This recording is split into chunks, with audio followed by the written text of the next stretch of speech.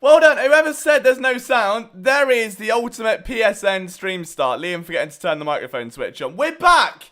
Hello. Apologies for the fact I look like I've been hit by an asteroid at this point. What's happened is it's 4 p.m. here, nearly 5 p.m. The sun is setting and it's right over my office, so I can't feel my face and it's ruined my green screen. I've had about 4 hours sleep, gents. Alright, I woke up, I wrote an Eagles article, I ran here, forgot my keys. I haven't had breakfast. We're back again. All right, we have got another, I think, 8 picks to get through today. We're going to have the PSN team rolling through. I know Nick was very excited yesterday. I just want to see what you guys are saying. Jacob's back for round 2. Izzy says, don't mess this up. There's going to be a lot of that, I think, today. There's going to be a lot of pressure on there. But how are you guys feeling? Obviously, it's been a bit of a chaotic start to the draft. Hopefully, you've been checking out our coverage here at Philly Sports Network and our website, phillysportsnetwork.com. We're going to keep all of that coming. There will be film rooms and all the prospects. There's going to be a lot of content, on the way over the next few weeks. So it's very important that you guys enjoy it. That's our main thing. So if you haven't already smashed that like button, make sure you do. I'm going to fire up the Skype call and see who we can bring in. Just before the draft officially kicks off. Do we get a linebacker or a corner? If they haven't gone for a linebacker, I can't see them getting a corner, if I'm honest. Like, I don't know. Like, I feel like if they're going to pass on corner, they're certainly going to pass on linebacker, because they've actually invested in linebacker at this point. So, at least at corner, there's more reason to. Thoughts on Tay Gowan? I love Tay Gowan. I'm a big UCF stan now. I don't know what it is, but UCF seem to just produce Bullhawks, like year on year on year. They just come out. And I think those, and is it Colorado as well? Like UCF and Colorado, you've got like Chidobe Awuzie is one of the big names that stand out for me as a mid-round pick that it has turned into a serviceable starter. It's just unfortunate that it's been for Dallas. Like, he was one of my favourite cornerbacks that year. So I would have loved Awuzie. I would take any corner from UCF or Colorado. I know there isn't any from Colorado, I don't think, this year. There are some big names left, though. I mean, I wouldn't even mind a name like Jamar Johnson, the secondary. I think, like, just strengthening that, even if it is a safety, just having someone there to, you know, be a bit more versatile, almost add what Jalen Mills was, give a little bit of a break to Anthony Harris and add a long-term option, and then you can kind of go wild with Kayvon Wallace and see how far I want to take that. Now, I'm just getting my stream up for the NFL draft. My computer mouse is really hot. I've got like 4 screens going on here. Don't really know. I've going to have to write about 12 articles today as well, so it is going to be a very chaotic stream, but hopefully it's one we can all share in together. Do I think the Eagles will pick Dogecoin and go to the moon? I wish they would. I wish they would. It would make my life a whole lot easier. Is Marset still available? I believe so. As far as I'm aware, yeah, he hasn't been picked yet. But I think he's like a 6th round pick anyway. So I won't be that surprised. Right, there we go. So now I've got my stream up, and it's just not playing. Now it's playing and there's sound, and we'll get copyrighted. Love that for me. Right, now I've got everything I need. Okay, it just looks like I am, again, it looks like, I don't know, like I've been to, I look a vampire. I feel like a vampire, to be honest with you. So Jacksonville on the clock. The Eagles not on the clock for a little while this round. That's got to be noted. Their fourth round pick's a little lower. They've got a ton of picks. You can see them on the side. So pick 1, 2, 3 is where they're selecting. And this is where I think a lot of people were obviously very annoyed yesterday, because they came out of the gate swinging. Let me close this Skype window, because that's clearly not happening at the minute. Bear with me a sec. I'll just put me front and center. Look at me, star of the show for a change. Can I hide this? No, wrong one. Hang on, bear with me, boys. There we go. Right, we'll sort this in a minute. Okay, right. Let's do this. Let's do this. So a lot of people wanted the Eagles to go for a cornerback yesterday, very understandably so. The problem was that then without pick number 84, without much in the way of leverage, having taken a defensive tackle where they did, they don't have enough arsenal in the fourth round to go, it's alright, if they picked at the top of the fourth round, it wouldn't matter that much. The fact that they're not picking for another, 20 picks, 17 picks, that's half a round, that's over half a round, right? All of these corners, these mid-round guys are going to go. I mean, it's a risk they took. It's fantastic having all these sixth-round picks, as Nick and Morgan were saying yesterday, but like they also said, there is a real lack of depth when it comes to cornerbacks now. They have lost all of the big guys. It is just nickels, it is safeties. That's fine. It's also not. Zach, what's up, man? I've got two Zachs. Liam looks how I feels as well, and we got PSN Union Writers Zach underneath as well. Eagles have the most picks of any team in the draft, and I don't think that terrifies me enough. I think we see a couple trades, to be honest. I don't think they stand pat. I think they're really going to move up and try and get their guy. It's just a case of whoever that guy is. There aren't enough names left at this point for me to be overly optimistic. Have I got a text from Nick here? Just jumped on that link from... Oh, hello, is he? Okay, so we're going to have Nick, which is good, because I can go and get a coffee and breakfast and get out of this... I wish I could show you, but, like, my face is on fire right now. It is horrible. Absolutely horrible. Okay, so Nick's in here, I think. Right, we should have Nick. I'm hoping we have Nick. Bear with me. There we go. Hang on, Nick, can you hear me? I can't hear you. That's fantastic. Right, give me a sec. Give me a moment. Audio settings are ruining my life again, it looks like. Okay, so now we have visual of Nick. That's a start. Let's see. Right, now we're moving that around. See, you don't get this on ESPN. This is proper technical analysis here. Here we go. Let me move that. No, that one. Down here a bit. I don't know why there's no audio, though. That is very strange. Hang on, can you talk a second, Nick? Yeah, that is very bizarre. Okay, we've got no Nick audio. Oh, I know why. Hold on. No, I don't. Do I? No, not Scooby-Doo. Right, we're going to sort this out, boys. I have broken my MacBook. Oh, no, hang on. Maybe that's why. No, I can't hear him yet. Hold on. It's okay. We're just playing hard to get. We're setting you up for some big analysis here. Come on, Mac. Don't die now. You've done so well over the course of the weekend. Just don't pack up on me now. Yeah, still nothing. Is it muted? I'm hoping it's not muted. No. Okay. That's first concern out of the way. I don't know why there's no audio. It's just so strange. Have you muted yourself? I'm making sure you haven't muted yourself by accident.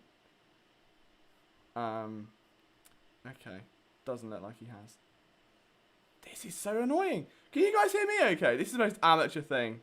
Oh dear. Right, hang on. Nick, can you talk now? Hang on.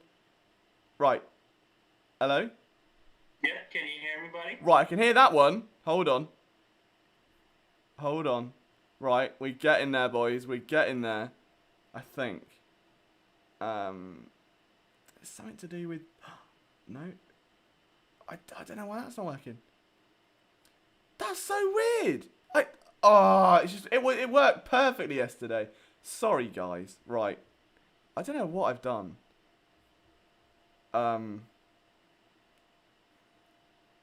Yeah, that's not having it. Unless I put mine here. And that should be on, which it is.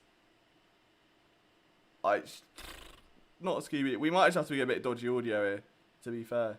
It just doesn't make sense to me. Alright, what we'll do, hold on, is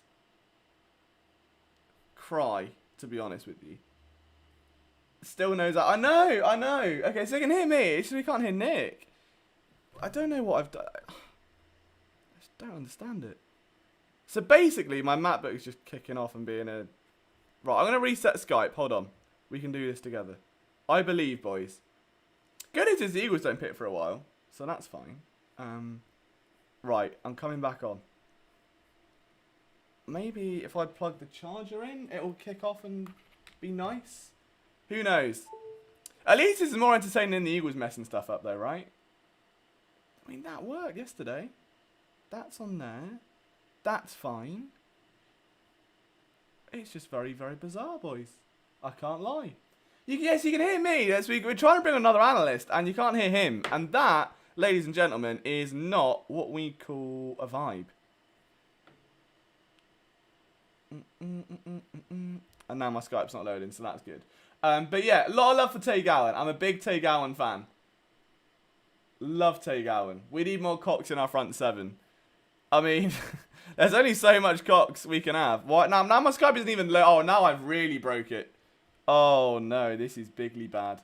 Boys, bigly bad. It could only happen to me. Like, the Mac doesn't care if I'm not live streaming. The second I hit live on anything, it all just kicks off. Oh, this looks better. Right. Oh no, it's just kicked me out again. It's all the fun of the fair. Yeah, no, I agree with Joker's Oblivion there. I feel like that might be Joker's burner account, you know, to be honest. Oh, why is that Skype not loaded now? It was there. Right, it literally logged me in and then just gone. It's being a very big pain right now, and I don't understand why.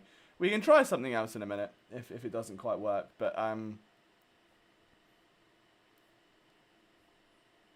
now it's making me log in. I don't know my email. Oh, now we're really in the mud. Oh, it's best not be logging me in. I hope you can't see this. Oh dear, this isn't good. I don't know. Maybe it's that. No, I don't know my Skype. Oh, boys, we have accidentally nuked the draft stream within about 4 minutes of being live. So this has gone fantastically. Where's my passwords on my phone? Help! I think I've got on safer Skype. Do I live? Maybe it's that. Right. Okay. I'm gonna try this. Okay, let's see if this works. I've never known anything to fix. Right. So apparently it's not that. Do you know what? I just don't even know what to say, boys. This is remarkable. This is the content you all come for, right? NFL Draft, Day 3. Oh, I could cry. I could actually have a breakdown right now. I ran to the office for this. Forgot my keys. Oh, why is that kicking off? That's right. Now that. Right, we're in. We're into Skype. Okay. No. Oh, no. What do you mean choose from profile picture? No.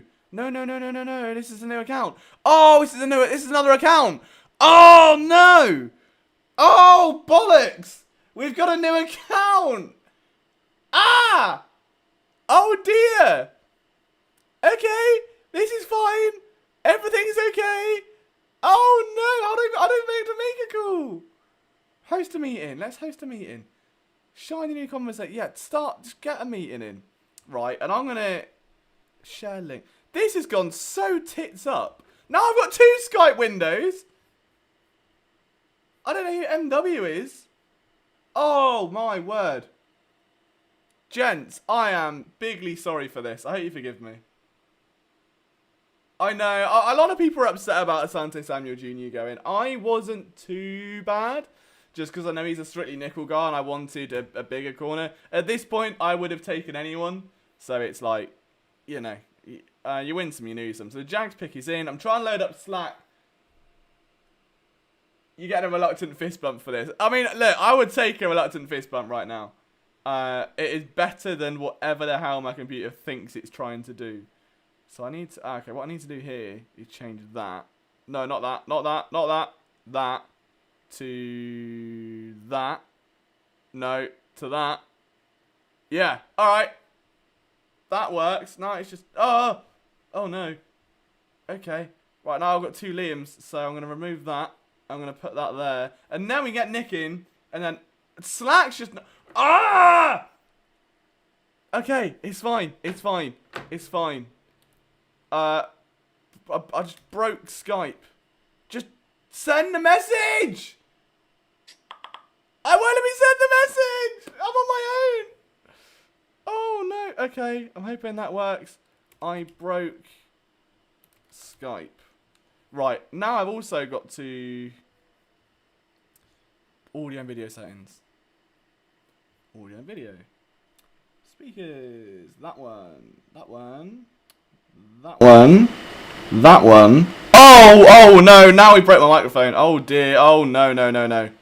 That did something. Not really sure what that did, to be fair. I don't know, bro. I broke Skype. I don't know what I've done. It's all gone tits up, though. It has all gone massively tits up. We just have a stream of me trying to fix Skype, to be honest. It'd probably be more entertaining. Oh, I know why it's messed up. Hang on. That could be coming out twice, won't it?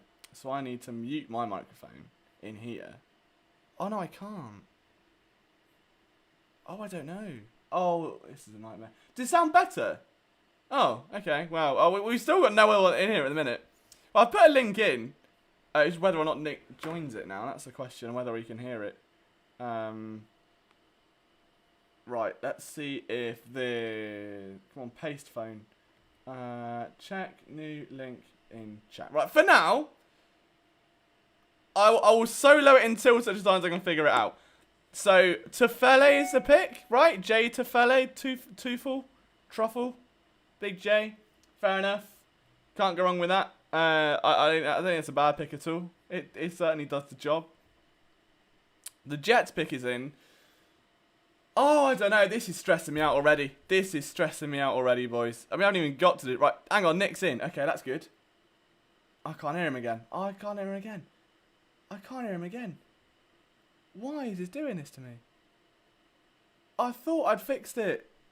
I went through all of that, and it's still not worked. I could actually have a breakdown. Zach's having a time of his goddamn life watching this. I hope so, because I'm not. It worked yesterday. I haven't changed a thing. Right, the only other option I've got is on my Skype preferences. Oh, hang on. I mean, the only other option I have is to put it here, right? And now we should be able to hear Nick, but it'll be very, very loose, I think. Hello. Yeah, we can hear Nick, or I can hear Nick. Whether you can is a whole different ballgame. But Can you guys hear me? maybe. Hang on, talk again. Can you guys hear me? 1, 2, That 3, 4. right. Hold on. That sounds almost good to me. We'll wait for the ovation in the chat. We might have fixed this. There's also no Liam's face, but you know, beggars can't be choosers at this point. Oh, we've got sound! Oh, we did it! We fixed it! It took us half an NFL draft, but we did it. And now I'm as stressed as Nick was yesterday. Nick, how are you? Because this has been emotional, to say the very least. Do you feel any better after a night's sleep? So here's the thing, and I kind of broke it down to 2 parts. Because I'm not angry at the picks themselves at all, because there is solace in the fact that they're building it they're rebuilding the right way, they're starting from the trenches. I understand that completely. It's not like the defensive tackle is bad. He's got great intangibles. There's a lot of things to like about the offensive lineman as well. The problem I have comes with the video. Now, and I'll say this, because I have been very hard on Howie, and rightfully so, specifically for this and for that entire ordeal. The video was just terrible and a terrible look for this franchise. It also doesn't look good on Donahue. It really doesn't. You are a grown-ass man, 56 years. I don't know how old he is. Let's just say he's in the 60s. You're a grown-ass man pouting and throwing a hissy fit because the team didn't like the overall selection you made. Yeah. I get what you're saying, so I think my microphone kind of blew up a little bit there. No, I agree, but obviously we don't also know, I guess, the backwards aspect of that. Like, we don't know. There's been a lot of theories, obviously, about Howie Roseman being controlling, there being disconnects. So we don't know. It could be Tom Donahoe just being a dick for 8 years. That's what I'm saying. First off, we have to make the assumption that Howie Roseman made a bad, was clearly in the wrong here, because there's evidence to support the fact that he doesn't listen to scouts. He's abrasive. He doesn't listen to anybody. He does whatever the hell he wants to do. But on the same point, he's absolutely should be vilified for this. Donahue doesn't look good either. The dude was pouting because he didn't get the pick he wanted in the middle third round. And from the evidence that we have seen, from the reports that we have seen, it's not like the top corners of the draft were there. This was a pretty weak cornerback class going into this outside of J.C. Horn and Surtain. And you're sitting here pouting because a third-round corner isn't going to you? Yeah. What? Yeah, I mean, knowing the Eagles, it could have been a third-round offensive lineman not going to them, if we're honest. It could have been, the way the draft has gone. So let's, before the Eagles get on the clock then, so let's look at the story so far. And I'm not sure if you saw the video or not, Nick. So to be fair, I put it up at 1 a.m. your time. So I'm not expecting miracles here. But I basically went out and said that, like, on their own, the picks are okay. Like, I can get behind them. So Devonta Smith, like, there's like a little knot with each one. So Devonta Smith, you got the weight concern. I don't know what, forget it. Heisman receiver, knows Jalen Hurts very well. Best route runner in the class, perfect. Take it. Give Hurts a chance. Second one, the Eagles do need to take Jason Kelce's replacement. The guard depth has been abolished in recent years. They cherish offensive line play, keep the conveyor belt moving, give them insurance policies. I get it. Also, he's had 2 ACL tests, but you look past it. And then you have round 3 with a very versatile, a defensive tackle that compares athletically to cornerback Eric Stokes in this year's class. You're like, I get it. But then the knock on that is you've moved back to get him and you don't have another pick for like 80 and you lose all the corners. So you take all of it together and you've got red flag receiver technically, red flag center technically. I don't think Devontae Smith is a red flag. I would say not such a red flag, but it's sort of, I would liken it in a more prominent way to Denzel Mims last year, where Denzel Mims needed that boost of coaching because he wasn't as polished. Devonta Smith needs a coach who can get him into open space and away from press coverage. Like, get him into open space, he will be one of the best receivers in the past couple of years. I understand that, but I honestly, and I compare it to last season. At this point last year, the team was not better before they entered the draft because they drafted Jalen Reagor over Justin Jefferson, and we had to sort of tell ourselves that this was a good pick. We had to force ourselves to say this makes sense because of scheme fit. Clearly, it didn't work out that first year. I'm not saying that Rager's a bust at the moment, but it clearly didn't work out the first year. Second round pick, they took Jalen Hurts. No one could really understand what that was all about, and there was really no selling ourselves on that pick either way. In the third round is Davion Taylor, who we haven't seen yet really in action, and we have to sell ourselves on that. There really isn't a lot we have to sell ourselves on with these 3 picks. Yeah. You got the best available receiver that fell to you at 10 without having to give up much. A third-round pick is nothing, and as opposed to what the Bears gave up in comparison. You got an offensive lineman. You know you needed offensive line depth. You got probably the best available one there who can sit, learn, and also heal. Because guess what? Just because you have injuries in college doesn't mean that's going to translate to the National Football League. Look at Josh Sweat. Look at Frank Gore. Frank Gore is my number one pick to that, to say, listen, just because, I mean, he had how many ankle surgeries and leg surgeries and knee surgeries going from Miami? And Frank Gore is probably a Hall of Famer at this point right now. To me, the injuries from Dickerson don't worry me as much because of the fact he's not playing this year. He's not. No, but okay, the other way I would liken it to is there was once another player in Eagles history, in quite recent history, who also had a pair of ACL tears at a different position. And if you can tell me hand on heart that your heart didn't skip 3 beats every time Sam Bradford was sacked in 2015, that's my way. It's not. He might be absolutely fine, and Bradford was fine. Hold on, but well, I'm not talking about a quarterback who was moved and traded for because the head coach won a power struggle over the general manager. That is not the same case as this, because it seems, at least to me, and again, it goes back to my original trust. What position coach do I trust more than any position coach on this roster right now to develop players the right way? And number one on the list, number one in the league, is the offensive line coach for Philadelphia. He is the guy that, Stoutland is the guy that can develop players the right way. And that is where I sit there and say, you know what? Give him a year to develop, and we are going to have an excellent backup offensive line and then starter whenever Kelsey decides to hang it up. Yeah, so to just look at the start of the round so far, because the picks are flying in. So Michael Carter's gone. I was kind of hoping he'd slip a bit further. I would have loved that as a partner to Miles Sanders. It's almost a very budget Najee Harris. I would look at that. Falcons have taken Hall. The Titans, who are having a sneaky good draft, have taken Des Fitzpatrick. I think that's a great pick for them. They are having a very, very quietly good draft here. Cleveland are now on the clock. So far they're taking Greg Newsome, JOK, and Anthony Schwartz. I don't know about Schwartz. Cleveland selected James Hudson. I'm back on the live stream, so I'm getting the nice. the offensive tackle. Look, I'll say this again, Liam, and I'm sorry to interrupt. The one thing that I don't understand, and I'm interested to see what our fans think about this as well. Analytics, and I mentioned this yesterday as part of my rant, in the National Football League, analytics is incredibly overrated.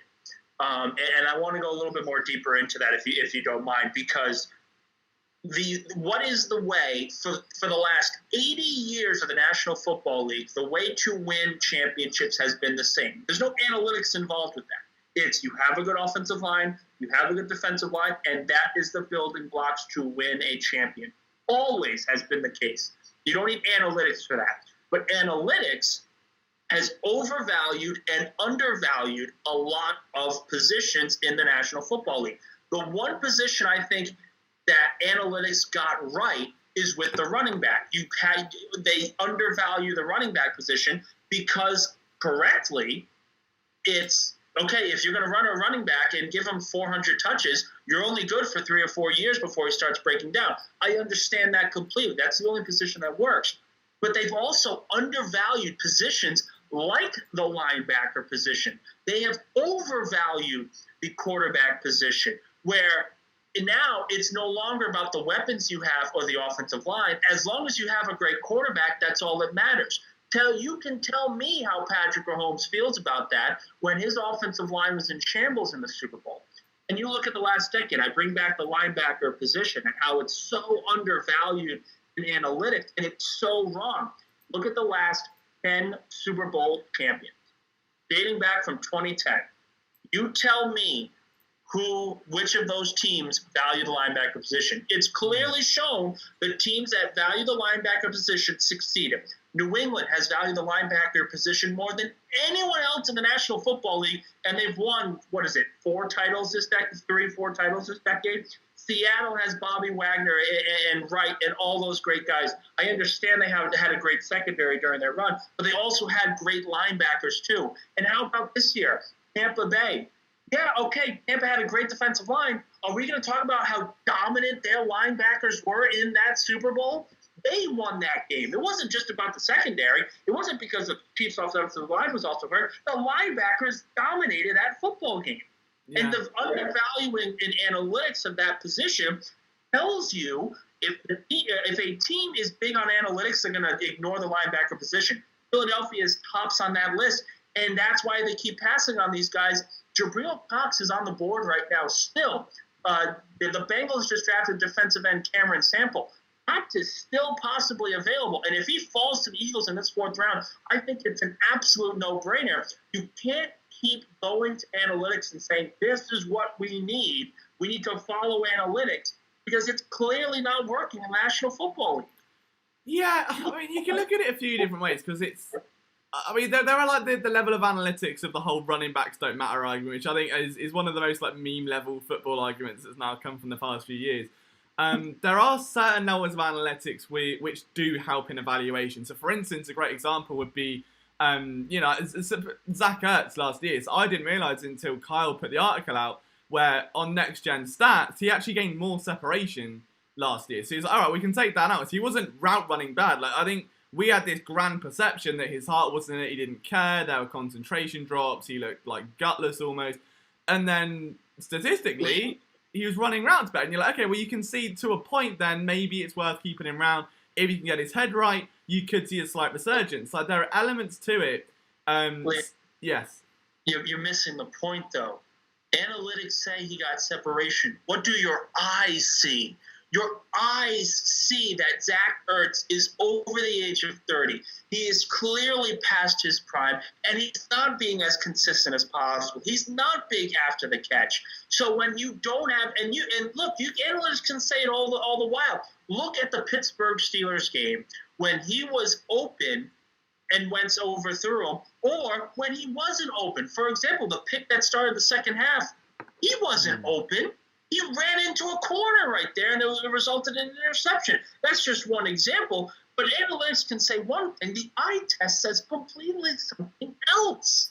No, I get what you're saying. It depends. So I always think that analytics should support an argument and never be the argument. If your entire argument is purely analytics, you're missing the point. But if you can like back up what you see on film with the numbers and say, hey, here's quite a nice stat, whether it's like with cornerbacks to do with passer rating or whatever it may be, context is quite important for them as well, and that often gets overlooked. But I don't know how you're so ahead with this draft, by the way. Like, I've just seen Cameron Sample go to the Bengals. I'm like, I don't know how you end up. Lions traded up for Amon-Ra St. Brown from USC. That pick just happened. The Lions so we are now. It looks like we're at what 112, 113. Yeah. So we're about 10 away. Right. On that note, I'm going to quickly go and get some breakfast and a coffee since I haven't had time to do that yet. Am I okay leaving you to... I feel most comfortable leaving you with anyone to handle a stream because I think you're more than equipped to carry the load. Absolutely. I start asking the fans now. Guys, what would you give a letter grade for these first 3 rounds? Philadelphia's coming up on the clock for another 10 picks. What letter grade would you give the Philadelphia Eagles? Me personally, I still think this draft is a B+. I really do. I mean, the Devontae Smith pick needed to happen. It's an excellent pick. I gave that around an A-. I liked the Dickerson pick, even though he's not making an immediate impact. But I personally think if you're looking at this from the perspective of is the team better, the defensive tackle is very athletic. He can play on the edge. I got to give this a solid B+. This team is a lot better now than they were when the draft started. As opposed to last year, if you asked me at this time, clearly the team wasn't better. And I think that's the main point here. This has been a very good draft. There's talent on this roster where if Zach Ertz goes, and not Zach Ertz, if Jason Kelce goes down, or if Dickerson, if you want to say, okay, let's pause for a second, let's keep Dickerson on the bench to let him heal. You have so much depth along the offensive line, whether it's Herbig, whether it's Mailata, we can move Isaac over to center at that same point. Now, and Duke, I understand your questioning, because he says B- due to optics of continued disorganization in the front office. I completely understand that, and I partially agree with you there.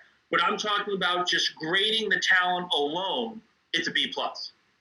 Because this team is better. There's more depth on the offensive line. There's more depth on the defensive line. That is how Philadelphia wants to win, and how successfully and historically teams win in the National Football League. The problem is fans are pissed off, as am I, that video came out. If that video did not come out, we are looking at this draft very favorably in the eyes of the fan base and saying, hey, you know what? Howie had a good draft. But the video takes so much against it, because there's so little trust in the organization. There's so little trust in Howie Roseman's decision-making that every pick now has to be questioned. Well, did our scouts want this? Did our analytics team want this? Who's making the decisions here? We have no idea because of that video, and it just destroys what little trust was brought in from the Devontae Smith trade. It really is incredible that this is the case here.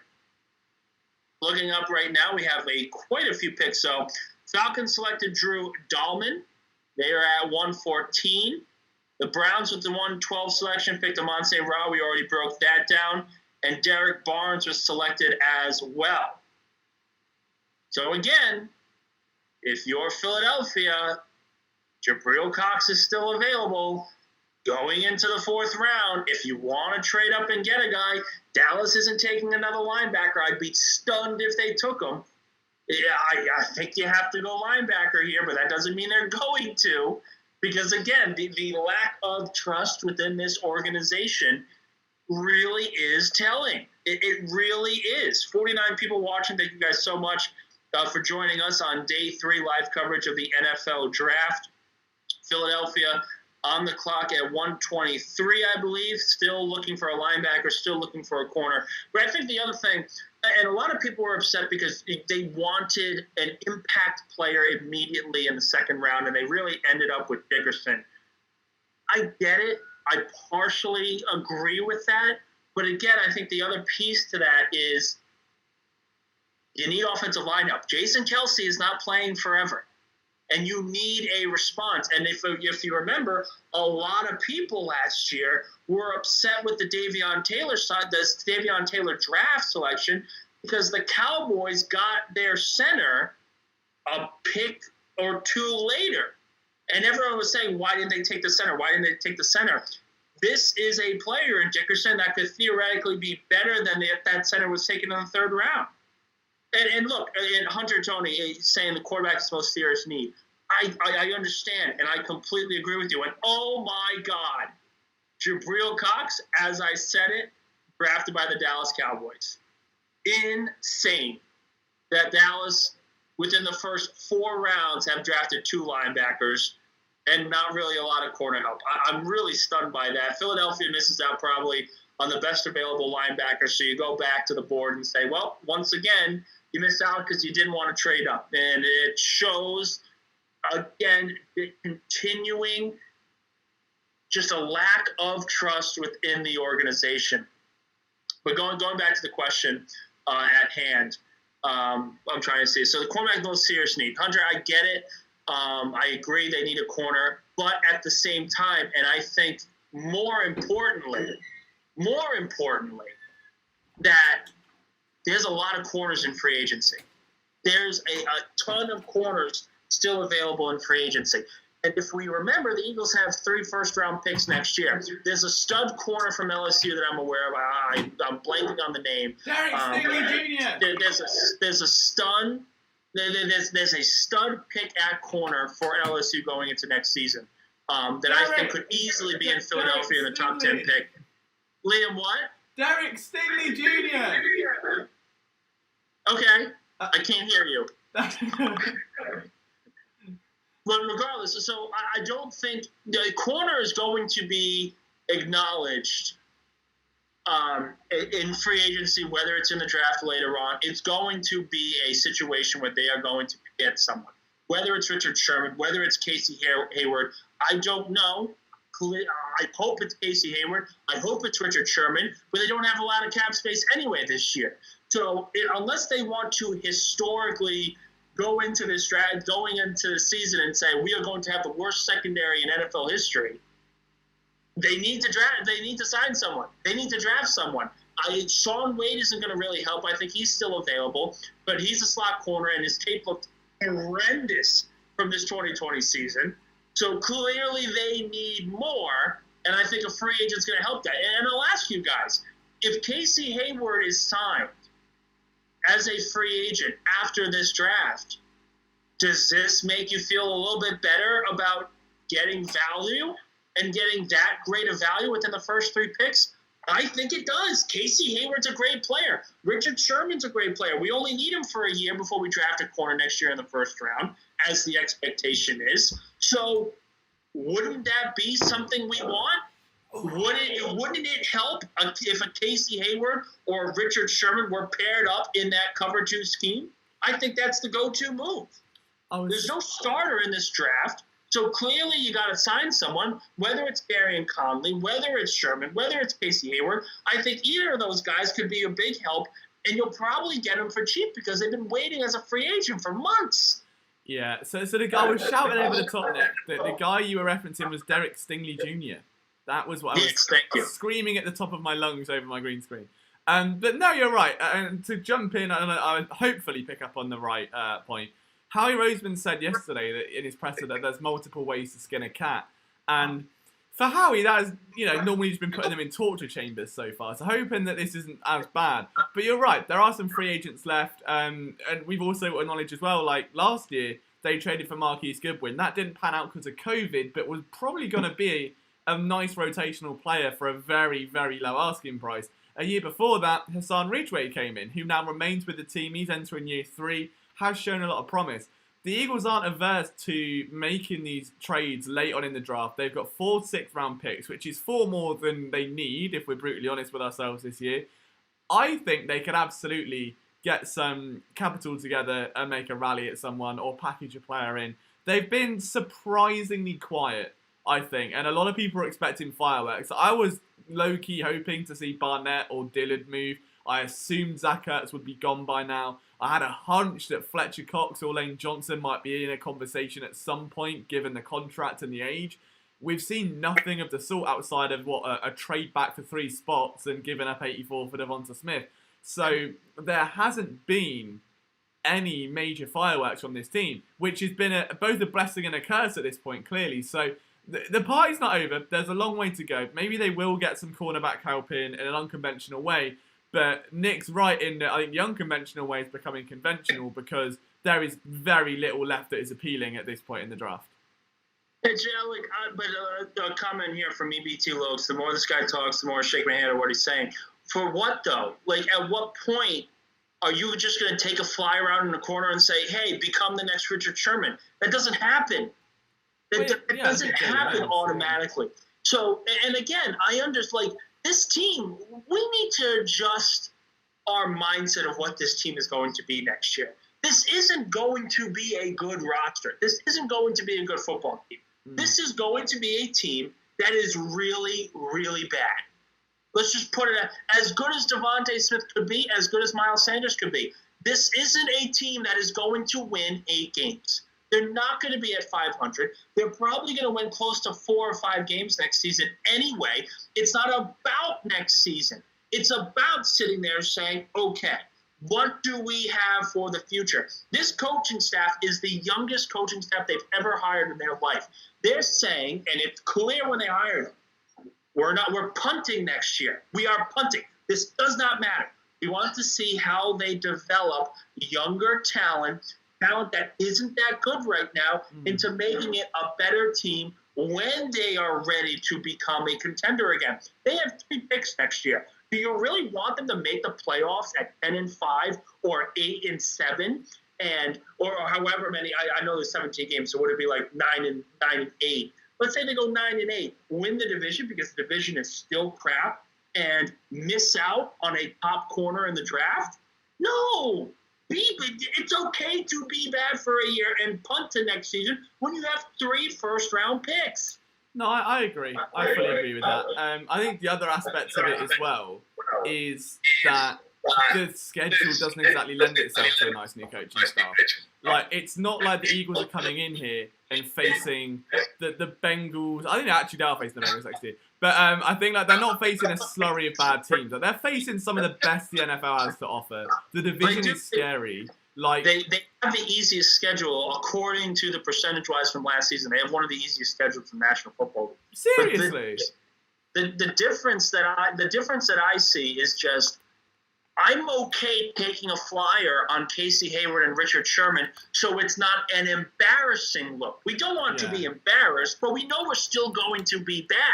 Yeah. So if you take a flyer out for a year, who the hell cares? So it's not change anything. The linebacking core is still bad. The defensive line is still unproductive for the most part. We're looking at a team that still isn't going to put up a lot of points offensively, even with Devontae Smith, because let's say they keep Zach Ertz and he gets hurt again, or he is unproductive, or Dallas Goedert gets hurt, or the offensive line has shambles of injuries like it did last season. Listen, the years of Philly competing for a playoff spot now are over with this core. The core is now on its last legs. We have to recognize that. Fletcher Cox, I would doubt if Fletcher Cox sees the playoffs again in a Philadelphia Eagle uniform. I really doubt it. So just going back to that point with the opponents, and I would disagree with the strength of the schedule. Just I know based on percentages and stuff. But you've got the Saints, who were a mess anyway to begin with. The Bucks, the Falcons. I get it completely. The Panthers, Niners, Lions, Chiefs are going to be a problem, obviously. Chargers going to be a problem. Raiders might be. Broncos might be. Outside, I mean, New York and Dallas are no longer cakewalks. You can't just assume you're going to beat Washington and thump them anymore. I'd be stunned. I'd be stunned if they win 2 division games next year. I'd be stunned. Yeah. New York is better than you. Washington is way better than you, and Dallas has offensive weapons that you can't stop. And seriously, let me ask the fans this. Let me ask the fans this that have been screaming for a corner. Let's say they drafted the Melanfonu guy in the 3rd round. Let's say they took him instead of a defensive tackle. Does that save the secondary when they play Dallas with CeeDee Lamb and Amari Cooper and Gallup and Zeke and all those other players on offense? No! It doesn't. It really doesn't. People need to recognize this isn't a good team. The trade for Slay was made to say, hey, we trust our guys. We trust the guys we have. But then, right after the trade was made, they cut 2 of their better depth guys in Sidney Jones and Rasul Douglas. If they had Sewell and Sidney Jones, you don't need to draft a corner in this draft because you can wait for next year for Stingley. Yeah. That's not the case anymore. So just look at it. So Jabril Cox has gone to the Cowboys, which only rubs a little bit of salt in the wound because I'm not even honestly angry with that because what is Dallas doing? Yeah, two linebackers in the first. Well, didn't they refuse Van Der Esch's 5th-year option though? Yeah, but Van Der Esch isn't a bad player. No, not at all. I mean, there's injury concerns there, but it feels like if they're going to let him go, then they're just going to stack the boat, and that's what I would say. No, Philadelphia needs to take a flyer. And I said the same thing with Jalen Smith, because Jalen Smith is on the outs, even though they gave him a huge contract. 100%, if Jalen Smith or Van Der Esch are available on free agency, I don't care about the poor history of Dallas free agent signings. You need to take a flyer on them. Whether it's one or both, you take a flyer on them and you say, make it worth it. You're playing for your job and career in the NFL. Is that Jerry Jones' son? Or, well, not his son. Jesus, grandson maybe. He's like about 5. But I believe so. Oh, it is his grandson, James. Emerson Smith. James Jones. Look at that. James Jones, Jerry Jones, probably a John Jones in there. Maybe a Jack Jones. All the Jones. Look at that. But I just mentioned again, Emerson Smith from the Giants taken. I know who said it. Zach saying all in on Dylan Moses. I get it. I wouldn't be opposed to it, but there's a lot of injuries with Moses that I'm hearing about that Udori took it from Dickerson. I don't want the entire draft to be guys that are coming off of an injury. And you have two of the three that aren't. You have Devontae Smith, highly productive, a lot of great things to love about him. You have the defensive tackle where the intangibles are really good. And if the video didn't come out, a lot of people are a lot happier about that pick. I'm gutted for Jabril Cox though. I think he's a fun little player. Obviously he was stunning at NDSU, and then he goes to LSU and actually shows that, hey, small school thing doesn't really matter. Ball's ball. He would have been fun in an Eagles uniform, to be fair. And I think they would have drafted one anyway, but that would have been the type of player in the fourth if you've got Eric Wilson there to go, hey, Eric Wilson's your stopgap. We developed Cox for a year.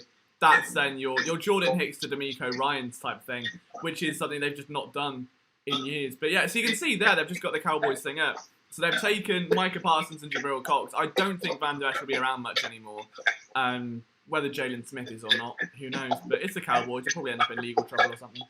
So I look at it and going back to analytics undervaluing the linebacker position, and I'm bringing this argument up again, because when Philadelphia won the Super Bowl in 2017, people forget they put a lot of value into that. They put a lot invested in it. Michael Kendricks was a top, 3-round linebacker for Philadelphia.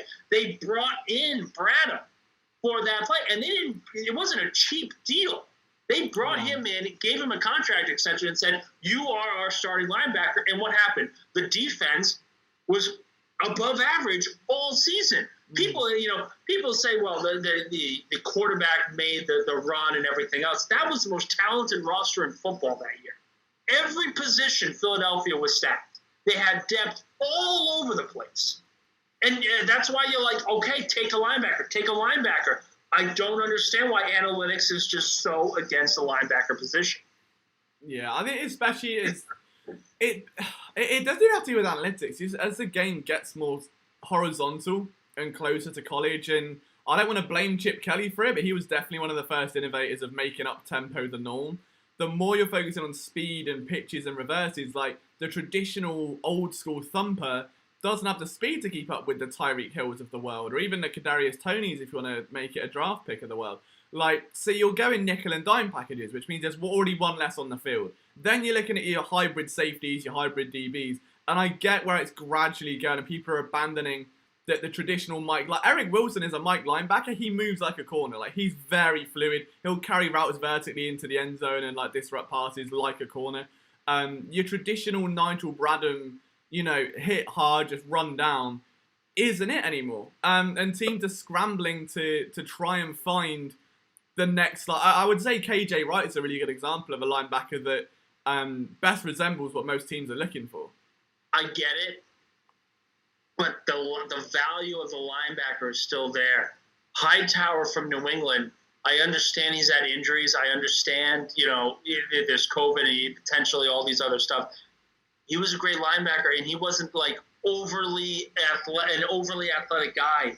He was a classic linebacker. I look at it and I'm like, listen, that's the kind of guy you're looking for. You need a classic Luke Kuechly type of linebacker where it is just end-to-end being able to chase down and make tackles. You need that. And look, I'm not saying that Singleton and Edwards shouldn't get their shot. I'm very interested to see that those two linebackers getting a full offseason of being the guys. But if you're going into the season and saying those two and Eric Wilson and that's it, it's very hard to sit there and get excited over it. It really is. No, I disagree with that. I think that the second they brought in Wilson, I knew they weren't going to take a linebacker until very, very late, if at all. Alex Singleton, for me, I've been a big fan of his for a while, you know that. Purely because he's one of the most wholesome people. His family are incredibly wholesome. I watched him in Canada, when he was playing there and just absolutely obliterating people. I think he's a fantastic linebacker, and he's someone that is just able to burst off the edge and just hunt the ball, and he shoots gaps very, very well. In coverage, he is a bit more of a liability, and that's where the concern is with him. But if I'm honest, he's got a very contrasting skill set to Eric Wilson, who is a coverage linebacker who you don't really want running down in the line of scrimmage and getting involved with running backs and stuff. You want him taking away tight ends. You want him going vertical. Alex Singleton can sift through traffic. He doesn't get washed out of plays very often. TJ Edwards, I'm a little lower on than most people. I know there was a lot of hype. He was a very analytically driven. Huh? Oh, I'd say no. I agree. Like I get it. I just updating the draft right now. Kene Nwangu, the running back from Iowa State, just taken by Minnesota. Chris Rumpf, the linebacker from Duke, taken by the Chargers, and Bobby Brown III, defensive tackle from A&M, just went to the Rams. So right now, 3 more picks before Philadelphia is on the clock. New England, LA, and Cincinnati. And this is their only 4th-round pick, I believe. Yes, at this moment. Yeah, and then it all gets a bit crazy. As well, they've got 1 4th, 1 5th, now 4 6s, and 2 7s. So that 6th round is going to be a bit wild. I'm surprised. I'm just incredibly surprised Howie is comfortable with having 4 6-round picks. There's nothing in this. Like, people got excited, and this is kind of where I was talking about last season, where if you look and you compare this season to last season, it's night and day. The team is 100% better now than they were at this time last season going into day 3 of the draft. Yeah. Because you've bolstered the team. 3 guys that in a year or 2 are going to be massive contributors to this roster. I get it. I just, and it's doom and gloom. And here's the thing. People are pissed in Philadelphia because of the video. I say it again. If the video didn't come out, so this is a B+, A- draft, and we're all happy and saying, listen, they have held true to their board. They're not going to trade up and waste all these picks because they need talent. They need diamonds in the rough. So even if you're going to take a flyer on 3 guys, if one of them turns out to be a Pro Bowler, boom, check plus on the draft. I'll tell you what. But the video just takes so much out. I'll tell you, on a level though, right, the Chargers, I just tweeted this, the Chargers are literally having the draft that Eagles fans dreamed of. In every sense of the word. Like, you've got a decent cornerback, you get Chris Rumpf, you get Trey McKitty, like, that, you get a tight end, you get a corner, you get a defensive end, it's fine, they've not reached for anyone, like, that is the horniest, like, if you did it as an Eagles mock draft, people wouldn't bat an eye, they go, that's great. But let's be honest, though. Let's be honest with all the Eagle fans. Yes, the Chargers, after the 1st-round pick, have drafted the way Philly wants them to. The 1st round, if they took Slater, a lot of people would have been pissed off. Eagles fans? Yeah, absolutely, because they needed a number 1 wide receiver. Nowadays, you need a quarterback, a number 1 wide receiver, a number 1 corner, an edge rusher, and a guard.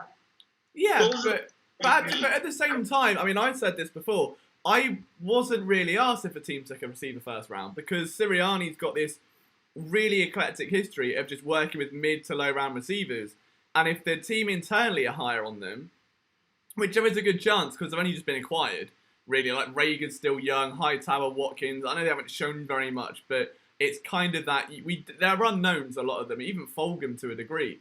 You go back at Sirianni, all the way back to Dwayne Bowe in Kansas City. You go, to the Chargers and the people he was working with there before Keenan Allen.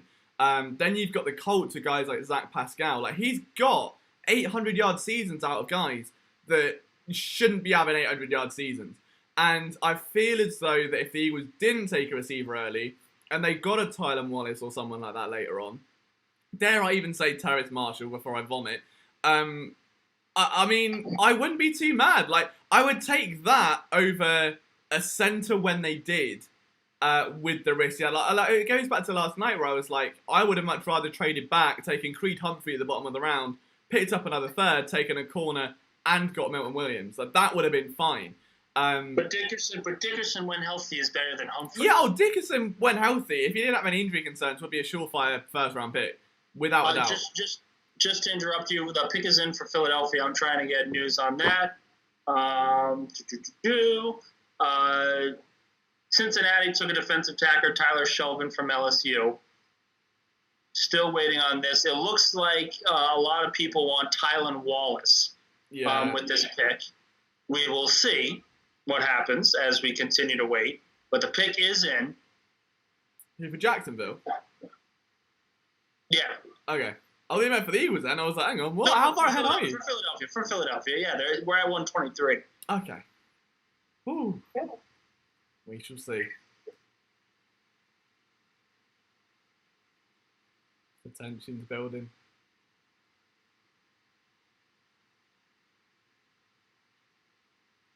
I don't know, man, anymore.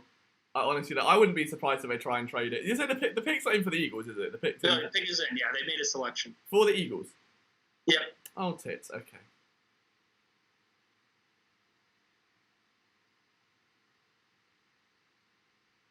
Oh, corners. Zach McPherson. Oh, okay. They've actually got themselves a corner. They drafted a corner, baby. Okay. That isn't too bad. I don't mind that. McPherson's fun. I'd need to put with another word other than fun, but I think realistically might be a nickel guy to begin with. Yeah, I don't mind that pick. I was kind of overlooking him a lot. I was more concerned with Brown or Gowan from Oklahoma and UCF. So they're obviously hiring him for a reason. I'm not too mad at it. Apparently, Gannon was very pleased with the selection. Okay, right. I'm going to go and write an article on him then. I'll be right back. So I'm going to get some analysis up, boys, and some stats, all you need to know about him. That'll be coming in the live chat in just a little bit for an article. I will leave you in the hosting capabilities of Nick, and I will get this written up for you. I'll be 2 seconds or 20. So, guys, what do you think about the kid, Zach McPherson, Texas Tech corner? Philadelphia finally takes a corner in this draft. Give me a letter grade. What do you think? I think this is a solid B, B minus for this round. They needed a corner. They knew they needed a corner. Probably wasn't the number one selection, number one available corner, but I will say Gannon seemed very, very happy about this. So I think there's got to be some positivity to this at the very least. Yeah. Can you hear me, Nick? Yes, I can. Hello. Who is this? I hear a voice in my head. Yeah, no, I'm on. I don't know if you saw in the Slack. I said I could hop on for this pick real quick to help out while Liam's writing the piece. But right now, I'm pretty stoked. I think I'm kind of glad I wrote this in my article today. So I actually figured out somebody who the Eagles were going to take. And I think Zach McPherson, he's got a lot of experience in zone coverage. He's a good player. And I think we can be happy with this. It might not be the game-changing secondary piece you'd like, but he's a good depth piece, and I think we got a good player. And I'll bring this up because I want your opinion on this, Kyle, as well, because I think a lot of people have been upset with the video coming out more so than the picks that were made. And I think people really forget there are still a ton of great corners available on free agency. Casey, Hayward, Sherman, Conley. You take one of them, and all of a sudden the secondary looks a lot better than saying, hey, we're going to trust a third or fourth round pick, even if it was Melon Fonwu, even if it was a corner that we all wanted with that third one. It looks a lot better because you got added depth at this point. No, I think it definitely does. And I would say, I think best case scenario, you are adding your Casey Hayward. I think Richard Sherman is probably going to be title hunting, which I don't blame him for at this point in his career. I don't see why he'd want to come to the Eagles, and also, money for us, or a little cash strapped. But I think you make a good point. Casey Hayward, or I like Connolly. Garyon Connolly would be a fun upside take. Now he's been injured a lot, and the Eagles have been an injury-prone team, so maybe we avoid that. But I think, there are still guys out there to add and to make sure we have enough depth to make sure we're fielding something that works. Daniel Jeremiah also mentioned this pick and was quoted saying tremendous value. 5'11" kid, had 4 picks last season. Fits the zone, as you mentioned, perfectly. Look, it clearly, this draft is clearly telling me they stuck to their board for almost all of these selections. They said, okay, we need to let the board come to us, and then we will make our picks accordingly. And the value's there. Listen, we're not – people need to stop – they did this last season with Hightower and Quez Watkins when we were begging for top receivers. We were begging for cornerback. We were begging for all this stuff and linebackers. This is the later rounds. Not every pick is going to work out. Not every pick at all. Like, there's going to be issues with a lot of these guys coming in. All we're looking for is potential value. McPherson clearly is a value pick. If Daniel Jeremiah, one of the better ESPN analysts and better analysts with the NFL draft, is coming out saying there's great value here, you take his word for it, man. This is a good pick. It's a good pick. He probably could be able to play. And listen, I go back to this. Trust the coaching staff. I understand they haven't done anything to do that yet because we haven't seen them play, but they're clearly here for the long haul. Give them time. And again, I think this is really something where we're going to have to get used to drafting different kinds of players. We're going to have to get used to the fact that, look, we all want a big-time corner. Everybody wants that. And I think, next year's a good opportunity to get that. But I also think we might not have to value corner the same way if we're getting some good safety play. We may be able to get by with Yusek McPherson or Avonte Maddox if you're going to play too high safety. So that's an important part of the conversation. And I think you're right. We're sticking to the board, and we're making good picks. We're having. Sorry, guys, just to interrupt you really quick. Garrett Fuller tweeted out a video of the Eagles draft room, and let me tell you, everyone seems pretty happy with that one. Don't see Donnie in there, but everyone seems pretty happy. They might have been coached by the marketing team on that one, though. No dissent in that room. Garrett Fuller also just said Donahue was there just off camera, and he did give a fist bump. So, yeah, I guess. And to your point, I think everybody trusts Daniel Jeremiah's evaluation of players. He had him as a top 100 player. So, picking at 123, getting someone who was, a universally beloved scout, thinks is a top 100 player, I think that works. That works for me. Athletic score. Sorry, I'm scrolling through Twitter. The athletic score for McPherson, 9.56. He's in the green. He's 5'11", about 200 pounds. I think it's I don't know if we can sit here and say, well, we wanted this and we wanted this. It's a good pick. It's a good pick. Let's be happy they took a corner. Let's be happy they took a corner with tremendous upside.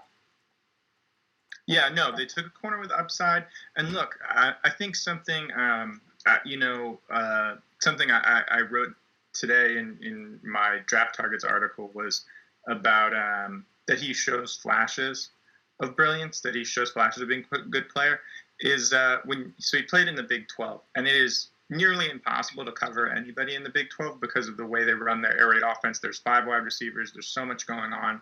And so if you're a corner that can stick with wide receivers in the Big 12 and you can hang around and you can look decent in all these crazy wide receiver sets and show these flashes, you're going to do okay in the NFL when offenses aren't so ballistic and running wide open. Look, there's a lot to like with this draft class, and I am very interested to see what Gannon does with a pick like that, because 4th round you're expected to develop, and Daniel Jeremiah again said that McPherson was the last corner in his top 100. So they got a top 100 pick at 123. The value is clearly there. Yeah, and also, I'm seeing some comments, that he was ranked really low in some different places outside the top 300. And I also know he was definitely ranked a little bit lower by the Draft Network, but I've seen a number of scouts descend with that opinion, and it's just one of those things where when you're a place like the Draft Network, you're studying so many guys in so many different positions, and you're not going to be able to really get to everyone. To me, it seems like he was a sleeper pick, and that's what a lot of people have said and talked about. And I think honestly, he's a good pick, and I think we'll be happy with him. And if Jonathan Gannon is as good at coaching corners as we believe him to be, we're going to be okay. I'm just listening to Kuiper's analysis on him. You're good. Yeah. Yeah. And the other thing is, look, we're in prime position to take a good safety as well in at 150, or maybe a small trade up. We can get 2 really strong day 3 picks, and we'll have a lot to do. And I think we're gonna have an okay secondary, a secondary that's for 2022. This is something I've been talking about. This is something Morgan brought up a lot last night. It's not about 2021. It's about 2022, 2023. We're trying to get into our next Super Bowl window, and we're not in a Super Bowl window right now. We have to build towards it. Yeah. Okay. Yeah. Sorry, Kyle. So Kuiper basically said pretty much what everyone's been talking about. The value's there. Clearly, aggressive corner, not afraid to tackle, which is something that Philly desperately needs and is desperately looking for. I think it's a good pick.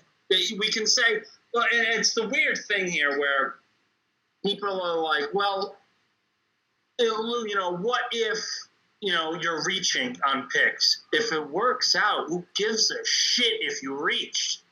Who gives a shit? Nobody, yeah. I look at this as value. I look at this as saying, okay, they took a corner. Is he going to be ready to start on the outside week 1? Probably not. But if they sign a free agent, it's not going to matter. And I reiterate this. Stringley is the top corner in the draft next year out of LSU in 2022. You have 3 first-round picks. I'd rather take a flyer on Gary and Conley for a year, stink up the joint because the team is still going to be bad next year, and get Stringley.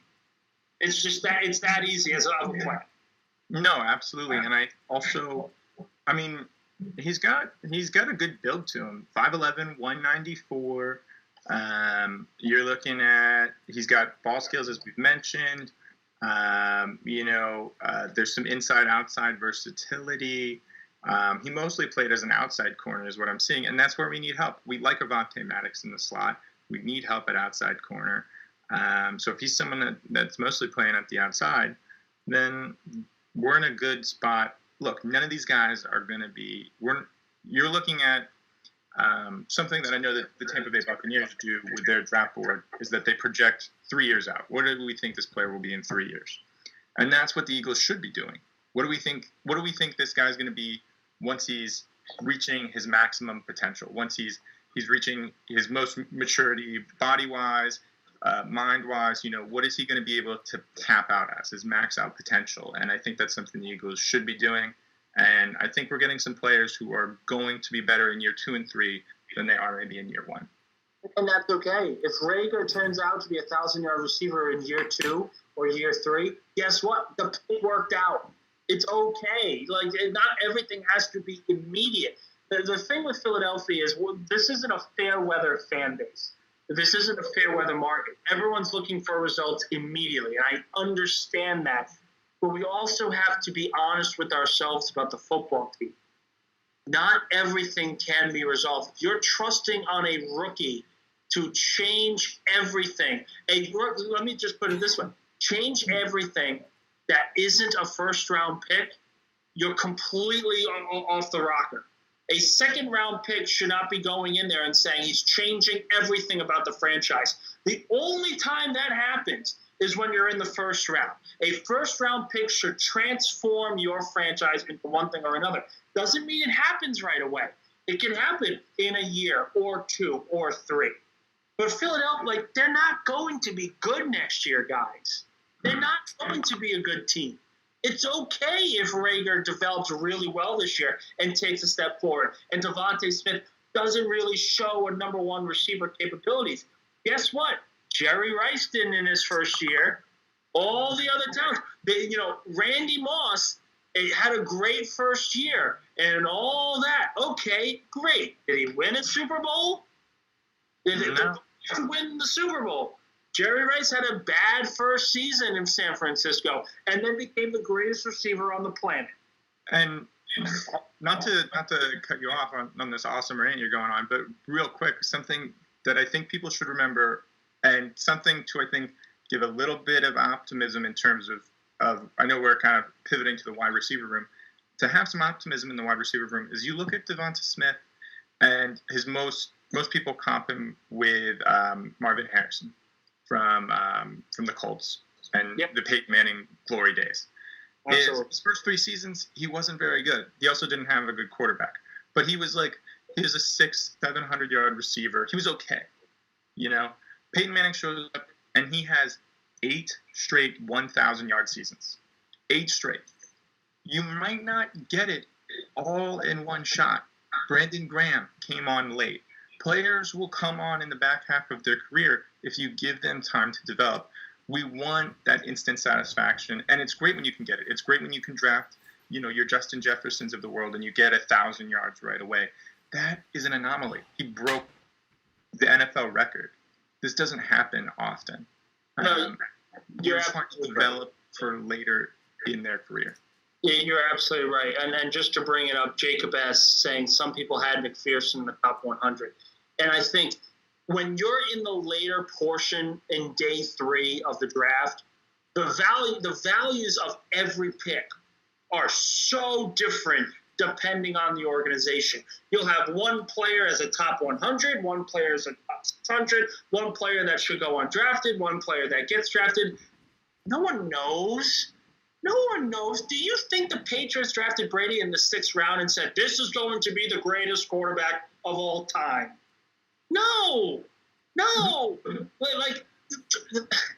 I looked at a guy like Gannon and the development he had in Indianapolis with that defense. And I get incredibly excited for a player like McPherson because I sit there and say, hey, maybe he doesn't start right away, but it could definitely help out in the long run. You bring in another guy, you bring in 2 or 3. And another comment that was made, trying to find it, I think it was Jason. They said they should definitely draft at least one more corner. I completely agree with that. Completely agree. One corner in this draft is not enough. But McPherson's a good player. We don't know if that's going to transition to the NFL, but he clearly has the tape that showed that he should have been drafted. The value has clearly been there. Trust Gannon and trust your coaching staff to make that player better. One of the things and one of the issues of the Doug Peterson era, no one got better. No one got better. What player can you name off the top of your head that developed extremely well in the Doug Peterson era? I can't think of one. I can't think of one legitimate. Greg Ward Jr. Greg Ward? Did he develop, or did he just have to be thrown in there because all the other players were hurt? And also, this is an unpopular opinion. I like Greg Ward Jr. a lot, but I think he's just a high floor player. He just is what he is. I don't think he's not gonna ever be great. The Greg Ward experiment wasn't about his development. It was the fact that there was no one else and they had to throw someone out there. Someone, a quarterback's not going to go 1 for 20 in a game. He's going to complete 10, 15 passes. And it's got to go to somebody. With Goddard and Ertz out, it went to Greg Ward. That to me wasn't development. That was necessity. Someone was going to step up at some point. But going back to it, Tyrell Young, Miles Sanders as a developer. Has he developed? There we go. Right. So, I would completely agree with Miles Sanders. Oh, by the way, hi Kyle. I think as I disappeared, you just showed up magically like I tagged out.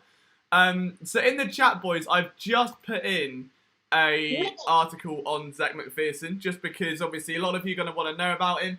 I really like the pick. I think that it's probably a nickel guy. Like, he's a bit short. I think he's actually like, well, I just wrote the article, but he's around 5'10". Liam, I got to interrupt you really quick because there is breaking news from Charles Robinson. For our viewers out there, not Philadelphia Eagles related, Aaron Rodgers related. Charles Robinson reports Aaron Rodgers is instructing the Packers to fire GM Brian Gutekunst. Wow. Love that.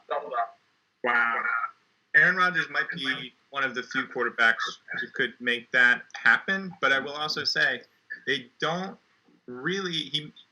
You could say he's one of the few quarterbacks that could get a GM fired, but also they got Jordan Love in the wings, so maybe he doesn't have the leverage he thinks he has. I'm stunned. A player is calling for the firing of a GM, but it goes back to one of my arguments. People, not people, because I think Philadelphia fans, the majority of Philadelphia fans had Carson Wentz's back when he was here, and they said, "Listen, he clearly doesn't have enough help here. We need to give him proper coaching and everything else." Going back to the lack of development of the roster. Wentz was obviously number one on that list. If Wentz went up there and said, Howie Roseman needs to be fired, would the media in Philadelphia have Wentz's back? I guarantee you, Green Bay the Green Bay media has Aaron Rodgers' back by calling that. Because they say, well, all this evidence shows he clearly needs to be fired. It's clearly not working for him. The fan base would agree with Carson Wentz. Yeah, that's an interesting question. And I mean, I guess what I would say is definitely from the Packers' perspective is it's like you can 100% say for certain that Aaron Rodgers is better at his job than Brian Gutekunst is at his job. With the precipitous fall off we saw from Carson Wentz, you almost wonder if he's going to be as good at his job as Howie has shown the potential of being his job. I don't love what Howie's doing right now. When was the last time I'm sorry? When was the last time Howie was good at his job, though? It's been about 2 years. I would say 2017 was the last time he was good, legitimately good. Because I didn't beat the 2018 draft. 2018 draft was Goddard, Maddox. I think it was Goddard, Maddox. And we only had like 4 or 5 picks. That's not good to me. That is him just being like, crap, we need to find these great players to go with the best player on the board. The thing is, I say 2017, Wentz won the division by himself in 2019. I would argue Wentz has been better than Howie Roseman at his job over the course of the last 3 seasons, having to carry practice squad players every single week and demanded to succeed. Yeah. But yeah, it's the whole Aaron Rodgers thing is so different because of the duration of time he's been there as well and what he's achieved there. Like, I get it. That's probably where the loyalty aspect would come in, and the media have built that relationship with him. But just to quickly circle back to the Eagles selection. So again, if you haven't read it, link at the top. If you just joined in the stream, you don't know who the Eagles have drafted today. Zach McPherson, a corner out of Texas Tech. Kyle put the name in earlier on, which was very handy in his article if you guys read that one. But yeah, I think that realistically he's going to be competition for Avonte Maddox for year one. So Maddox, contract year, hasn't shown very much in terms of consistency and durability issues. They're still going to need an outside corner. I don't know if I trust McPherson outside just yet. I think he's a little undersized. He plays bigger than his frame.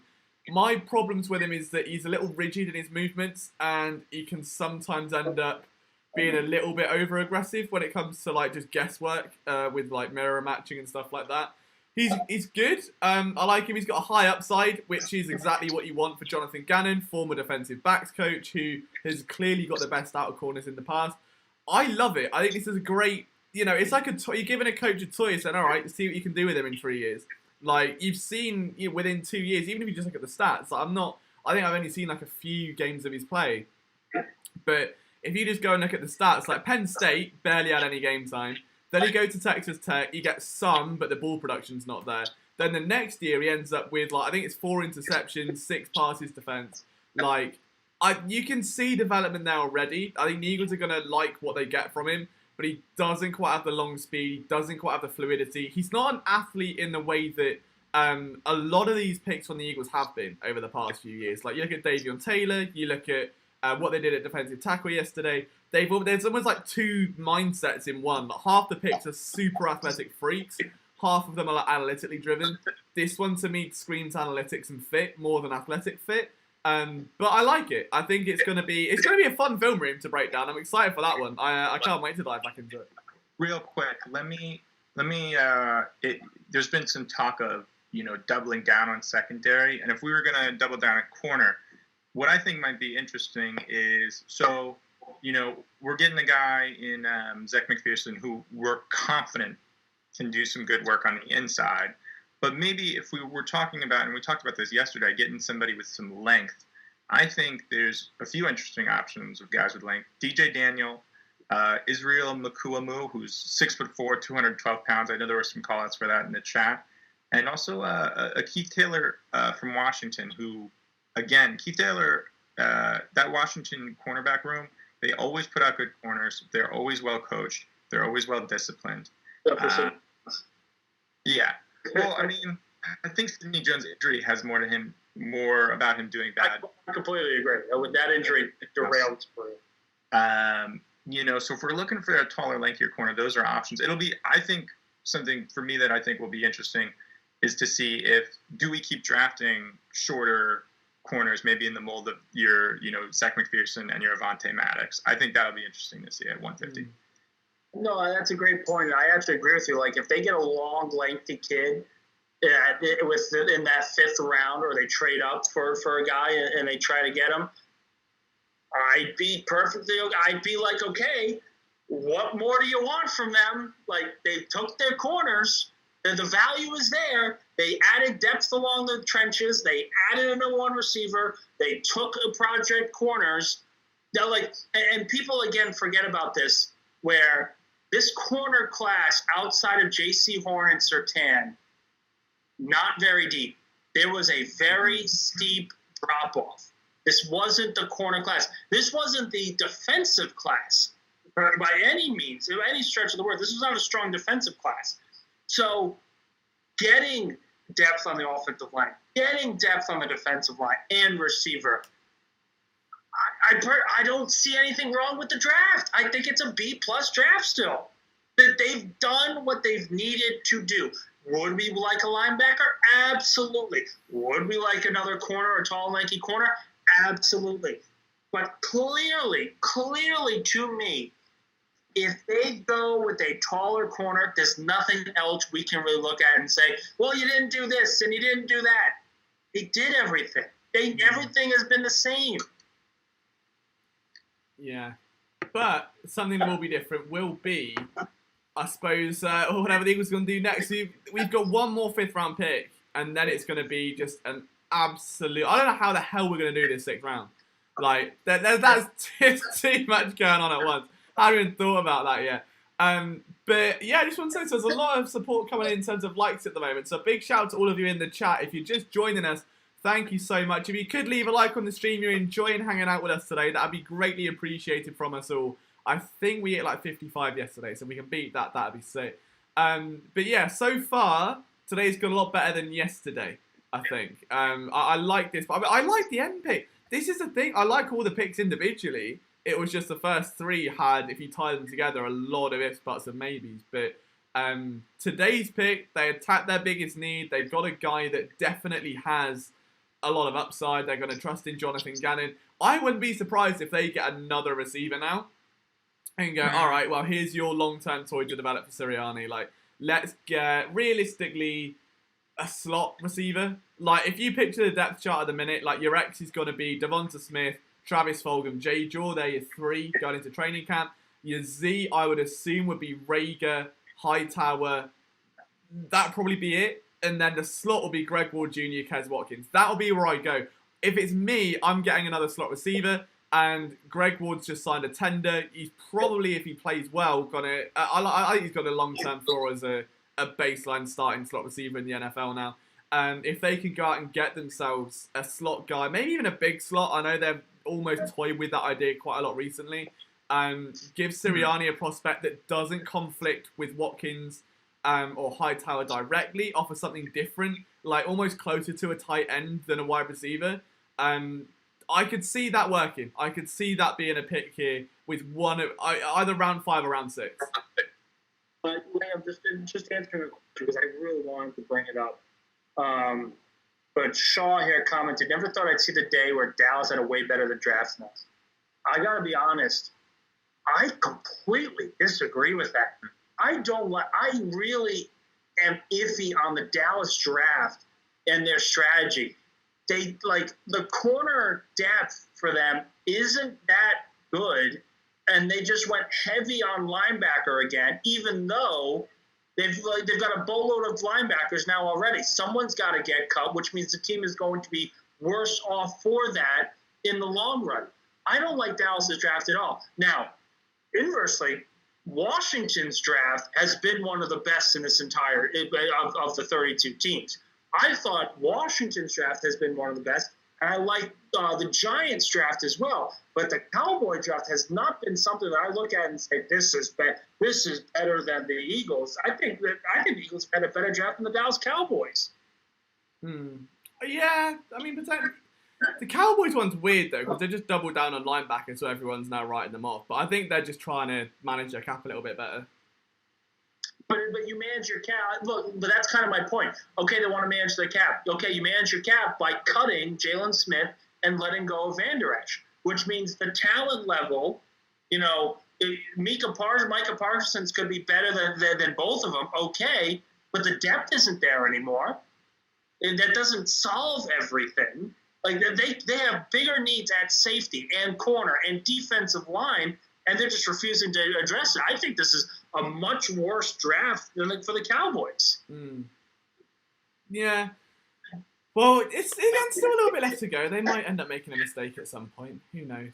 I want to really quickly bring up someone Zach has mentioned in the chat a couple of times. Zach Pinnell, I think that's how your name is pronounced, I hope.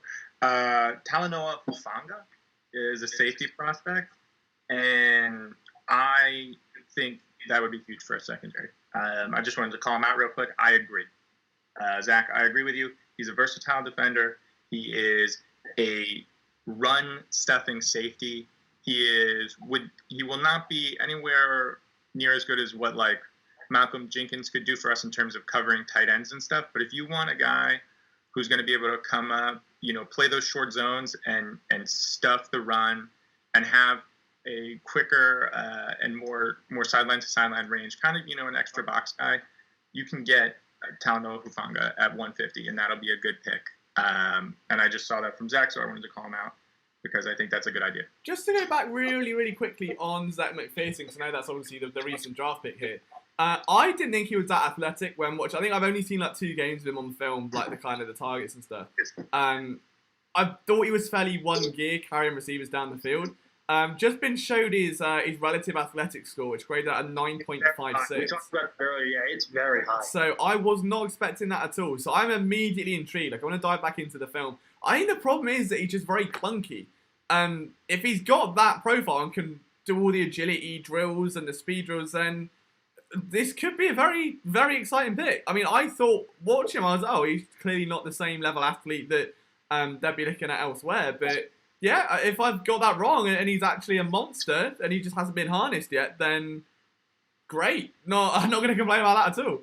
So, few picks that have been announced recently. Ian Book, the quarterback from Notre Dame, taken by New Orleans at 133. Janarius Robinson, the defensive end from Florida State, taken by Minnesota as well. So picks are flying right now in the NFL here in round 4. I find it very hard to hate this draft. Last year, we had to tell ourselves that this was actually a good draft. This was okay. Because day 3 kind of saved Howie Roseman. But it really wasn't when, looking back at it. They cut the offensive line. Who was it? Prince Tagawanago. Literally, after camp, they cut him. And he was a 6th-round pick people were excited about. There's issues from last year's class that we had to sell ourselves on. I don't really have to sell anything on this draft class right now because I see it and I say, okay, depth for Kelsey, check. Defensive tackle, depth for Cox and a pair with Ridgeway, check. Top receiver in the draft, check. Corner, check. Like, they're filling all the holes. I'm not saying they're going to be instant impact guys, but they're sitting there saying, we have weaknesses, we're going to address these weaknesses, and they have done so. Yeah. No, it's still, again, a few more picks to go, but I'm very intrigued what they will do. Like, are they confident in getting these, what seem to be, again, more athletic freaks by the looks of it? That's been the recent trend. They did that last year with Davion Taylor, with Sean Bradley, with Hightower and Watkins, all of them super, super athletic.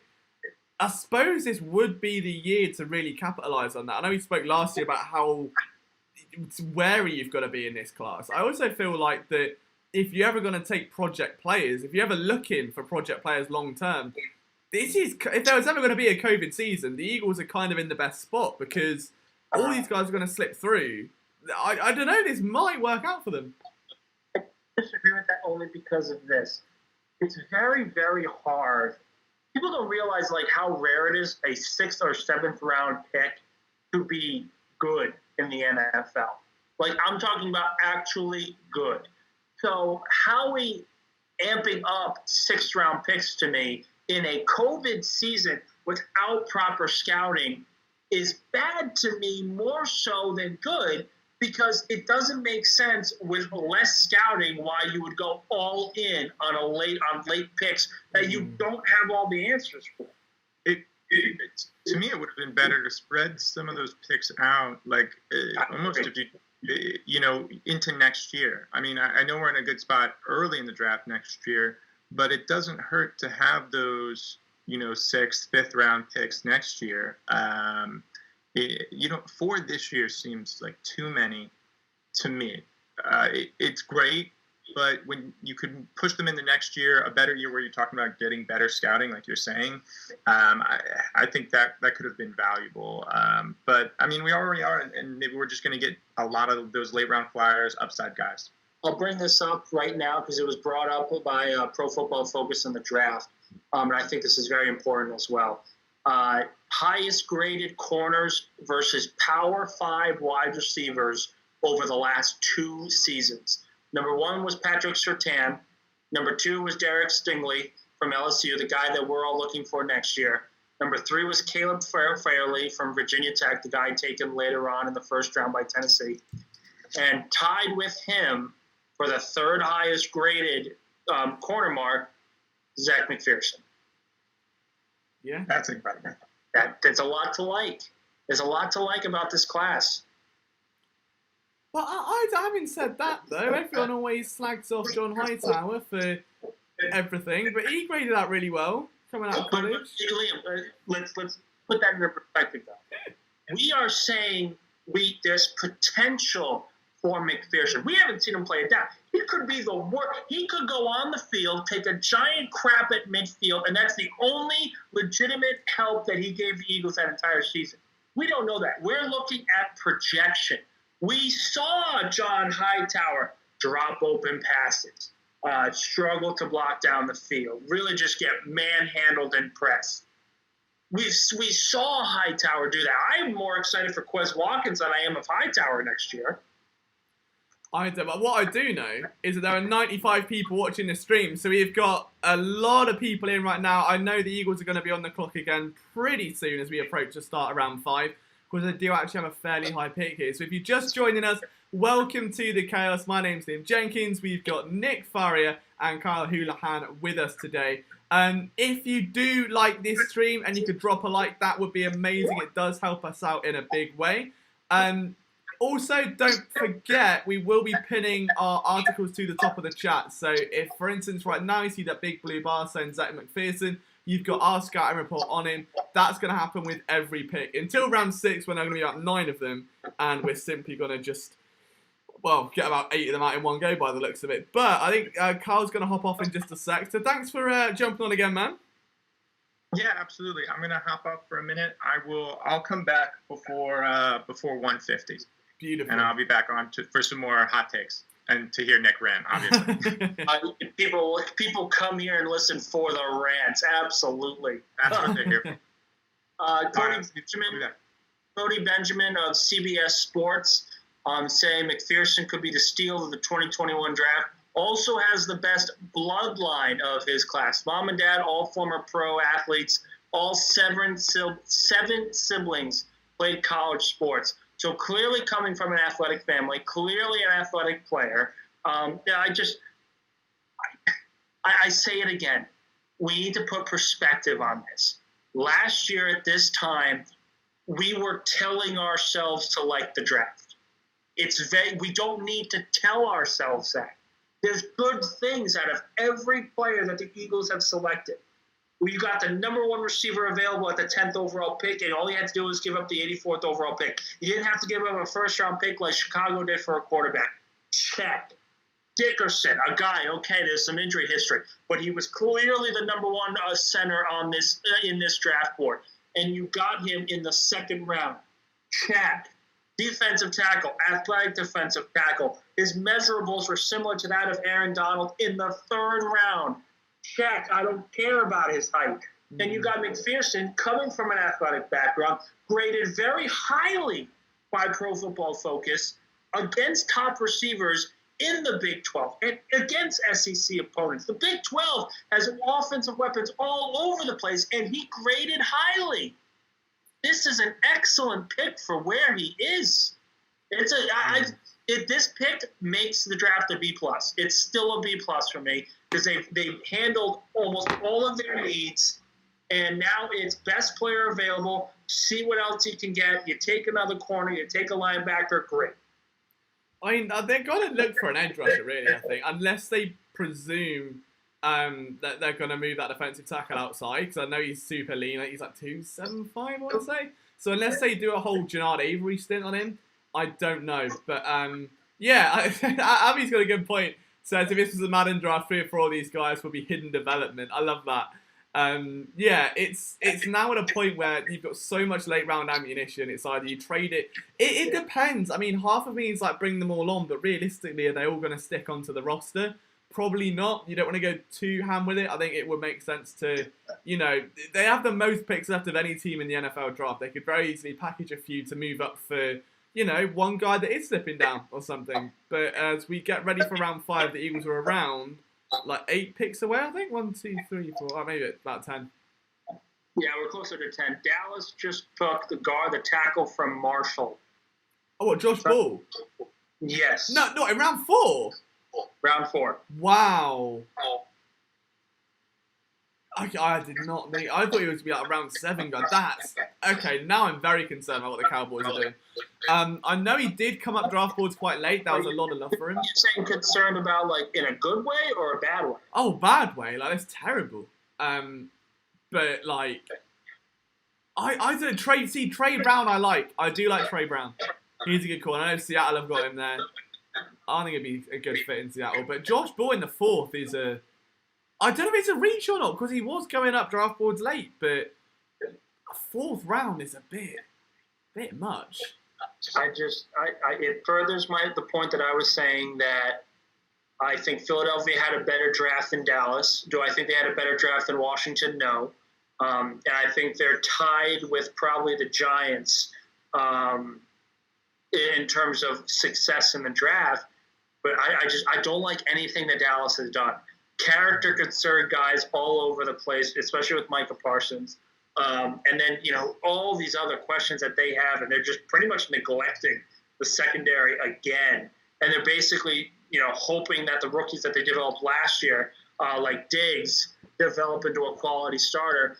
But I don't know if that's going to be the case. I really don't. Yeah, a lot of questionable calls there for sure, without a shadow of a doubt. But, yeah, Jason says, I don't like the cut of their jib. I don't. I love that saying as well. What a saying that is. Fair play for bringing that one back, Jason. Yeah, I think Kando's still available. Playing for secondary with this early 5th. Johnson, is Jamar Johnson still on the board? If they get Tay Gowan, I would love a double dip with Tay Gowan. Then we're cooking the gas. Jamar Johnson? Yeah. I don't see anything. Seems to be still available. So he's safety. Trying to find all the updates. Yeah, I don't see him. I don't think he's been picked. There we go. We can manifest. I wouldn't be surprised to see. Again, I think realistically the next pick might be a wide receiver. Oh, give me. Do you know what? Even reach. Give me Emir Smith-Marset in the 4th. If Josh Ball could go in the 4th, so can Emir Smith-Marset. Give me that boy now. If it's for the linebacker or corner, though, I'm very happy again. Like, I don't see. If they take a wide receiver, okay. But I really think that if they take a corner or a linebacker, it solidifies a very solid draft for Philadelphia. I think it really does. Yeah, it's been safe. There's still some question marks. There's still a lot of uncertainties, I think, and it's going to be a very much a 3-year plan, which I guess goes back to what Kyle was saying about the Bucks draft board and how they view things. But if we're 2 years in and Dickerson is struggling with injury and Devonta Smith hasn't lived up to expectation, and then you've traded back and the defensive tackle turned out to be another Jannard Avery, like that's when you're gonna struggle. But for now, in terms of you've bought upside, you've bought into a ton of upside here with arguably lower floors. There aren't many high floor players you bought in. Outside of Smith, who I would say is probably a fair set. Like, it'd be hard to mess up with Devonta Smith if we're being brutally honest with ourselves. The rest of them, it's upside from this, which is what you want for a team that's young, that's rebuilding. And I think just be prepared for next offseason. There's probably going to be a few shocking decisions with veterans and big names who probably won't be on the team that much longer. And they're trying to now just get that conveyor belt moving, get these young guys some reps early on. I would even look for guys like Grayland Arnold to potentially take over from Rodney McLeod, undrafted free agent out of Baylor last year. The team were very, very, very, very high on him internally. Apparently, they're like a mid-round grade on him. With who? Grayland Arnold. So to see him slip through, that could be a name worth watching this offseason. I look at this and I say this, and I think it's a double-edged sword. If these picks don't work out, I think it's still a good thing. I really do. Because it's the last straw for Howie Roseman, and he will no longer be GM. The reports are saying that Howie Roseman is on a short leash this year. So if these picks don't pan out, he's going to be unemployed, which means the organizational restructuring that Philadelphia has been begging for since Doug Peterson was fired will happen. And the rebuild will continue. A rebuild doesn't happen in a year and then everything is better. If these picks don't work out, Howie Roseman is gone. And the Eagles are getting a new GM, which we've been begging for years now. If these picks work out, it's a good thing for us because that means the rebuild is a little bit shorter away. And we can start looking at competing again in a year or two. Yeah, that's the thing. It's got to be, as odd as it sounds, drafted like with this logical mindset that the Super Bowl window is gone and that you're rebuilding and you're prepping for a next run. Like, you're going out and preparing now. You're not going in thinking, we need to reach for this player because if he plays well for the first 2 years and he can be this backup and we make a run. Like, accepting that run is gone, it's done, it's a new era, and building afresh around the coaching staff seems to be the plan. Like, you get 2 Alabama guys in. The coaching staff have a lot of ties to the school. Jalen Hurts obviously formerly played there. You then obviously help Jalen Hurts and give him a lineman, which is very good, and a receiver. You can't ask for more than that if you are Jalen Hurts. You then go, all right, well, let's give Jonathan Gannon a new toy. Let's give him this very, very athletic defensive tackle. Let's give him a very fun cornerback. And let's see what he can do with him. And just give him a few years. There's no pressure on anyone outside of Smith to go out and perform for the first 2 years, at least. I could even extend this. There is no pressure on any one position outside of Jalen Hurts and Devontae Smith. I really don't, because Jalen Hurts, obviously, if he doesn't show upside and he doesn't show potential, he's gone next season. He's not going to be the quarterback for Philadelphia. He'll be a backup, won't matter. Whether they trade for Deshaun Watson or a quarterback in the 2022 college season steps up and becomes the number 1 overall pick, irrelevant. Yeah. that he's got a lot of pressure, and Devontae Smith being the number one, being the guy that we have been begging for since before Alshon Jeffrey was signed. I think this tells me there's very little pressure on the coaching staff. There's pressure on Howie Roseman, but we've been begging for there to be him on the hot seat for a decade now. Yeah. I find very little. The season's a wash. We knew the season was going to be a wash. Okay, fine. Let's just see what we have with these younger guys to get ready to take that next step. Yeah, I'm all about it. And that seems to be what's happening. It's like they've almost accepted this isn't retooling, that it's a rebuild, it's going to take some time, and that's okay. And it's like, for me, that's really, if we're talking bigger picture, what the past 2 days have told us, that it's okay to accept that and just draft accordingly and not just YOLO everything and pretend it's going to be okay. And Liam, I'll say this because I'm looking at the comment right here, and Jacob again hit it down the head. He said, last year we have to commit to the rebuild. Committing to the rebuild is so key. The one mistake I think Andy Reid made was, and partnering with Howie Roseman again, when the McNabb era ended, the Super Bowl window was gone. It was gone. We knew it. It was gone. But they found a diamond in the rough in Michael Vick and said, oh my God, the window could be on for a lot longer than we think. So they went all in on free agency to try and maximize this window. That cannot happen with this. If they show potential next year and win 5, 6, 7 games, and Howie tries to go in free agency, that's basically saying, screw the rebuild, we're going all in now. And that cannot happen. Let the rebuild take its time. You want to know why Pittsburgh never has had really a pathetic season since really Chuck Noll took the team in 1969? It's because they commit to rebuilds. And the talent, there's just an infusion of talent. Okay, this player's gone and he's being replaced by this player. And this player's gone, he's being replaced by this player. The perfect example is Mike Webster. When they had their dynasty in the 1970s, Mike Webster obviously played until like 83, 84. And they drafted Dermontti Dawson a year while he was still playing. They said, you are going to, train him up, and then you're going to become a coach with the team. And the Steelers went from Hall of Famer Mike Webster to Hall of Famer Dermontti Dawson, and in 10 years they went to the Super Bowl. Yeah. That's just how they do it. They never really had bad seasons because they're always infusing talent with younger talent. That's what needs to happen. Free agency cannot be the way this team is rebuilt again, because it will just prolong a rebuild that we are in desperate need of. Yeah. Also, I haven't said hello to Zach yet in our chat. So Zach Chavler, our Sixers managing editor, he was on last night's stream. He's been lurking for a little while. I know I've caught the messages, but I haven't said hello to him yet. So just wanted to take a little message there, give him a little wave on this fine Saturday evening for me, but morning for most other people. I'm surprised Jamal Johnson hasn't been taken, says Isaac. Yeah, I agree. I thought he would have gone by now. Oh, hello, that's not good. So news came out about Josh Ball, the tackle that was drafted by Dallas. He was removed originally at FSU after being found responsible for dating violence by a school judicial panel. There were allegedly 11 instances of violence between himself and his accuser. Oh, okay. Has that literally just come out after he's been drafted?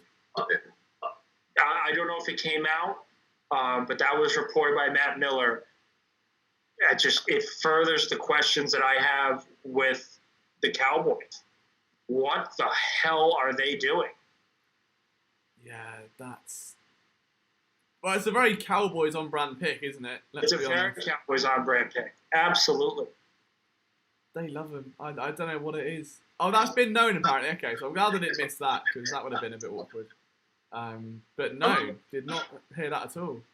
A little positive news on McPherson. Going back to the Eagles, PFF, Pro Football Focus, came out with other grades. Fourth highest rating for McPherson in single coverage in 2020, 85.7. In 2019, he was 4th in zone coverage with an 86.2. So, Liam, you did mention the flexibility with him. Yeah. And he really has talent. Furthering this is good. This is a good pick for the Eagles. Yeah, really can't hate it at all. Question is, what are they going to do with their lone 5th round pick?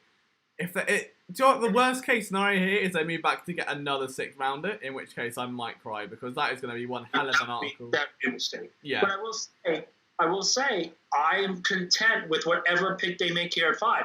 And that because they drafted McPherson, because they have solidified every major need they have going in. If they take a running back, okay, great. If they take a quarterback, okay, fine. Receiver, offensive line, defensive line, linebacker. It is now you take who is number 1 on your list, circle them, put them up on the board. That's the way I go. And I will say, because it was brought up as well about Josh Ball bringing that back to him. It was reported today that there was a lot of talent falling because close to 100 players had character concerns. And I think one quote was, I wouldn't have any of these players over my house for anything as a scout. And I think that is really telling with all these character concerns coming in. So, yeah, sorry. Continue. No, not at all. Not at all. I suppose this is the only other thing with his draft class, isn't it? But Tyrell Young wants Jamar Johnson. He says as long as he's close to 6 foot, that's all he cares about with that pick. I'm pretty sure he's at 5'11", 195 off the top of my head. If you click the pinned article in the chat, it will let you know. I'm pretty sure that's his height, though. Moving back Avonte into the slot nickel. Well, this is it. But I feel like Avonte's back there anyway, and they're gonna probably even run for his money. Unless they move someone like Grayland Arnold outside, he has played corner in the past. I don't know. Or do we just really want to see Craig James CB2? Who knows? Unless they go make a run. The thing I said earlier today, don't panic. The Eagles took Ronald Darby in the summer. We've all seen that. It took them literally till training camp to pick up Ronald Darby in the past. And like Nick said, there are a lot of free agents left who maybe will have, red flags or concerns or somewhat. But for a year, if you're waiting and you're banking on Stingley, isn't the end of the world. It's probably the smarter decision to just make sure you're at least half competitive and not doing a Browns. I agree. It's pretty simple. This year is going to be good. If you want to wash and say, okay, fine, we're going to suffer and have the worst defense in history, okay, then I better see Gannon stay for another year and give him the opportunity to coach a guy like Stingley or some other top corner as well. Or you can sit there and say, hey, we take a flyer on Conley for a year, we take a flyer on Hayward for a year, and then we draft the corner with one of those 3 first-round picks. I find it – I don't see any problem with what they've done to this point. Just bringing up the draft as of late, Buddy Johnson, linebacker from Texas A&M, goes to Pittsburgh. Jacob Harris, wide receiver from UCF, goes to L.A. for the Rams. Royce Newman, guard, Ole Miss, to Green Bay. Tyree Gillespie, safety from Missouri, going to Oakland. And Joshua Kendro, defensive end from Florida State, going to Kansas City. I had him being taken by Philly in the 5th round. So right around a solid spot for him. Yeah. So we are 5 picks away from the 5th round for Philly.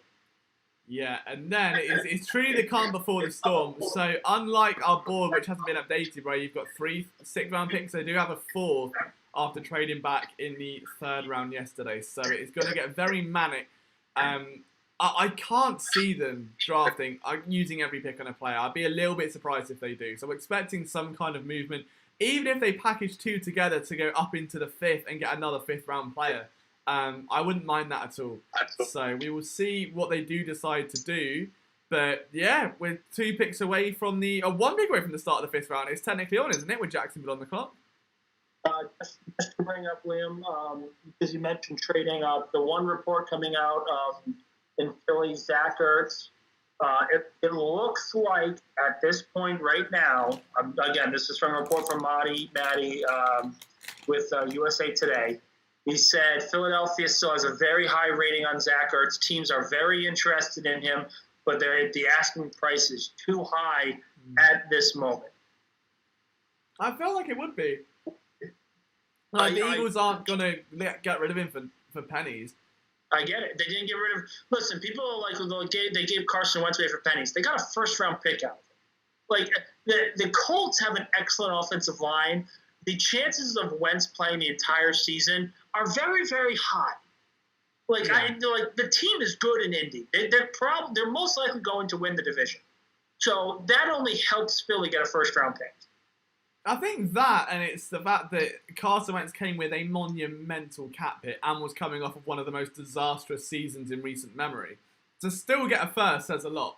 It wasn't like they gave up for pennies. I think at that point you are literally almost paying someone, just take away $127 million, someone who doesn't want to be here, clearly has tanked the season, he's clearly taken a step back. If you can still get a first round pick for that, you bite the hand off and you just run with it.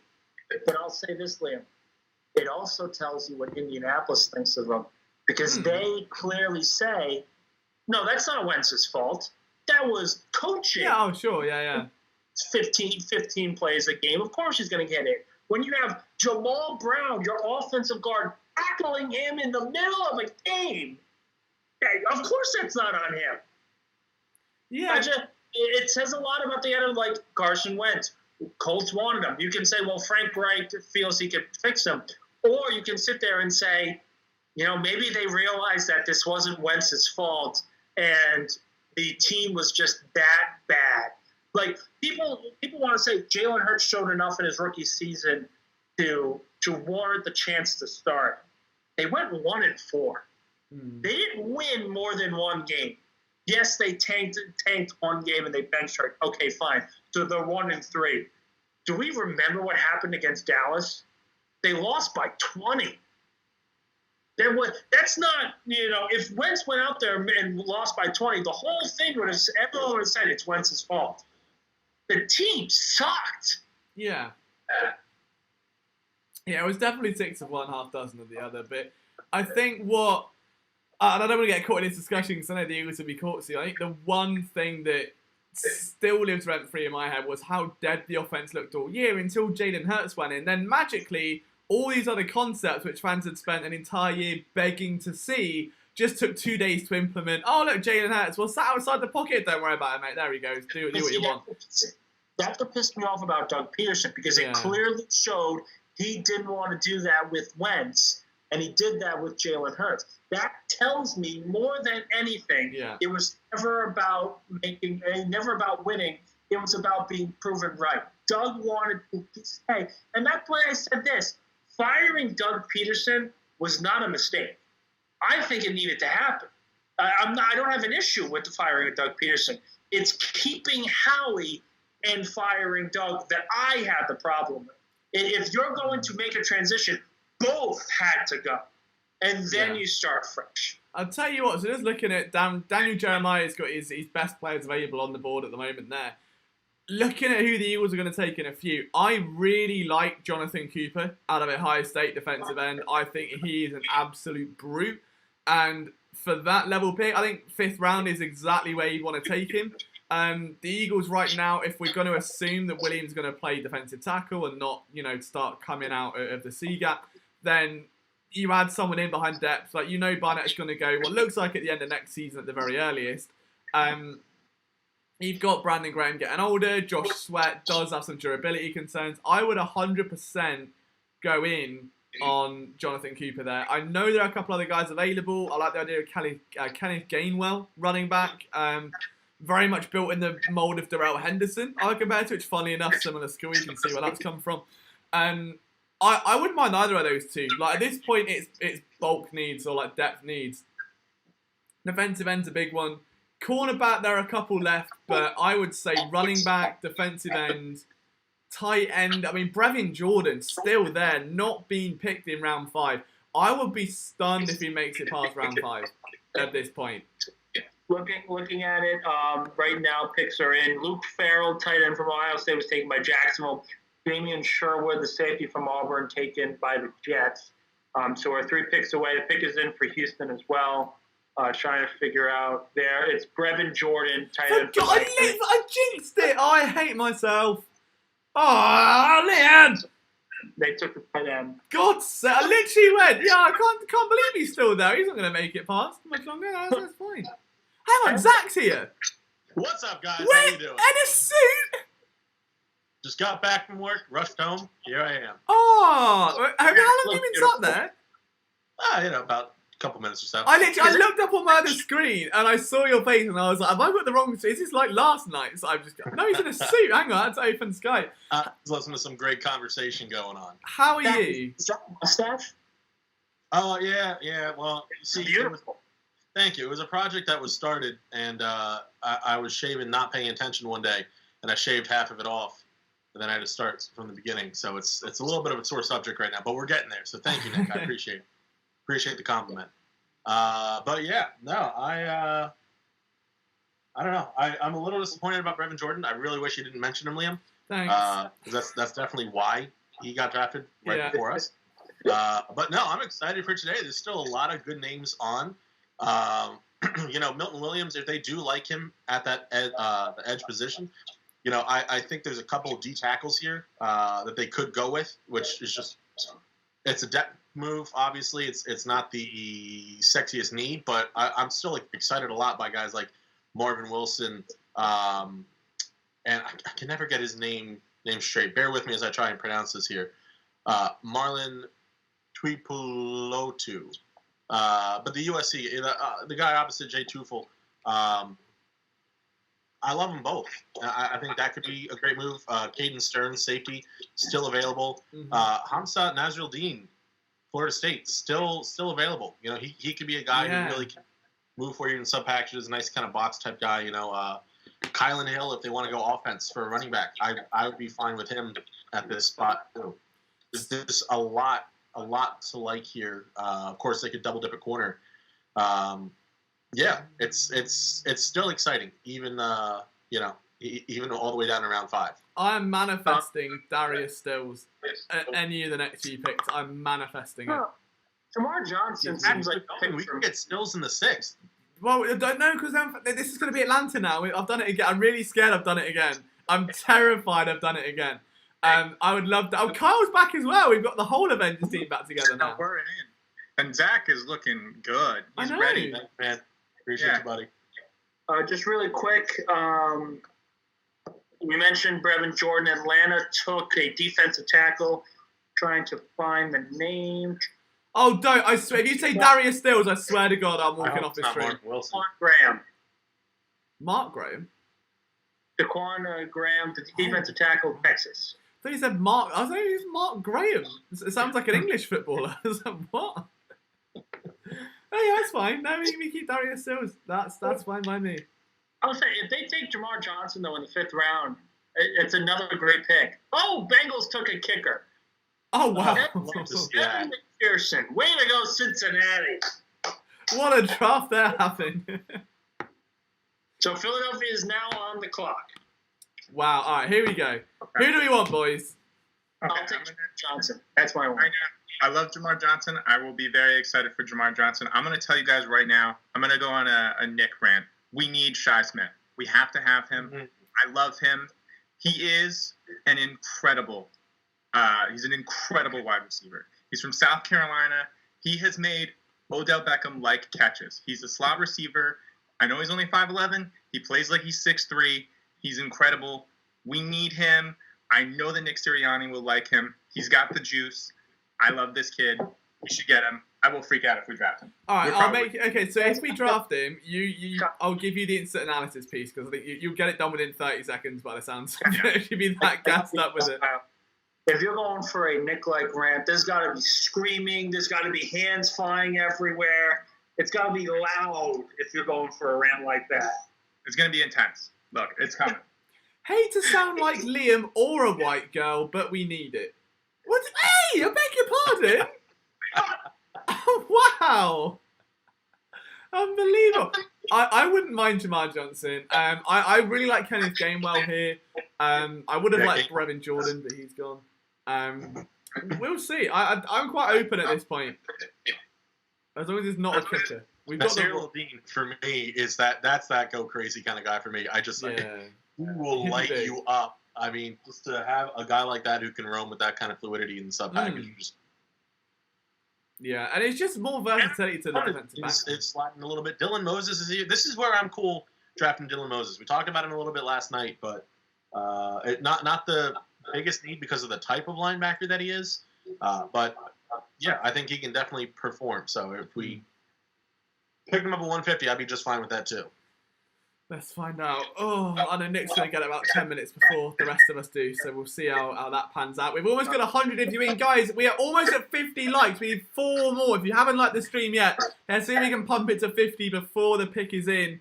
And we'll make sure we go out of here with a bang. The Eagles are officially on the clock. We'll have analysis come in very, very soon in terms of both our lovely faces and written content that will be pinned at the top of our live chat as well. So if you want written content, phillysportsnetwork.com. Just add it to your favourites. Check it before work. It's a lovely place. And, you know, we're repping the boys today. We've got the shirt on because we have to.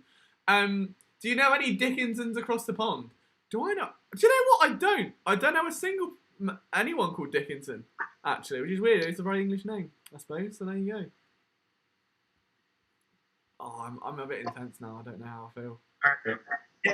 The longer we wait here, the more it feels like a trade. Yeah, it's like Eagles traded back. Yeah. Oh, not on. If it's another 6, I swear to God, they literally want 11. They want the entire. Wait. Okay. Still waiting on it. I'm getting one report saying the pick is in, another report saying they traded back. Oh, great. Oh dear. Okay, this is fine. Everything's fine. If you're gonna trade back, don't trade back. Trade out. I mean, yeah. You don't need a 5th, 6th round. Kenneth Gainwell. Yes! Come on, you slag! Go on! There we go. Turns out I do have the juice after all. Oh! I was manifesting that one. There we go. Come on. I like that. Big fan. Yeah, that's a really good pick. Yeah. Oh, that's sick. Right, I'm going to go write the article on that one. Be 2 minutes, boys. I am buzzing like a horny bumblebee right now. That is... Oh, that's good. Love that one. So, talk to me about this. I haven't done a lot of pre-draft research on these. All right, imagine Darrell Henderson on a budget. Darrell Henderson, the guy from Chicago? Or Buffalo? Buffalo. No, it was the other one Montgomery went to. Yeah, there were 2. So it was, so he was in Chicago. This is in Buffalo. Well, they cut from the same club. They're from the same school. Gainwell was his B, essentially, for a while, and then kind of took over the starting reins. I really like him. I think this is basically Jordan Howard comes back as a insurance policy if this doesn't come out. Like, if it doesn't work. Gainwell is like your budget Michael Carter, your budget Najee Harris, that thick thumper that does have some outside versatility. Very aggressive through when he bursts out of the hole. I'm a bit flustered. I'm going to go write this. I'll be right back. I'm very excited. No, so look, I like it as well. And I think them taking McPherson, and I'll say this again, them taking a guy like McPherson in the 4th round where he graded so highly across the board on so many different things. You took a corner, you took your wide receiver, you added depth along the trenches. You could go with best available, and they felt that Gainwell was best available. I like it. I don't think there's anything wrong with this selection. I personally wouldn't have been bad with anything they did, and it's got to be very exciting. It's an exciting time. You know, listen, if you're trying to convince me that Kenneth Gainwell was the best available at 150, you don't have to do a lot of convincing. I mean, for him to be this far down is shocking, frankly. His ability to work the screen game, I think that you're going to see a lot of that with Philadelphia. One really exciting thing about Gainwell for me is his ball security, okay? So he's fumbled twice in 292 touches at Memphis. Twice, okay? Now, listen, I love Miles Sanders, okay? We all know he can be a little loose with this sometimes, as have many players for Philadelphia. So to have somebody with the sure hands like that, I'm feeling great. Just on that alone, let alone the fact that he's a fantastic player outside of that, I love this pick. They also, if I remember correctly, yeah, Gainwell was the one, if you look online, Gainwell was the one that stole Mika Parsons' soul. Parsons was coming off the edge. Gainwell blocked him. Oh, it was beautiful. Already, I mean, that points for you too. Real quick, I'll let you guys in on some information I'm seeing right here. Is so Gainwell, he's shorter, but he's still stocky built, 5'8", 201. He ran a 4.4, 440. He's quick. He's got some of that long distance speed that you want to. Look, I'm happy with it. You know, I think we didn't get what we wanted last year from Miles Sanders. There's also maybe some durability concerns. I think Gainwell adds a lot to the offense, you know, and I think this is a good pick. I think one thing that we like to see as a fan base is when a pick is universally loved, and I haven't seen one negative thing said about this pick right now. This is a consensus pick. This isn't a Milton Williams at 70 pick where there's dissent. This is a consensus pick for the Eagles organization. This is a pick that everyone can kind of get in on and everyone can be happy with. And yeah, and that's awesome. That's what we want to say. Look, I'll say this. And I think that you agree with this too, Kyle. I'm not saying that you said this, but I think the Milton Williams pick was a good pick. And I think that you would agree with that, Kyle, at least I'm assuming. But there was a clear divide because you had people splitting whether you were football guys or analytic based, when really what you need to look at is a guy who's shown it on the field, a guy who's shown the athleticism, a guy who's shown the potential. So Milton Williams, fantastic pick, but you still had that division because of the narrative surrounding him. Kenneth Gainwell, you look at that on-field production, you look at his athletic ability, and you don't have that divide, that analytic football guy mentality divide. So this is just celebrated all over the place. And Kyle, just like you said, this is a beautiful moment for Philadelphia to come together on this draft pick because it's a no-brainer. I'll say this, and going off of what you said, Zach, if take away the video, take away that controversial video, don't put it in here, and grade the draft for each player. Is there a bad pick made? Is there a Davion Taylor, Jalen Hurts type pick where you go, why did they do this? This doesn't make sense. No. Every pick made logical sense. And I've said this 8 times already today. It's only been 2 hours. We had to sell ourselves last year on the draft class. We had to tell ourselves that the later round picks will make up for the Jalen Hurtses and the Davion Taylors. You don't have to do that anymore. Every pick has been a good pick. Every pick is bolstering a position on this roster. This team went 4-11-1 last year. They're bad. They're going to be bad next year. They've selected someone from almost every single category on the roster. Skill position, interior offensive and defensive line, secondary. The only 2 or 3 positions they haven't addressed are linebacker and quarterback. And they have 4 more picks to go. It's a very good – I think it continues to be a B-plus draft. It's certainly a big. No, we're seeing a good draft here. We are, yeah. No, I there's no way Howie. You can't come away from this thinking Howie's not having a good draft. You can't come away not. You have to feel better about the Eagles organization today. We are, unless we somehow radically blow the 6th and 7th round, which I don't even think matters as much at this point.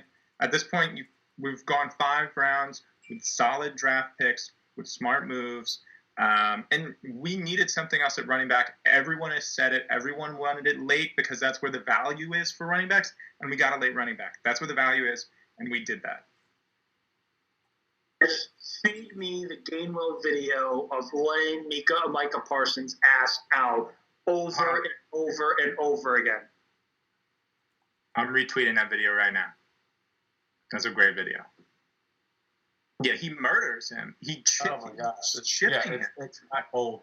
I mean, it's nasty. You got to put a not safe for work on that one. Yeah. Burns was just selected by Denver, the free safety out of Texas. That's a good pick. Yeah, a lot of people are happy about that. A lot of people are impressed. No, and Isaac is saying the only reason this isn't an A-plus draft is because they haven't addressed the most dire need at corner. And I understand that to a point. But I also think you have to hold it into perspective where this was not a very deep defensive class. This defensive class is probably one of the weaker ones that we have seen over the last few years. And the top two corners, remember, everyone on day one of the draft was screaming, corner or wide receiver, corner or wide receiver.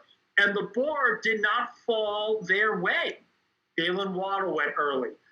J.C. Horn went at 8. Sertan went at 9. What were you going to do? All of a sudden, the only best receiver available was Devontae Smith. And the Eagles said, got him. Boom, check. We got a receiver. So then you sit there and say, because the top two corners are taken, there's such a steep drop-off from the top two to everyone else. Why would you force yourself to pick Asante Samuel when you can get the best center in this class? And they did that. And then you say, okay, well, the defensive tackle, they should have taken a corner there. Okay, not necessarily disagreeing with that take, but you also added depth under the defensive line, something you also need. I love this draft. I don't have a problem with any move they have made. I really don't. No, we're doing well. That bottom line, we're having a good draft. I think the Eagles screwed it up. Did we? Oh, not even finished yet. Hold on. I love the Liam off-screen commentary. Hold on. Let me check. If it's Jamar Johnson. Nope, never mind. Sorry, misread. Crying out loud. Sorry. Don't do that to me. Look, I'm trying to follow along Twitter as quick as possible, but everything's coming in quickly. Oh, and by the way, apparently Gainwell is Fletcher Cox's cousin. Oh. Love to see it. Wow, that's actually pretty cool. I did not know that. It's very interesting. I don't know, maybe this is, I miss this every year, but like, I feel like this year specifically, there are so many like father-son players. There's so many like brothers. This year feels like this is a bloodline draft. Yeah. I mean, and so we haven't talked. Listening to Zach, the corner that we got, McPherson in the 4th round. He, I think that you talked about this earlier, Nick, but isn't he like one of 7 kids and they like all played collegiately and 7? Yeah, all 7 played collegiate, and both parents were pros. Like absolutely, insane. And then obviously, J.C. Horn, Pat Surtain, and it's just the list just seems to go on and on and on from there. It's awesome to see. It does feel more so than usual, definitely though, Kyle. Yeah, I mean, sorry, I'm just looking at Twitter here, and I think just looking at this Gainwell pick real quick for another second is the only issue. I mean, there is universal consensus, as we said, and I don't want to be a downer here at all. The only issue is he is a little bit. Some are saying he has some tweener qualities, which I don't think is a bad thing. I don't think my commentary on that is if he can run routes as a wide receiver and he can also do stuff at running back and he can take some, we have Miles Sanders. You're hoping Jordan Howard stays healthy to get some short yardage stuff. I mean, just from what I'm seeing on Twitter, anybody who's dissenting on this, I do think like it's okay that he's a tweener. Like this isn't a bad thing that he's an in-between player. I think we're looking for versatility, and you want somebody who's going to push Boston Scott. Boston Scott's great. We all love him, but it's not as if he's the greatest running back ever. Yeah, and not to say he's Antonio Gibson, but if you can use someone in that kind of tweener role, I think that's fantastic behind Miles Sanders. So I don't bring that up. I think that's a positive. His ability to his versatility. I don't think of it as a negative. I think of it as versatility. Michael Carter was taken by the Jets. Michael Williams? Sixer fans out there? No. Okay. And Tony Fields is taken by the Browns. Tony Fields. That's the steal of the draft, man. I'm telling you, this guy's going to be a star. The Browns have had an excellent draft. Yeah, been a great draft for Cleveland. It's almost like we should have kept Andrew Berry. Well, that's kind of what I was saying earlier this morning, where the Eagles went in 2016, 2017, they were loaded at every position, and that includes the front office. Joe Douglas, Berry, all these guys here that were building a roster together. And then Barry goes and does great things with Cleveland. And you've got the Jets and Douglas is building the Jets. And the Jets have had an excellent draft as well. You got to replace these guys. You got to replace these front office guys.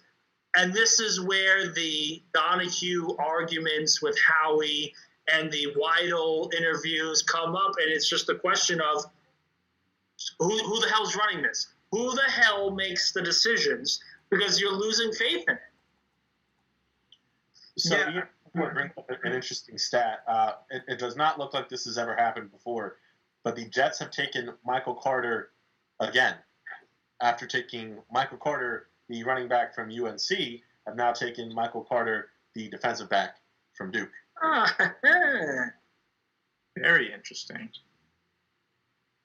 Very interesting. Now, so one thing I will say while we're talking about, GMs and Howie and this kind of thing is what I will defend Howie on is next year, with all probability, and we haven't talked about this enough, we're going to have 3 first-round picks. So think about it this way. It's hard to envision because we're so want to be in the moment and we want to be good in 2021. Think about this. You can get a Patrick Surtain. You can then get a Jalen Phillips. And then you can get a Rashad Bateman, all in the same draft in one round. 3-round one players. If you get that, I agree with that sentiment. But if you are making that pick, you're taking a quarterback as well. But probably right. I mean, that obviously, all of that's dependent on how Jalen Hurts does. If Jalen Hurts can be good for us and can be a starter quality for a few more years, or give you something you feel can take you to a championship, then that's something different. Then yeah, you're right. I mean, there's a possibility we don't have any first round picks next year because we traded him off for a great quarterback, which is also awesome. Right. If they trade for Deshaun Watson, once this thing clears up, and if this even eventually clears up, and they take Watson, oh boy. Yeah. But now here's another thing to think about. If, let's say the Eagles' pick does end up being really high, but the offense has been putting up 30 points per game. The defense has been giving up 35, okay? Let's take a look at that. So then we have a situation where Jalen Hurts looks potentially like he is actually the guy, and now we got these 3 first-round picks, and now we can go after a guy like a Kayvon Thibodeau with that first high early pick, and then we can grab our corner from there. And Stringley and all these other, like the top corner, the top defensive end. It would be beautiful. I mean, that's, best case scenario, we make the playoffs, obviously. That's always the best case scenario is that we win, okay? But if you're looking at maximizing the draft next year and actually using those 3 draft picks, that's the best case scenario because then you don't have to worry about, drafting Sam Howell or whomever. Here's the thing, and I agree with that. One of the picks that Philly has, one of those 3 picks, is going to be in the later first round. Because the Colts are going to win the division. I think it's very clear. Wentz is going to play all season. The Colts have a great team. I personally think they're probably the second best team in the AFC now, and they could definitely compete with Patrick Mahomes. I will say there's less assurance that the Dolphins finish over 500 next year because they haven't had a good draft. And let's just put it out there and say this. The Patriots have gotten better. They could be in the running for the AFC East. The Bills are still the favorites in the AFC East, and the Jets have gotten better. There's no guarantee the Dolphins finish at 500. Yeah. So if they struggle with Tua and they realize that Tua isn't the guy, they don't have a first-round pick next year. Let's say Tua gets hurt and they don't have Fitzpatrick to back him up like before, and they are in shambles and win like 5 games. and you're talking about Philadelphia, let's say next year's a disaster, but as you said, Zach, they put up 30 points a game, but they're giving up so much. You have 2 picks in the top 10. Oh, boy. Yeah. Oh, man. And then it's dinner time. Absolutely. And then it's in there saying, okay, we'll trade up to take the best defensive end, and we'll just stay at the 4 spot and take our corner. There's a lot to like about that future draft. And then the other piece of that is a lot of people have said next year's draft is incredibly deep. Yeah. Not at quarterback, but outside of that, every position is a strength. And, one of the things is we don't know a lot about quarterback. Quarterbacks always come on. Joe Burrow came out of nowhere. Mm-hmm. There's going to be some quarterbacks that you just aren't expecting who ball out. And I think that's something we'll just wait on. Kind of a dark horse player that I just heard about was Tua Tagovailoa's brother, Tulia. He's someone who could rise really, really quickly next year. So, I think that's something you're just going to have to wait on. We're going to have to wait and see how Jalen Hurts plays, and we'll know who the best quarterbacks are next year. Mm-hmm. But it's okay. It's okay to wait. It's okay to take our time. We've given ourselves, options. We've given ourselves flexibility, like Howie said. I just look. I'm usually a negative Nancy. I'm usually someone that's always looking on the downside. It's hard to find a downside. They've gotten night and day better than where they were. Oh, Philadelphia did trade up. Ah! Hey, what's taking you so long in this article, Liam? I'm excited. I'm kidding. Yeah, they definitely traded up. ESPN has it too, but it's not breaking on Twitter. What the hell? What is going on? So who are we getting? All right, let's look at some. We traded with 2. Did we trade with Pittsburgh? Did we trade with Minnesota? Yeah, Interesting. what the hell is going on? Nothing is breaking on Twitter. This is where I make my magic, people. But now it says the Steelers pick is in. This is very confusing. Yeah. Steelers pick is in the laps of the Eagles as they've trained. I'm very confused of what's happening there. That's done. Because it says that Philly's traded it, but Pittsburgh's on the clock here.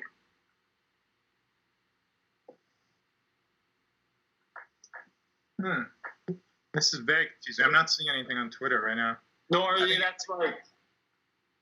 And so right now it says Steelers picked the defensive end, but on ESPN, on the app, it says that Philadelphia is on the clock due to a trade.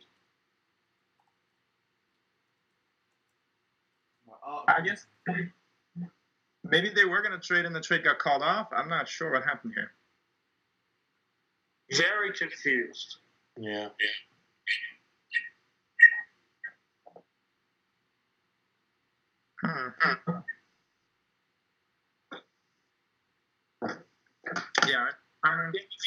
If you look on the ESPN app right now and look at the draft, it says Philadelphia traded for this pick. But it's right. Yeah, you're right. But it's not saying it on Twitter.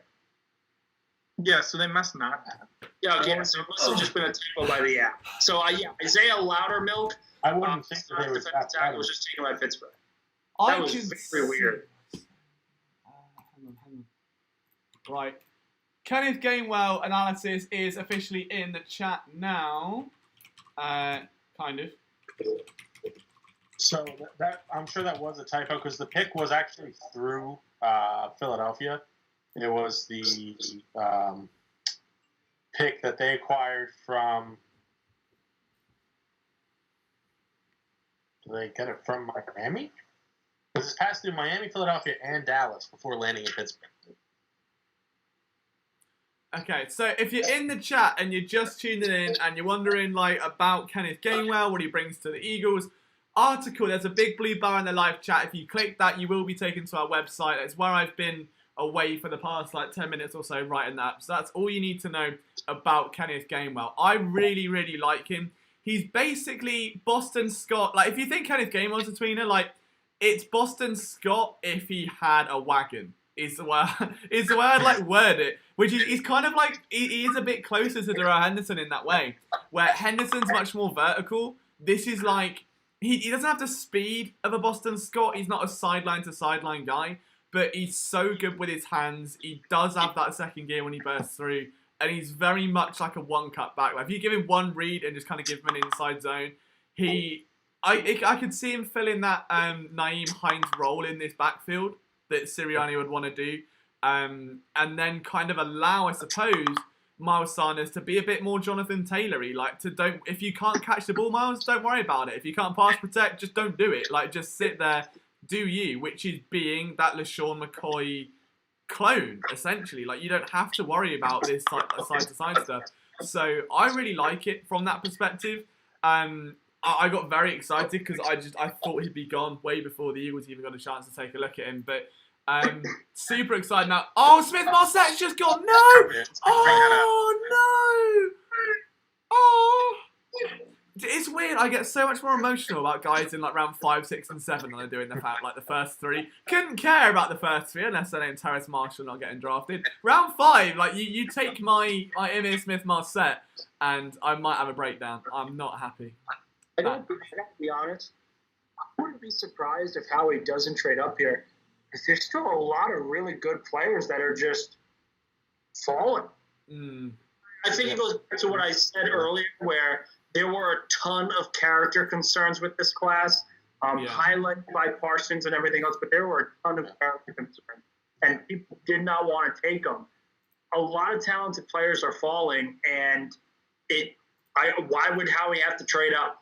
Yeah, I mean, we might be able to get Hamza Naziruddin at 186. Oh my gosh, I would die. I'd be so happy. That would be amazing.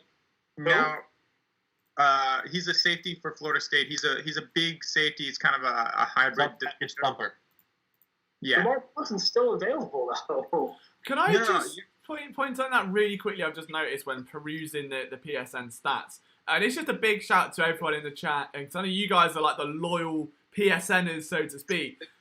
So for those that follow closely, our articles are normally featured on the Bleacher Report app. And for some reason, the past week, they've decided they don't fancy half of their outlets anymore and just not posted us for a while. So our views have been pretty down. However, most weeks, our homepage gets around like 4,000 views. That's with Bleacher Report included, right? We've had that. We've had 4,400 this week without having a single article on there, which to me is like incredible that people are still like going directly to us for news. It is our most viewed page of the day. Nearly 1,000 have come today alone. So guys, just thank you for supporting what we do and making it possible. So for clicking those links in the live chats, for going on phillysportsnetwork.com every day, it means everything to us. So thank you for your unconditional support. And as a thank you, we will sit here all the way through the 7th round, screaming and crying at every pick along the way and giving you guys everything we've got. It means a lot. Continuing to ask why Jamar Johnson's available, and I apologize for not answering that question earlier. I don't know. The short answer is I don't know why he's falling this much in round 5. What I will highlight, and again, I do not know if this is true. I'm not speculating. I'm not doing anything else. My question would be if there's a character concern that people are iffy about for him, that is forcing him to drop. Because there's so many players that people do not want to take, not because of talent, but because of off-the-field issues. Again, I do not know if that's if that's the reason. But real quick, I can hop in here and provide some insight on this. Go ahead. From my understanding, there isn't a character concern with Jamar Johnson. What did happen was he did not run a good 40 time at his pro day. I'm only seeing this really now. And I don't know. This is one of those situations for me where maybe you're overvaluing 40 time. When I watched him, he didn't play incredibly slow. He's not a single high safety. He shouldn't be back there by himself. But he is a talented player. He's a really smart player. I thought he would have been a steal in the 4th. He'll definitely be a steal in the 6th in my mind. And yeah, I mean, it's possible there could be character concerns, or he didn't interview well or something along those lines. My understanding is that, yeah, he did not have the pro day numbers he would have liked, but man, some people are just ball players, and he's a ball player. Yeah. Look, but it goes back to my original point of there's nothing they can do now that would upset me. Every pick they make from this point on is going to excite me because they have solidified almost every position. They have added something to almost every position. Whether they take a safety, tight end, quarterback, doesn't matter. It's all gravy now.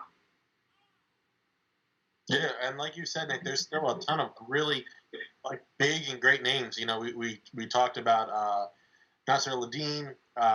We talked about Johnson still being there. There's some linebackers still here. I mean, Bill Moses is still there. Cameron McGrone is still there. So if you did want to go linebacker late, that's still a possibility for you. If you want to double dip in the O-line, Trey Smith is still available for you also. I'm not a big Sean Wade guy, but a lot of people are saying if you want to take a late flyer on him, go for it. I think he's just going to bite on double moves like every other Eagles corner has done. But yeah, I mean, there's still guys everywhere. There's still wide receivers out there. Frank Darby's still available.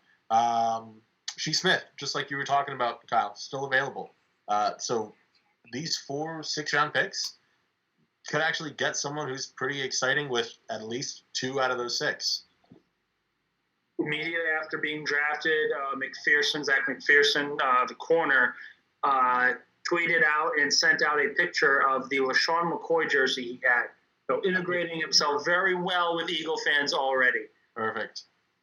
And then, of course, integrating himself very well with Eagle fans and McPherson because he has a McCoy jersey. And Gainwell integrated it because it's a video of him laying out the Cowboys' first round. Pretty solid to me. Yeah, it's a pretty great start to a Philadelphia career. Sean Wade was just selected by the Ravens, probably the first guy people were wondering. Yeah, he would how far he would fall after a really bad season, but he was just selected by Baltimore.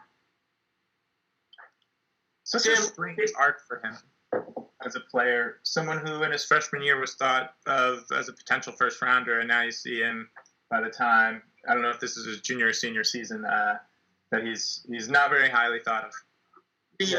Court phrased it well. He just his only diagnosis was that after saying that the Ravens took him was boom or bust. That's it. And the needle's pointing a lot closer to bust. The really quick, Timothy McAllister, what grade are you giving this team right now? And I'm going to stay with the same thing that I've said probably since day one, B+. I don't have to. Last year, I had to tell myself to buy into certain players. I don't have to buy in this year. These are all solid picks. These are all picks that I've liked, and I could have envisioned playing well in Philadelphia. There's really not an issue with any selection that I've said. And I said, well, when I was like, no, I don't like this pick. This doesn't make any sense. Everything followed a plan, it seems, on the best available, and there's nothing wrong with this draft. Yeah, I mean, again, it's going to be one of those things where it just takes a little bit of time now. I mean, the Eagles, like Nick said, who've hit all the major things they need to. Maybe not in the way we all wanted or the priorities they wanted, but there's help at all the right spots. Like, for me, running back was such an underrated need this season. Like, to take that strain off Miles Sanders. You're getting a great guy there in Gainwell. This isn't like a Donnell Pumphrey level tweener. This is someone that is going to add a lot of value between the tackles as well. Outside of that, I love the corner pick. It's a lot of high upside again that just puts trust in the coaching staff, which is frankly at this point all you could ask for rebuilding. Like, they're not trying to bring in these like boom or bust guys where there are a ton of red flags. Like, they're all logical in every sense. So I'm all about it. Like, I'm excited to see what happens in this pick-filled 6th round. They still have all 4 selections. I have a thought on this 6th round, and we can maybe see what the people in the comments and also think about this. Is, do we think that maybe because of Nick Sirianni's philosophy of competition at every position, at having people to fight at every position, that maybe I never thought, and I know this was discussed last night, I never thought, Morgan and I definitely did not think that we would make all 4 of those selections. Maybe we make all 4 of those selections because Nick Sirianni wants competition. This is their version of open tryouts. They're not going to have open tryouts here in Philly, but we're going to get a lot of guys who are going to come in and fight. No, I agree with that. But I think the one thing that was very telling with his interview was when Lurie spoke to the media. He said, this needs time. This isn't going to be fixed in a day. We have to do it the right way. And that's where I look at it and say the future in Philly is brighter than it was 72 hours ago. Because it seems, and remember, when it was reported that after Doug Peterson's first season, they wanted to fire Frank Reich, they wanted to fire Doug and bring in Jim Schwartz as the head coach. By hiring Gannon and hiring all these young assistants, that tells me Lurie is sitting there and saying, we know we're going to be bad early. We know it's not going to be quick. But I want to see let the coaching staff grow with this team. Let them grow with these players and build something that can be sustained. That was something that they did with Andy Reid, where it was a lot of younger assistants outside of Jim Johnson. And what happened? All of those assistants got head coaching jobs, and all of them are from the Andy Reid tree.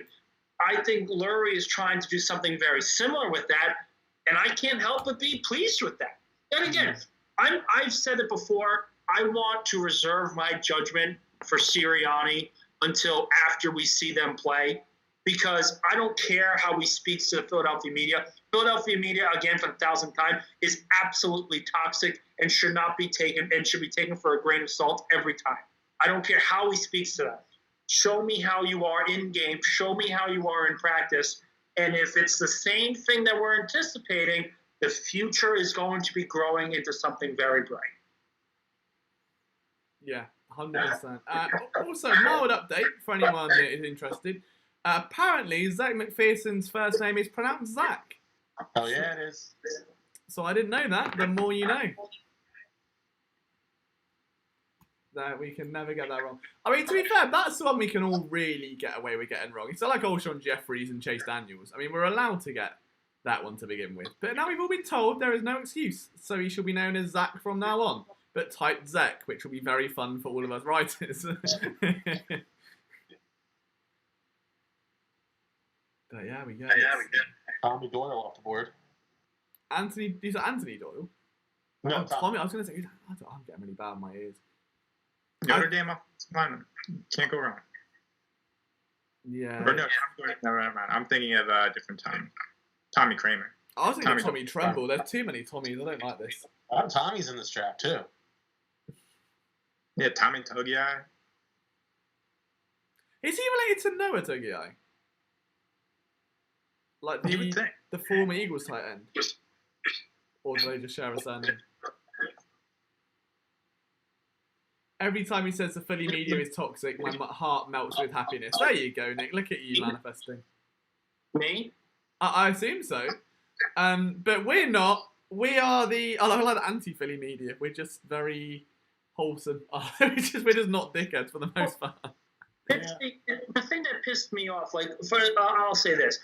I am from Rhode Island. I have always grown up in Rhode Island. So I was never, when I became an Eagles fan when I was 5, I never saw and listened to Philadelphia media. So I never got it. When I found out that the city of Philadelphia hated Donovan McNabb, I was shocked because I loved the guy so much. I never understood it. And since going to college and listening to media and finally listening to the following, and the perfect example is Carson Wentz.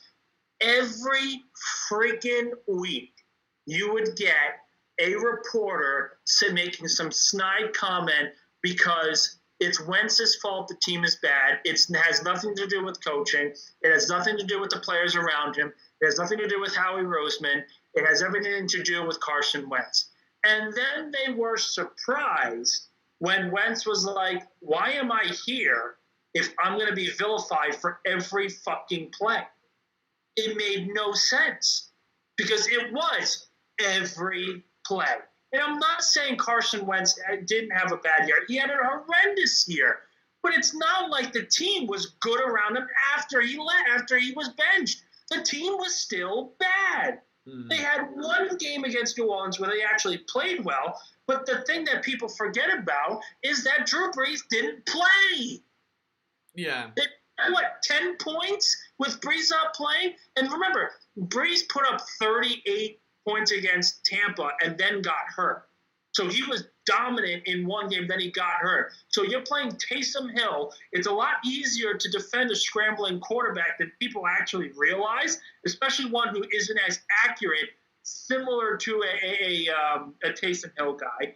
So the media itself is just so toxic because it's, they beat New Orleans, so therefore, screw Carson Wentz. He's a terrible person. Get him out there. Carson Wentz is a wonderful person who did wonderful things for the city of Philadelphia, but no one wanted to talk about that because all anyone wanted to talk about was the fact that they were 4-11-1 and they had to blame someone. No one wanted to blame Doug because they won the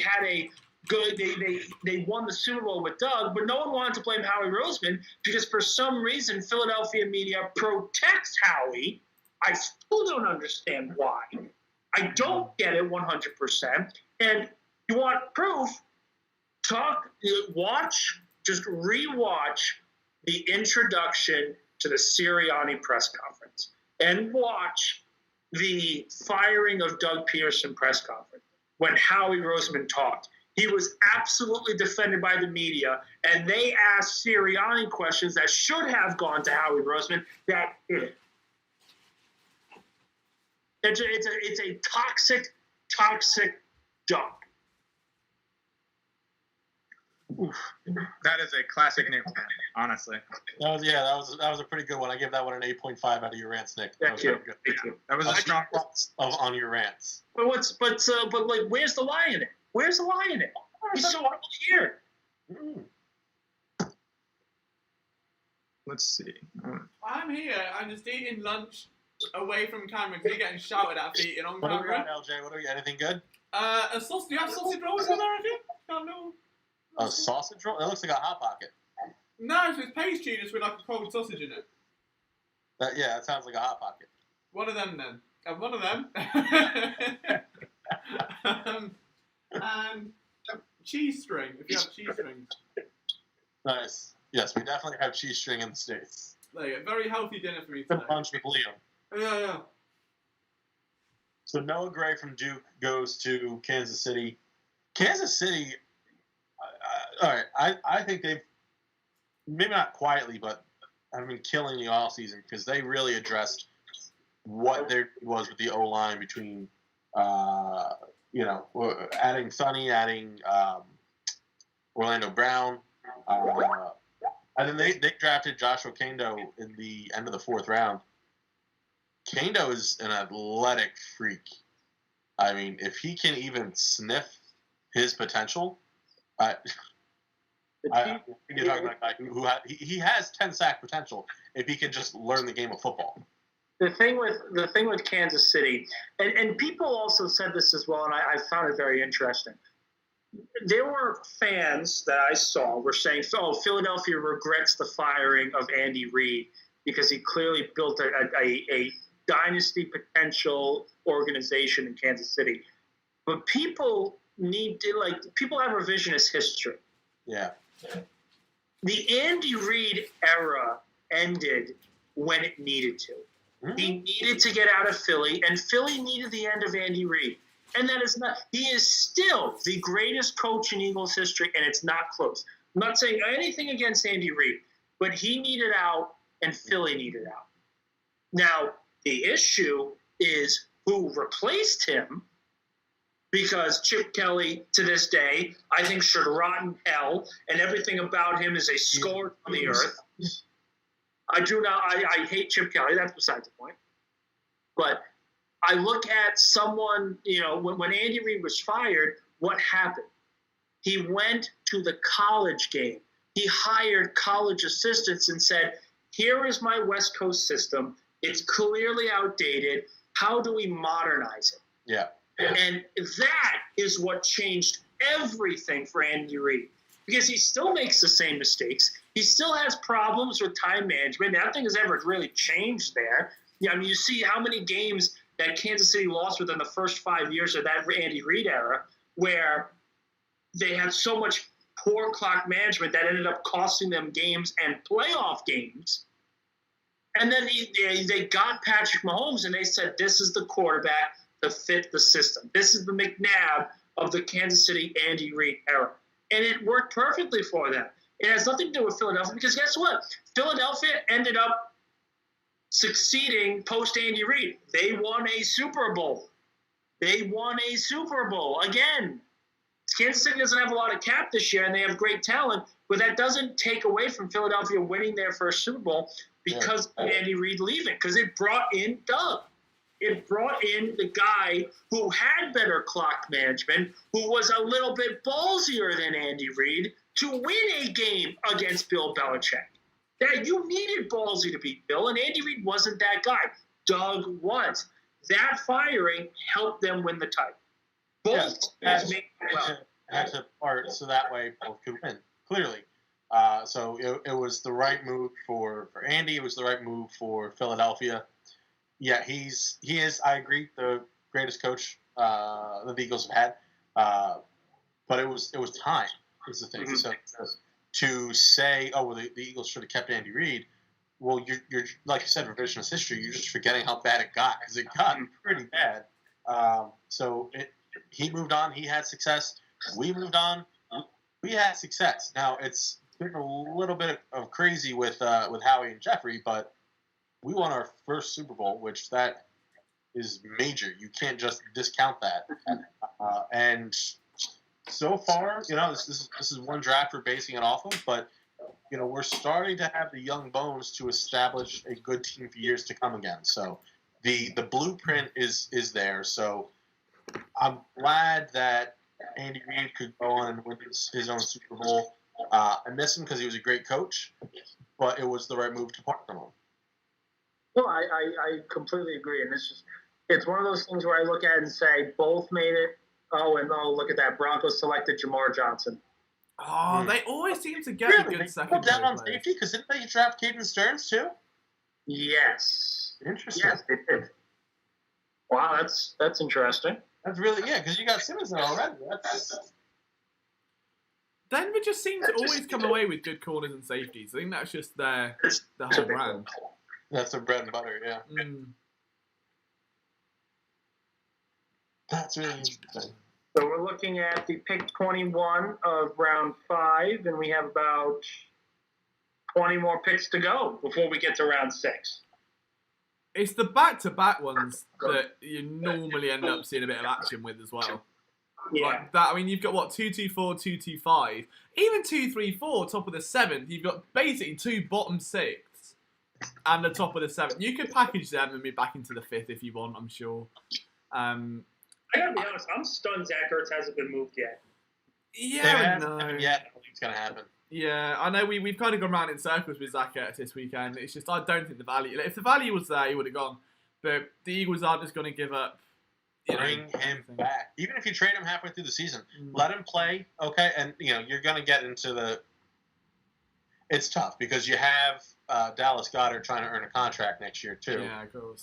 But if you work that 12 personnel, get a chance to have them on the field to help manage, personalities, get them both opportunity, Goddard to prove that he deserves a nice contract, Ertz to show off for some other teams, bump his trade value a little bit, and then maybe you move him for a 4 next year. I think that's your hope at this point. Yeah, it's... The whole situation is just very, I think, now dependent on the willingness to be adults about it and go, look, we didn't pay you for this reason, and Zach being, I understand it. Like, he clearly just wants to be wanted, which is a pretty human, emotion, let's be honest. I mean, these aren't robots that just want money in football. Yeah. I think when it comes down to it, Ertz just has to be smart and realise if he does what he did last year and let that get in his head and get a little bit emotional or distract him from football, then one more bang average or terrible season and he's not getting a payday at all. It'll be prove-it deals for the rest of time until as much a season as he comes back up again. So, I could very easily see Zach Ertz just going all in, putting up another 700-800 yards. The problem you've got then is the Eagles. I wrote about this like literally last offseason. I saw this coming that they're going to have a predicament. which one are you bringing back? If Ertz goes out again and balls out, like, do you go with the younger guy? Do you let Ertz go after kind of wronging him once, improving his worth, and then doing it again? Like, it's a tough thing to look at. I don't know if I can just let Dallas Goedert walk. Yeah, no. The answer is clearly Zach Ertz. You let Ertz walk before you let Goddard walk. Yeah. It's a tricky thing. I mean, given that they haven't added a tight end yet, there aren't a tremendous amount left available, I don't think. So all those depth names, I think, are kind of gone off the bat now. At least the prominent pass catching ones, you may find some inline blockers and stuff, but the big, like the Brevin Jordans, the Hunter Longs, the Tommy Trembles, the Trey McKitties, like they've all gone, I'm pretty sure. So you are going to be left with purely Josh Perkins level talent, I think, at this point, which isn't great. And it's the one position, I think, where you're going to need a guy at some point, like unless you're kind of hoping Goddard gets injured or something, you bring him back cheap, and then Ertz balls out a little bit, and you agree to a mutual extension. Bringing them both back doesn't seem likely at this point. So I wouldn't be surprised if one of these picks is a tight end, or it's packaged in a move, or if Ertz is going to go, it has to be a corresponding move because they can't afford. At this point now, if they got rid of Ertz, you've got Dallas Goedert and literally no one other than Jason Kroom, the human touchdown machine. So, you know. Yeah, I mean, but you could, I don't know. I think that they might still scour free agency because I think Trey Burton's still available and he's not inspiring. But, you know, it's someone who's familiar at least. I forget, is Richard Rodgers back on the team or not? He's still a free agent. But do you want a funny story about Trey Burton while we're here? I'd love one. I don't know. You probably already know this, but I know a lot of the people watching might not. I think Nick probably won't or remember. But back in the day, I need a quick roll call before we get into it. So who has been following PSN for around, let's say, over 3 to 4 years? Because that's when this takes place. It was when he was still on the Eagles. And then we can see if someone might have even purchased the magazine. But basically, a long time ago, we launched an e-zine called Minus Equals Plus, and the idea of it was we would interview loads of Philadelphia athletes and say, hey, like we want to learn more about you as a person. So we spoke to Jordan Matthews about like life as a Christian in the NFL, like playing with Carson Wentz, and just stuff that made him a person away from the helmet. We spoke with Trey Burton about being a father in the NFL and how his kids called them like Uncle Zach and Uncle Carson as opposed to seeing them as these superstars. So it was a really nice, like, oh, look at that. I love the wholesomeness in the chat. So you boys might remember. But basically, with that Trey Burton interview, in the audio, he told me that when he was in college, he got his girlfriend pregnant and did the right thing by staying with her and raising a kid. And that was where that story started. I basically worded that in the article, and the night before the release of the e-zine, he texts me, and he's like, hey, I didn't say that, me and my girlfriend actually planned the pregnancy, everything's fine, like, we moved in, it was just fully planned, and can you delete that? And I was like, well, you did, I've got the audio, like, you did say that was a direct, I was like, but okay, no, I'll take it out. And then 20 minutes later, Jordan Matthews emails me and he's like, hey, can I read my piece you've got? Because I think there might be some inaccuracies. And I'm like, so Trey has been caught by his wife saying something he probably shouldn't have said. Then he's gone, hey man, you need to check because he might land you in shit. So this is like the night before it launches and I'm running around like, making all these edits and panicking. And yeah, it turned out to be all fine in the end. But I remember I texted him after we went to Chicago and said good luck, and he said thanks, and that was the last time I spoke to him. But it's a very PSN level story, so always one for the archives. I remember the story of Burton when he left Philly, and I think he went to Indy first, and they wanted to practice the Philly special, and he couldn't do it. Really? Like, that was just so weird to me. Like, it's a play. All you do is throw the ball. It would sort of be like, do you not think, though, if you're in a store with a girlfriend and a song came on over the tannoy that was like, you know, yours and your ex-wife's song, and she's like, oh, I love this song. Do you want to sing? And she'll have a little sing, and you're like, I can't. That's not. It's weird. Couldn't do that. But it was like the sort of like where he mentioned like he had a panic attack, and I was just like, it's a play. Yeah, but it's not like you're running a slant though, is it? It's not like you're running a nice dig route and it's like a mesh concept. Like, you're literally running a play that was specifically called in a specific spot, used one time by that team, and the only time I did it was one of the most iconic moments in history. I can get why you'd be a bit more hesitant to go, no, that's theirs, we're not doing that, please. We've had that, Frank. Choose another one. I will say, though, if they bring back Burton, I'd be pretty happy, because I think he'd be a very good option for that number 2 tight end. Yeah, I think it'd be perfect. I think he was massively underrated when he was in Philadelphia, to be honest. Outside of that one year he had, it wasn't even really a breakout. It was just an average year. He proved that, like, there was that trio. And it goes back to the days where, way back in the day, the Eagles were a tight end factory for a bit. It's easy to forget that, like, 2014, your tight ends were Brent Selleck, Zach Ertz, James Casey, and an undrafted Trey Burton. And over time, James Casey went, Selleck and Ertz stepped up. Then Selleck became a blocker as he got older. Ertz broke out. Burton stepped up. Then Goddard comes in.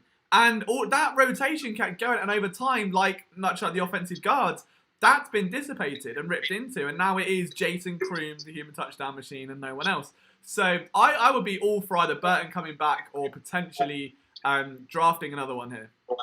You talk about, Brent Selleck and him teaching the other tight ends. People forget L.J. Smith was starting tight end when Brent Selleck was drafted. Yeah. And I remember the first year. I think Selleck was a rookie in 2008 when they made that the final run of the Holy Trinity to the conference finals of McNabb, Westbrook, and Dawkins. And I remember Selleck, because Selleck caught a touchdown in the 44-6 game against Dallas. And even then, though, he was the backup to L.J. Smith. Yeah. And before that, it was Chad Lewis and L.J. Smith. Mm-hmm. It's nuts. We're getting old. We are. Well, you are. I'm not. No, I'm joking. We're all similar ages, though, because I always forget how old you are, because I think you look like... Aren't you younger than me? Careful. You're literally, that blows my mind. Every time we have this conversation, it blows my mind. I can't tell if it's because I've got such a baby face, or your voice is so, not manly, but it's very broadcasty. Your voice is not manly, to be clear, Nick. No, it's very, professional. Sounds like a girl. No, it's just very professional. You look way more... Which carries a big stick. I just like to yell. That's all. It genuinely scares. Yeah, you're old. You're younger than me, and me and Zach are the same age. I think I might be a bit older now because I had a birthday. We're a month apart. That's it. Oh.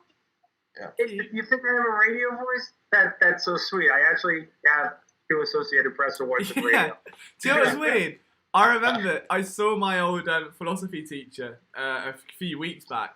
And she told me, I remember one lesson, that one day I'll have a radio show at 3 a.m. so I can talk as much as I want and no one will be around to listen. And do you know what? She wasn't that far off. And she asked what I was doing, and I just said, you're half right. And she was like, what bit? And I think she probably remembered, so I had to fill her in. But it was, yeah, I don't know. That quote always sticks out, that one day I'll have a radio show at 3 a.m. Real quick, it was cool to hop on for the hour. I do gotta head out, but I'll probably be. But good luck, round 6, exciting. All right. Yeah, thanks for hopping on, man. It's been nice seeing you. Likewise. We'll see you soon, mate. What a legend. Just. Jason said that because I grew up in my career started in radio. I've been on air radio wise for 10 years before this. And I'm 24, so. Wow. Yeah, I remember when Nick sent me his resume, I was very impressed. I was like, thank you. Look at that. So yeah, and then ever since, I mean, this is year 2 now, isn't it, with PSN? Yeah. Year 2. Unfortunately, I haven't been able to do much. That's because you've literally been running the entire world, mate. It's not a problem. Yeah. But I know you wouldn't miss this one. And hello. Oh, Vikings drafted. Oh, I thought it was a trade. Damn it. No problem. He had no punting duties. Wow. Okay. Well, that's 2 birds with 1 stone. Cool D. If you can't see why I wouldn't do that play, then you must not have any meaningful sentiment of what you've done. listen, I'm not saying I understand. I don't understand. He's heartless. I find it weird that it would be like you're paid to do something. You are paid to play football. And if they went up to you and said, "We need you to run this play," and you said no because I have it has a special place in my heart and I don't want to use it again. I find that weird. You're paid to do something. Do the job. All right, okay, but yeah, I would like it to like if your girlfriend was like, "Oh, can we go to this place?" and it was a place you proposed to someone else. It's like you'd be like, no. Wait, let's not jump the gun there. I'm planning a proposal. Oh no, I forgot. Yeah. Also, big congratulations for that, by the way. Thank you. Were you nervous? I'm sorry? Were you nervous when you asked for the blessing? I gotta be honest, I was freaking nervous. And I have this tendency as being a radio guy that when I start panicking, I start over talking about random topics. So we brought up the Eagles, we brought up everything. And here's a funny story about this. And this will actually get, I think, the commenters laughing. Her entire family, my lovely future fiance, all of them are Giant fans. Every single one of them are Giant fans. So I'm going into enemy territory. Her father texted me at 5 o'clock. The dinner was supposed to start at 7. Texted me at 5 o'clock. Pissed off. I can't believe the Eagles stole Devontae Hurts. Let's reschedule because I can't look at you in the eye. Literally as a joke, I find out her cousins are watching the draft. And her cousin, Ben, goes in and sees that the Eagles traded for Devontae Smith, comes into his sister's room and goes, "Fuck the Eagles and fuck Nick, because God damn it, we wanted Devontae Smith." And it brought so much warmth in my heart. And I'm sure you guys have seen the video of the Giant fan going crazy, which is top tier level content, where they are pissed off. And the guy literally says, "Why do the Eagles always fuck with us? They just fuck with us for everything." And it makes it really funny when you think about it, because the Giants have sucked worse than anyone for the last decade. So it feels good that even when we are bad, we're still fucking over the Giants. Oh, yeah. Whether it's tanking for the 6th round pick and keeping them out of the playoffs, whether it's trading up for the top receiver available, it's a giant middle finger to the city of New York and saying to the Giants fan, "Screw you." It brings warmth to my heart. I went up to Dad yesterday, right before I asked him, said, "Hey, thanks for Devontae Smith." And he looked at me with a murderous stare. And I'm like, maybe I shouldn't have said that when I'm literally about to ask for their blessing. So, but it worked out. Everything's fine. Well, we're all very happy for you, and I know the chat is as well. And a big shout out to Jason, who says he doesn't listen to WIP. He reads BGN, PSN, and watches YouTube vids from PSN and others. Jason, I promise we'll actually have YouTube videos for you to watch soon. I know I've been very much slacking on that front this year. Just as the website has taken off, really. It's been a big year for us, so I haven't had as much time, but it's coming. I think the draft has definitely, relit that fire, so there will be plenty of content on the way. But yeah, it's almost on the edge of the 6th round. We've still got 2 more rounds to go. The Eagles have about 87 draft picks available, and we'll see exactly what they decide to do with them very, very shortly. But is there a spot you're looking at right now? I know you've oddly gone very calm and loving, which I don't think I've ever seen you this calm with discussing the Eagles now. So could they do anything wrong? Is there anything at this point? Normally I'd expect a half an hour answer. Now I'm expecting no, not really. Do what they want. It's fine. But that goes. How many times have we been begging them to make logical selections? Yeah.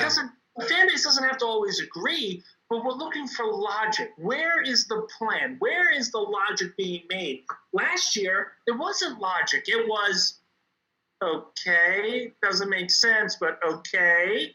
We don't have to worry about it. There's nothing here that can upset me because I know they're going to be bad next year. but we see a plan in place. I was looking this offseason for a plan. All I wanted was a plan. The trading Carson Wentz wasn't part of the plan. It had nothing to do with the plan. That was just we're panicking and do that. But there's clearly logic. And Lane Johnson type logic from Chip Kelly. And Lane Johnson was the top tackle in the draft when he was ready.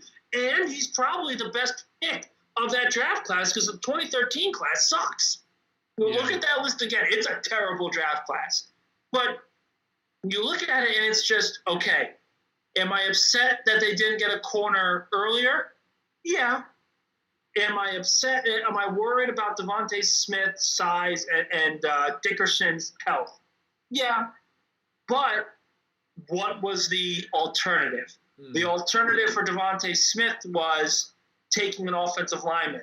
And I don't think that would be right in this draft, especially when Devontae Smith was there for the taking because he's a number one wide receiver, clear-cut number one wide receiver. For Dickerson, could they have taken a defensive lineman? Yes. But how often are you going to get a number one center in a class in the second round available? Yeah. There's nothing that I look at and say, no, I hate this pick. Nothing. Now in the sixth pick, I'm looking for value. Can a guy play a couple downs and not look like his head was just cut off? It makes perfect sense. Nothing will upset me in the sixth and seventh round that I am going, well, why didn't they do this? Because this isn't a deep defensive class. Offensively, there's a lot of talented players still around. I'm perfectly okay with this plan. Also, I'll tell you who else is perfectly okay with it. Did you know not only is Kenneth Gainwell the cousin of Fletcher Cox, he also grew up an Eagles fan. So that's something nice. I like that in there. Abby says, I honestly don't think there's a need to worry over Devontae. He beats press routinely with his hands and creates separation technically. Yeah, I think because it's not the conventional way where people look at that frame and go, oh, well, he has to do it with speed because Deshaun Jackson did it with speed, and that's his comparison. Nah, I don't think so. I think Devonta Smith, for me, is one of the most intelligent football players I've seen in a while. In terms of adding weight, to Jason's point, I don't think so. Alabama are probably one of the best strength and conditioning units in the entire country. If they wanted him at 200 and they thought that was beneficial for him, they would have probably done it. The Eagles might view differently, but I wouldn't really look otherwise. I genuinely think that you can move him around a lot and just let him work. Keep the underdog mentality that he's got. You can't argue with the production. So Dickerson would have been there at 70. I don't know about that, especially when you look at the centers that did go. True. No, that's not true because the Giants reportedly, from multiple sources, confirmed that they were looking for an interior offensive lineman, and Dickerson was going to be the pick. So if Philly didn't take him, he would have fallen to wherever New York was taking in the second round, and they would have gotten him there. So Dickerson would have been available at 70. But it compounds what I was saying, though, that there's nothing wrong with the Dickerson pick. There isn't. Because last year in the third round, when Davion Taylor was selected, we were begging the team to take the center that Dallas ended up taking 3 picks later. We were begging them to take that center and say, Jason Kelsey isn't getting any younger. Dickerson is better than that player as a prospect. I understand the health concerns, but he's a much better player than that prospect. So I don't see anything wrong with that selection. I don't. There's so much logic to that. It's almost like, well, yeah, of course they would make that pick. Yeah. No, I feel you. You can slice it in a lot of ways. All of them seem to at least have a positive outcome for the Eagles. It's just, I think you can obviously look back with hindsight, and that's the trouble with the NFL draft, is that everything looks great for 2 minutes, and then a team take another player, and all of a sudden the player you thought was unavailable suddenly slips down, and he's there, and you're like, okay, now we're in a bit of trouble. So that kind of happened. I think we saw that with the end of the third round, where the Eagles could have technically got to the top of the third, so end of the second, taken Creed from Oklahoma and gone, yeah, that's the guy. Or they can try and take advantage of the ball which they've got and go, there is an opportunity for value here to take an offensive lineman who, without those injury concerns, is probably one of the top prospects in this entire class. And they did it, and you can't fault them for that. So it's hindsight. Like, again, it was always going to look a little bit dodgy. Like, you were never going to have a situation where all the players magically just fall into place so that Howie Roseman looks like a genius. Because some other team's going to try and do the same, jump up and take some other guy. And to the Eggman, I found him from ESPN. He found his way to me. He's very good at what he does. I'm a big fan of Nick. He eloquates, is that a word? Very, very well. Has strong opinions, stats to back them up, and gets behind them, as opposed to saying something loose and flinging it out there, which is very rare in this industry. I'm a huge fan of Nick and will defend him to the day I die. So don't you worry, sunshine. Avi, thank you for saying Tyler Biadasz. I completely forgot the player, but I understood I remember that pick. And Emochep 50-50 on Slater was a better pick than Smith. I get it. I understand the thought process there, and it's the same process that if they took Dickerson. But looking at the long run, were we going to be okay with passing on another number one receiver? Yeah. Were we comfortable with saying we had a chance at Devontae Smith, but we didn't take him because we wanted an offensive lineman? That is so hard to swallow when they've passed on Devontae Adams and DK Metcalf and Justin Jefferson and all the other top players that we have been force-fed in our face. You had to take a receiver. You had to take Devontae Smith. And I will say the only other position that I think would have been accepted by the fan base is cornerback. But the top two were gone. So it literally was, we're not trading down for Asante Samuel, in the first round. He was only going to be a second-round guy. That's not going to happen. So they said, Devontae Smith's the number one receiver, take it. There's just nothing wrong with what they did with Devontae Smith. Yeah, I feel you. And just, I know there's a lot of fire in the chat right now. Nick's our fiery eagle egg. I love that. Moses is slipping. I know not a lot of people expected Dylan Moses to slip this far, but I feel like there's a player that does that every year. And he still got hurt. Like, there's apparently got like a bad injury. Yeah, there's so Jacob says he couldn't live with himself if they didn't take Smith. It's so odd because if it had gone another way, like, I don't think anyone expected. Well, I know a few people wanted the Bengals to take Chase because obviously the Joe Burrow connection, but most logical people assumed they would take the tackle. They'd assumed that Miami would end up with Pitts and Atlanta would go a quarterback, and none of that happened. And the board flips, and you have to make the best of what's there. And if Devonta Smith ends up being in a tier above guys like Kwity Paye and a tier above guys like Rashawn Slater, then you have to take him, like, regardless of whether it was the most pressing need or not. Both corners went before the Eagles even had a chance to blink. And that is something I didn't expect. I thought they'd at least have a chance to try and jump both divisional rivals and get them there. They didn't. It was ripped from them. So you can't hate them for going, all right, well, we'll take Smith. Miami took Waddle. I said this to my friend who's a Dolphins fan who keeps being anonymously referenced. We argue every time we talk about sports. It's quite toxically beautiful. He was of the opinion when Miami traded up that it was for Pitts or Chase. And I was like, well, to get Waddle's a bit of a miss. You go for 1A and you end up getting 1B. And you're like, no one expected that. Like, Miami go up to 6 and end up missing. The Eagles go back, get a first-round pick, can come up and still get a player they were getting mocked with at 12 anyway. Like, that's good business from Howie Roseman in the first round. The next couple were shaky, despite the logic being fundamentally sound. I think day 3 has been the strongest day 3 for quite some time. We're only obviously a couple rounds in. We're just about to start round number 6 now. But you can see, I mean, this has just been smart for a change, which is very rare to say.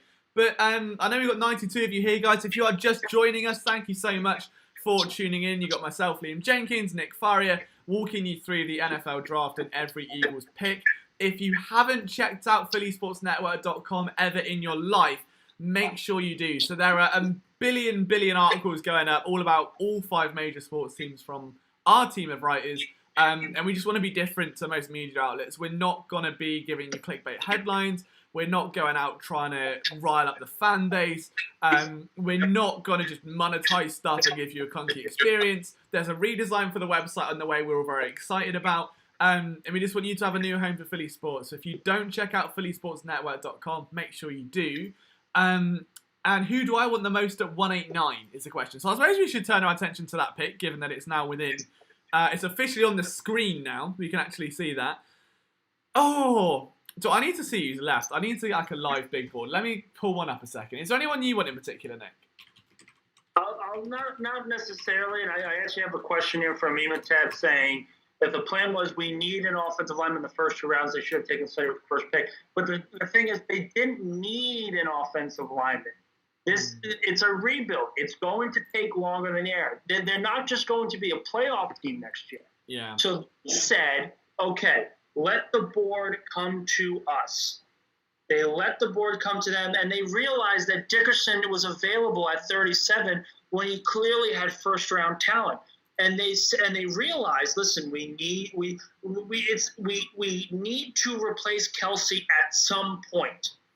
So we can do it now with a first-round talent in the second round, or we take a first-round center when we have a first-round pick next year, which wouldn't be the same value. There's better value with Dickerson in the second round than there would be for a center in the first round next year. So just looking at the guys that are left at the moment, so you got Jamar Jefferson, running back out of Oregon State, would have been a pick if the Eagles didn't obviously then go and get themselves, in my opinion, a better prospect in Kenneth Gainwell.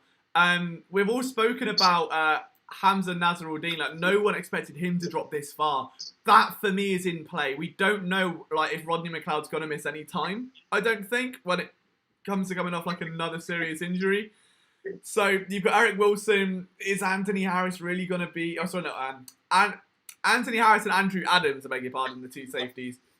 You've got Kayvon Wallace there as well, and obviously Grayland Arnold. But I feel like if McLeod's going to go, you don't have a lot of security with Harris. Groom up Kayvon, partner him with Nasruddin, who's a little bit more versatile. I'd like it. You've got Jalen Twyman there, defensive tackle, but they've already edged up on that. Patrick Johnson could be a big shout out to Tulane.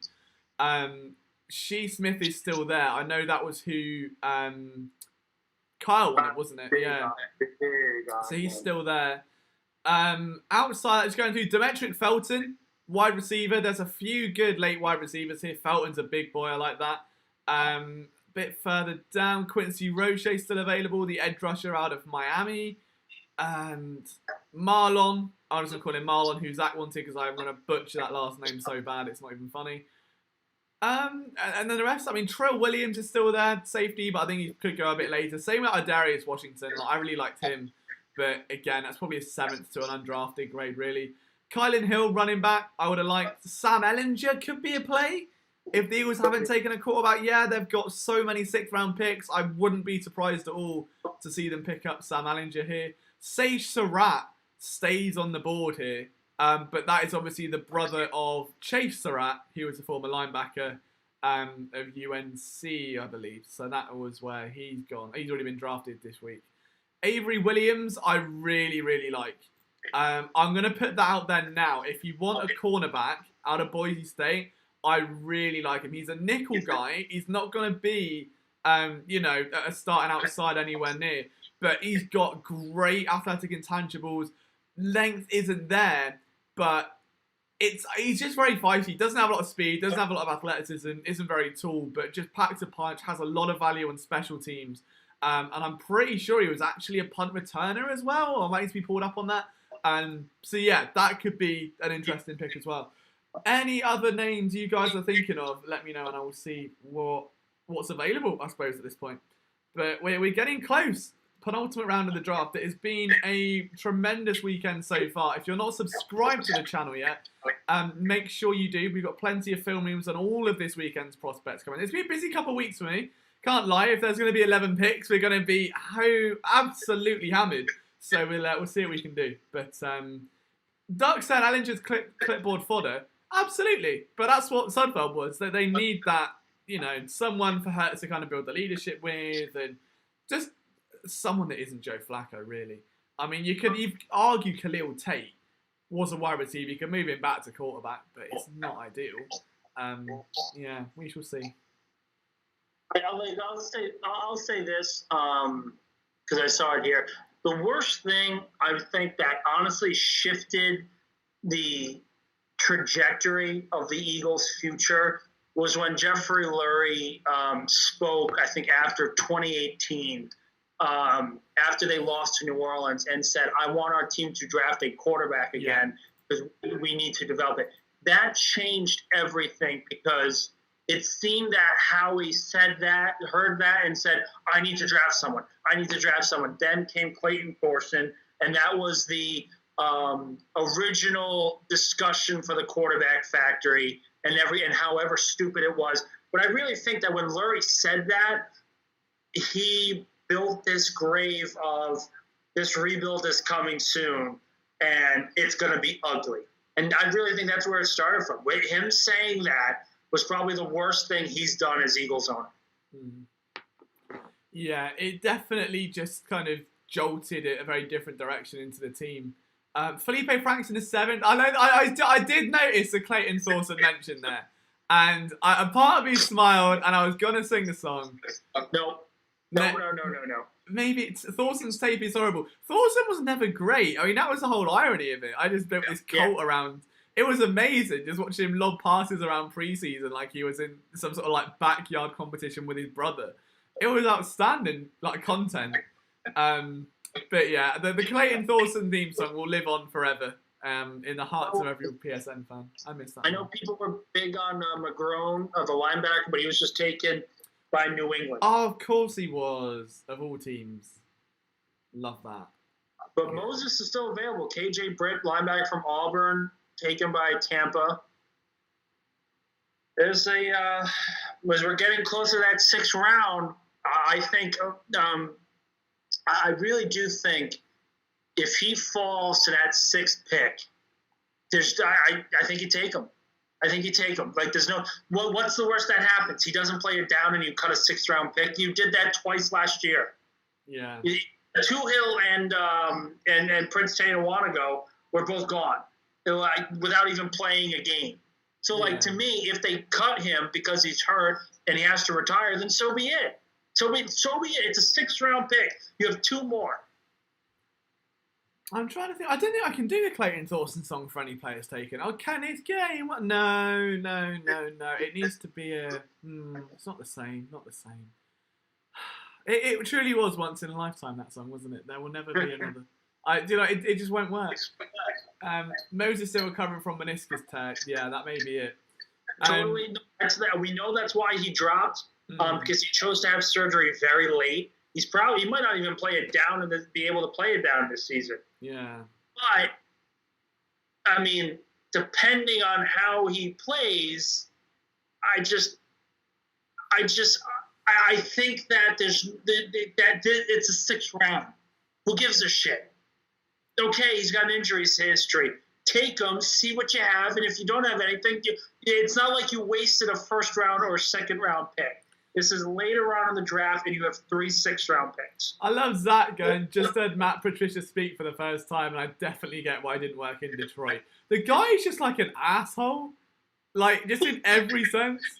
I was stunned when he was offered the job at Detroit because, and the perfect example is this. When New England won the Super Bowl against the Rams the 2nd time, Flores got the job in Miami. And you saw why. Because the defense was incredible during that entire postseason run. That was a stud defense. He got the job in Miami, and he's a very good coach. I don't think the GM is very good, but he is definitely 100% a good coach. Matt Patricia, you saw him in the Super Bowl against Philadelphia, and he gave up 41 points to a backup quarterback. And he got a job off it. It was shocking to me. It was like, well, why are you giving him the job? And I'm not saying that, and this happens a lot more than people think, because Jim Caldwell when he was coach of the Lions, brought the team the most success they've had since Barry retired. They made the playoffs 3 or 4 years. Very impressive if you're talking about the Detroit Lions. They went 9-7, missed the postseason, and he was fired after a 9-7 season. Think of that's like the Browns firing what's his name, the guy who they just hired for going 10-6 and missing the playoffs. That shouldn't happen, but he was fired and hoping to get them over the hump and winning playoff games. And in reality, you picked a really bad coach.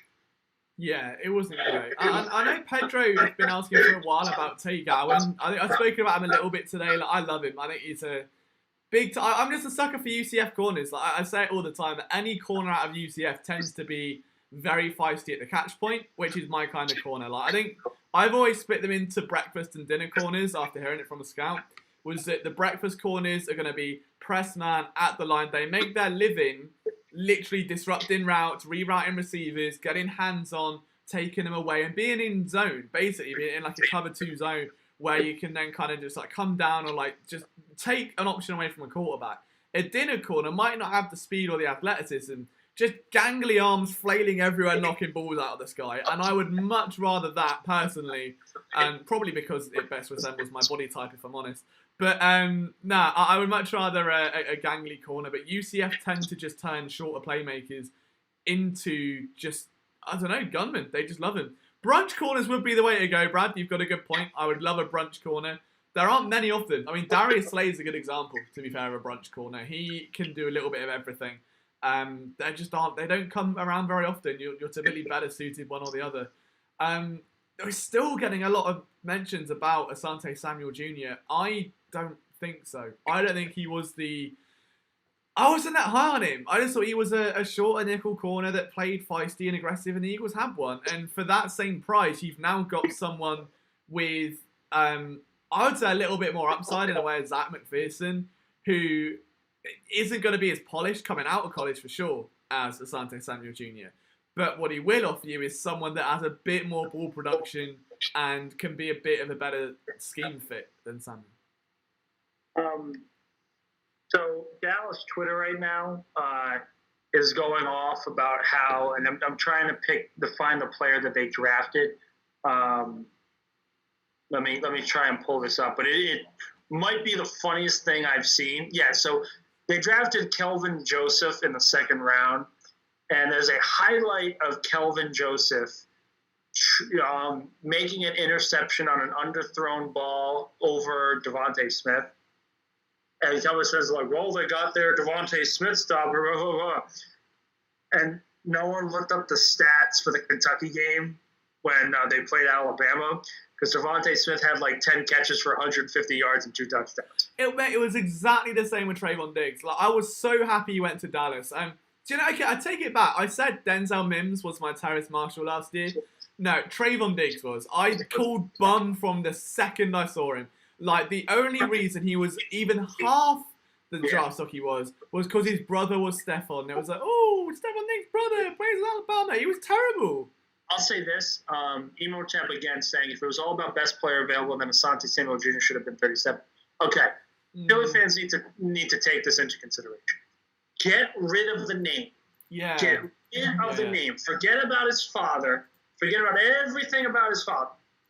He was not best player available. He wasn't even in the top 10 of best player available for me. Because in reality, Dickerson was a better player available. Owosu was a better player available. Now, did I want him in the 2nd round? Absolutely. If you're telling me that they could have had Devontae Smith and the linebacker from Notre Dame, I would have been very happy. But Asante Samuel was not the best player available at 37. No. Not at all. And you can get rid of the name. He is not. I'll tell you what, I've spoke to his dad on a few occasions. We've interviewed him like 3 times at PSN. He's very strange. And it's the only player. I love it. I mean, I think he's fantastic, but he is, and I promise I don't mean this in a horrible way, very, very, very egotistical. Which I think you have to be for the position, especially to be as good as he was. But it was like the entire interview, he was searching for compliments. So I'd ask him a question, And they'd be like, yeah, but I am the best off corner of all time, aren't I? And I'd be like, yeah, you're pretty good. And they'd be like, pretty good. And I'd be like, and it's just like, what can you say? Like, you don't want to be there like kissing his ass all day. I hate to get. What's the attitude with corners that I can't stand? Like, obviously there's debate of who the best corner is of all time, and people bring up Deion Sanders. Yeah, people will bring up what's his name, Charles Woodson, or the guy from Pittsburgh. Why am I blanking on his name? I can't believe I'm blanking on his name. Guy who went to Baltimore. I can't believe I'm blanking on him. Not Ed Reed, that's safety. But no, it's not Ed Reed. But I'm talking about just corner. Okay. Oh my God, he played in the '90s and then went to Baltimore and won. Rod Woodson. There we go. Oh, okay. I can't believe I was blanking on it. People say this all the time. I wouldn't even put any of them as greatest corner of all time. Mel Blount to me is the greatest corner. If you have a rule change and you have the league change because of the style that you played, and then you go on to be an even better player, that to me is more impressive than anything else. Anything that Deion did back in the day. I think Mel Blount's the greatest corner. But that's the attitude that all of them have. Yeah, they all have the I'm the best, I'm the best, I'm the best off-ball corner. I really liked Asante Samuel, especially when they went 8-8 and 4-12, because he couldn't really cover anyone after the double move was being used on him. Nah, it was just, I remember every time I spoke to him that it's just been, I don't know, he just gives off this energy, and you can see his son has carried a lot of it through, which I like. It's like this unbreakable level of ego, which I'd aspire to get to. I mean, you'd be invincible, like nothing could ever tear you down, but it comes off so imposing, and it's really weird because I was also very, very, very like humbled to speak to Kobe Bryant before he passed away. He did a press conference with ESPN before launching it was like a film breakdown thing that had just come out. They were doing like, it was like after games, he'd like break down tape. And the way he spoke was so like captivating. You would sit there like glued to every word he said. And it was like he was this like God, genuinely, just like you'd be eating out of his lap and you'd be like, oh my God, like it's just wisdom. And then Asante Samuel, who I mean, like, I'm not comparing the two because it'd be like almost impossible to do so. But the way they both carry themselves is so contrastingly different. Like Kobe, you can still see that competitive element to him, and like wanting it to be absolutely perfect and stuff. But there wasn't that, I don't want to say narcissistic tendency, but there wasn't this overwhelming "I'm better than you." It was, I know how good I am, I want to share that with you, as opposed to tell me how great I am. Yeah, but that's where the difference in player is. Yeah. Because Kobe is one of the greatest basketball players of all time. If you named top 10 corners of all time, Asante doesn't make the list. Asante doesn't make the list of top corners in Eagles history. I reckon. Sorry, I got a little bit. I know, but in Philadelphia history, I think top 10, he probably makes it as like a 9-10, but he doesn't make it in top 5 because Eric Allen should be in the Hall of Fame. He was an absolute stud. Alito Shepherd had just as much success as a corner as Asante did, and he has a first-team All-Pro to go along with it.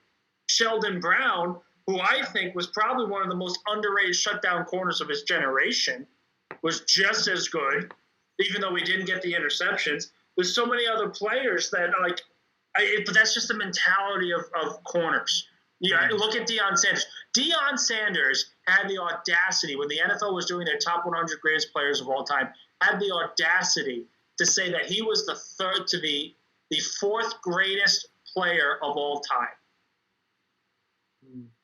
Fourth greatest player of all time. Deion Sanders, the man who was so shit-faced afraid to tackle anybody, thought he was the fourth greatest player of all time. Oh, Avery Williams has just gone to Atlanta. That hurts. I like him. Well, it doesn't really hurt because he's a nickel corner anyway. But still. Now, the one thing that I don't want is I don't want a nickel corner. I want to, if you're taking a corner, you take a big, tall kid who, big and tall, plays well in zone. That's all I'm looking for the rest of the way. Yeah.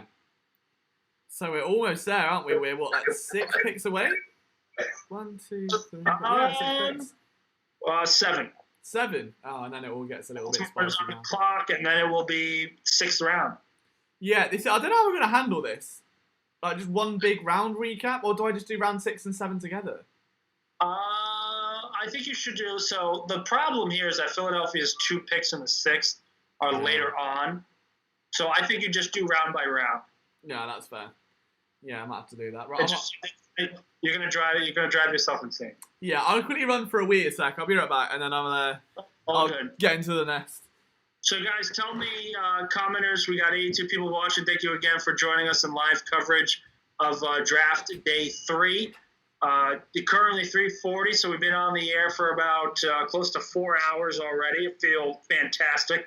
I haven't eaten anything all day, but that was because I ate so much yesterday.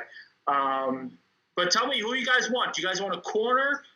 Do you want to see a quarterback with this 6th round? Do you think this is a good time to take Dylan Moses, or do you think you should wait a little bit longer for those 2 picks in the 6th? Let me know what you guys think. Interested to answer your questions as well. Liam running to get a Nintendo Wii. I used to have a Wii. Not really a fan of it. I handle with old Xbox games now. Jason saying corner linebacker. Morosky saying take a shot with Dylan Moses. I think that's the pick. If he falls to you, if Moses falls to you here, it's not like the thing is, if you took Moses in the 4th or 5th round, you kind of have to bank on him making the team and being healthy and getting ready to play at some point in the regular season. But that's not the case. So, like you take Moses here in the 6th round, you're basically saying if you're healthy, great. If you're not, we'll cut you. No worries. I agree, Zach. I agree. Take a chance. The ceiling is juicy. Doesn't have to play this season. Agree. Completely agree. I think we're all on the same page there. Brandon Moore, I don't really care. Just take a good player. Well, it's really difficult to find a good player in the 6th round. Let's be honest. Let's be honest here. How many Tom Brady's are there in the 6th round? How many Jason Kelsey's are there in round 6 as well? It doesn't happen all the time.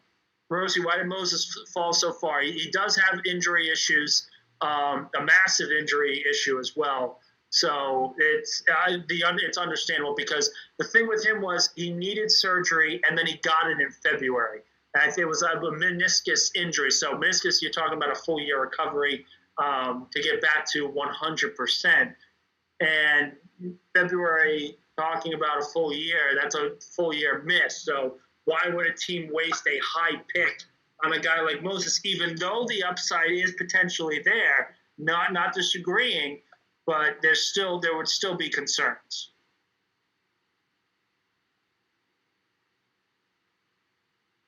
Oh, hold on here, gentlemen. Nope, it looks like, the one thing I can't stand about this ESPN app is just it's so inconsistent. These things change all the time. I'm not seeing anything on a trade up, but they took away the 2nd Eagles pick. And it looks, like right now it's saying that the Eagles traded up in the 6th round closer. Let's see if we can find anything about it. What have I just said? Have I just come back to what? I beg your pardon? So, again, they're doing it again. Oh, right. The app is saying the Eagles have the 5th pick of the 6th round and now the 7th pick in the 6th round due to a trade, and they still have one of their compensatory picks at the 40th overall. But there's no trade announced. Very weird. Well, we're back again, though. 81 likes so far, boys. If we can push it to 90 before the Eagles pick, that will be a massive dart. We'll set a target for 100 by the end of the stream. We got 2 rounds to go and about 1 million different draft picks. So it's about to get very chaotic very, very, very quickly. But if you're new, if you don't know what's going on, I'm Liam. We've got Nick Farrier with us. We're breaking down every single pick, having some laughs. There'll be written content, there'll be video content. I forgot how far away the toilet is in this office. It's the other side of the building and I'm massively out of breath. But no, it's going to be a fun end to the evening. I think we've had a lot of ups and downs so far. Most of them seeming to be ups now. It's all kind of settled, and there are some big names coming off the board. But yeah, I would be surprised if they don't make a move at this point. But the Eagles, with that many sixth-round picks, just come up, package 2, come up and get another guy. Looks like we mentioned this earlier, but Josh Ball has several allegations of misconduct and dating violence. He spoke to the media today saying it happened in the past, and since then I've taken the time to grow as a human being grows. Man, I think I've done a great job of that. I'm ready to get down to Dallas and be a great football player and athlete. Fine, but also not fine. Like, it's very tricky with stuff like that, isn't it? It's very, very tricky. Yeah. Like, we also have a couple news on picks. Nick Neiman, linebacker, Iowa, went to the Chargers, and Hamza Nasruddin was taken by the Jets. oh, that would have been a great pick there in the 6th round. That would have been a really, really good pick. I've just seen that come up on my screen. That annoys me a lot. Has Jonathan Cooper gone yet? He has, hasn't he? He must have. I'm pretty sure he has. There's no way he hasn't. John, let me have a look. I'm just hammering keys here. Maybe he hasn't? I don't know. We'll find out sooner or later. Yeah, it's very odd. Like this, the app is driving me nuts because it's saying 2 picks are sandwiching Cincinnati. Oh no, I've got that as well. It's very, very weird. Huh. Maybe that's been a trade then. Let me see. There's nothing on Twitter about it, I don't think. No, there's not at all. Very, very odd. Very odd. We're 2 picks away from pick 189, though that is the pick that the Eagles are scheduled to make. So potentially a new potential stud coming in. Yeah, I'd tell you what, I mean, I've just realised he's gone to the Jets as well. The Jets and drafting, I mean, I'm not surprised it's Joe Douglas making good picks. I'm not, too shocked at that one. And hello, Steve. Hello. How are you today? Pick 189 is coming soon. It is. Oh, God. Buckle up, boys. Unless that was the other 6 they had from the other day, but that wasn't there before. What's that? Trying to work out where that extra 6-round picks come from. That wasn't the one they acquired, was it, in the trade back? No. Wait. They have 4 6-round picks, right? Eagles have sent 225 to Washington. Down 3. What? Yeah, so the Eagles have sent 225 to Washington to move down 3 picks in the 6th, apparently. I haven't seen that yet. Yeah, they've traded one of their 2 compensatory picks, number 225 and one of their 7th rounders. Not sure for what. Wait, hold on. So they have 189. So 225 and 240 have gone. So it's their last 7th and their penultimate 6th. So it's 189, 191, and one more compensatory. Yeah. Okay, so ESPN does have it right there. Yeah. For They're very odd what that we haven't seen a notification then. Where did you get that, Liam? On Twitter. Oh, they literally just announced it. Oh, I'm good at this. Eagles have traded 225, 240 in exchange for a 2022 5th-round pick. Well, Wait, can't so they complain. didn't move up. Huh? They didn't move up then. It's a next year pick.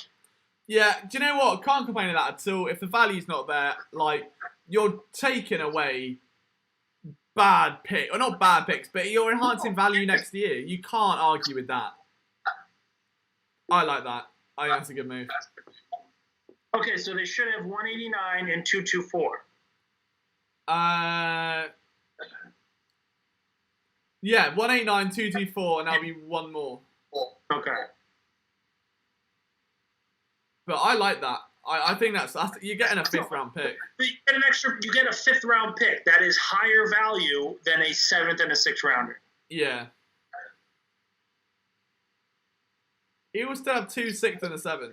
And we are on the clock. Joshua Bledsoe was taken by the Patriots. All right. Let's see who they take. That's just, I really like that. I think that's a really good move. Really good. I like it. Next year is a loaded class. A 5th round pick's better than a 6th. It's a no-brainer. Yeah, no, I like that. Big fan of that. So for those who are just joining and not really sure what's going on, Eagles have traded pick 225, which is their 6th round pick, and a 7th rounder, which is pick 240. So their bottom pick of the draft and their first of the 6th round picks, they've gone in exchange for a 2022 5th round pick. So yeah, really can't argue with that. Smart business. You get yourself an extra 5th round pick, which is ideal. It's going to be far more valuable in the long run than flyers and guys. Like, they've ticked most of the roster needs at this point. I wouldn't be surprised if this is Sam Ellinger. Or I would have said a safety. I mean, maybe Darius Washington, as Isaac just says there, out of TCU. I like that. Outside of that, maybe an edge, potentially. But to Washington, Jason. So it was traded to Washington. Well, at least it makes my 6th round pick a lot less hectic. My article, that's. And we mentioned before how deep next year's class is. They now have 10 picks in that 2022 class without even considering not even drawing compensatory picks into this. Yeah. I think they at most they'll be getting 1. So clearly they have the right idea here. Yeah. And I'm stunned that Washington gave them a 5th. It's like the value is so much higher in the 5th round than the 6th and 7th. And I'm not saying the player's going to be, good. Like, a 5th round pick is still a 5th round pick, but still.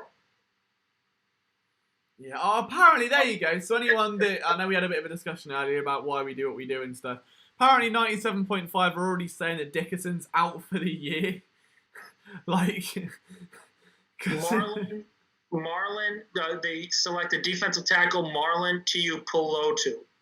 Okay. I have no idea who he is. Yeah, it's at that point I'm not too. I know the name. Yeah, that kind of tells me they might use Wilson on the edge. Yeah. That I've got a hunch they're going to use Wilson on the edge then, which I wouldn't mind. I wouldn't mind it. Or they're going to just bolster that rotation. Like I don't know, but that would certainly what it hints at. I need to start writing this now, Dan. I'll start chopping it up. I will sit sideways on so I can remain here. And I think that just means there's more depth interior wise, and you can move the 3rd round pick to the edge, and the guy can play edge, as he said in his interview with the team. It's a fine pick. There's nothing wrong with it. It's not good. It's not great. It's fine. Yeah, no, it's a pick, is what that is. A pick has been made. It is a pick. Okay. Apparently, a couple of sources I'm seeing, as I try to position myself in a more comfortable spot, they say the Eagles stole Marlon. Really? Rated pretty highly, 6.78 relative athletic score. Not really great height, but really good agility. So take that for what you will.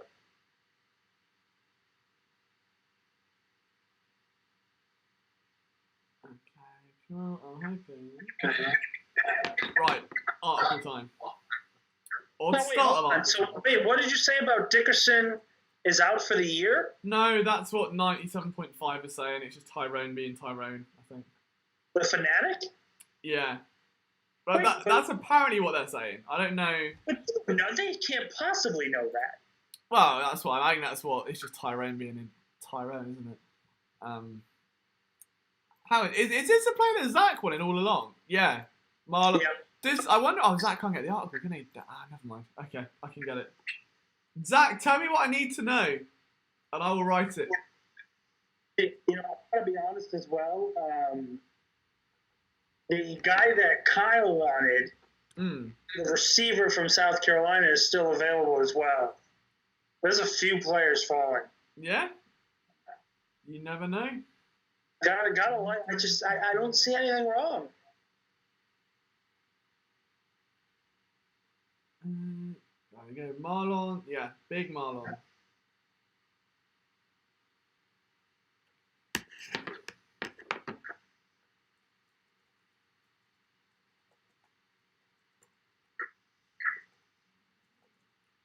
He was entered the sixth round. Yeah, I'm. Zach. Huh?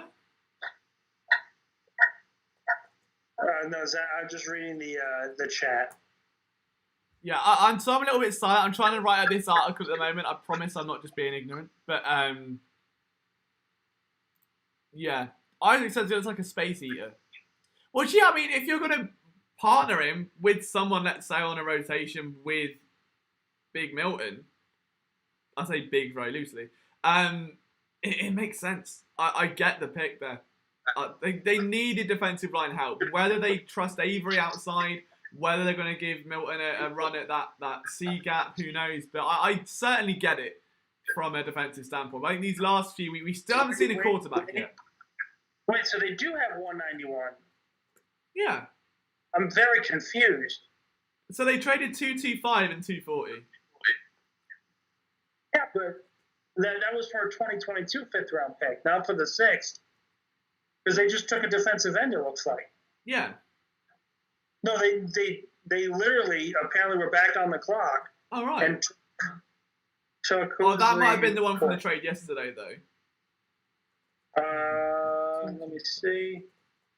Taron Jackson, Coastal Carolina defensive end. They're really going in on the defensive line. Wow. Yeah, that's a little odd. Well, it is and it isn't. I mean, like we spoke quite prominently on the Thursday about how important this defensive line depth really is for the Eagles and how much they're lacking. I wouldn't have stacked up this late. I'd have probably taken like a flyer and a third or a fourth round guy. Again, I mentioned Jonathan Cooper earlier. At this point, I don't know what you're expecting, but yeah. But again, it's getting a lot of positive reviews. Good. And Benjamin Solak, PFF, all these guys on day 3 that they've taken have best player available approach activated. He's a 3-down DT, strong pass rush ability. Thank you very much, Zach. Love you. That's going to be my first sentence. He's a 3-down defensive tackle with strong pass rush ability. No, like I said, I don't think it's bad. None of these picks are bad. They all make sense. They all have value. Can't ask for much more.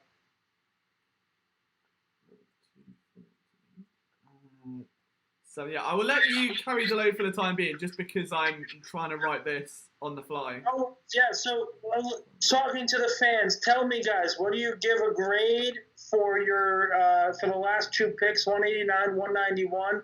Marlon Tiapolodu, USC defensive tackle, and Taron Jackson, Coastal Carolina defensive end. What do you guys think? I think it's a solid B. I question if they're going to be seeing the field this year, but it has gotten a lot of positive reviews from a lot of different reporters and scouts. It's all right, Zach, mate. I've got it. I'm already on it. So I saw Zach in the chat offering to ride it. I'll take all 3. I'll just do a big round recap. Not a problem, mate, at all. That's fine. Dylan Moses is still available. Great. I think that's one that they need to worry about. One that they need to focus on. And we got to remember, guys, they still have a 6th round pick here. 224 is still available. Hello, boys. I'm back. How do we feel about Marlon? I mean, Zach must be very happy. I'm indifferent about it. They wanted to go a certain way. I'm okay with them going this way. I would like to draft another corner, but at the same time, if they sign Gary and Conley, it won't make a lot of sense to draft two corners and cut one of them in the 7th round.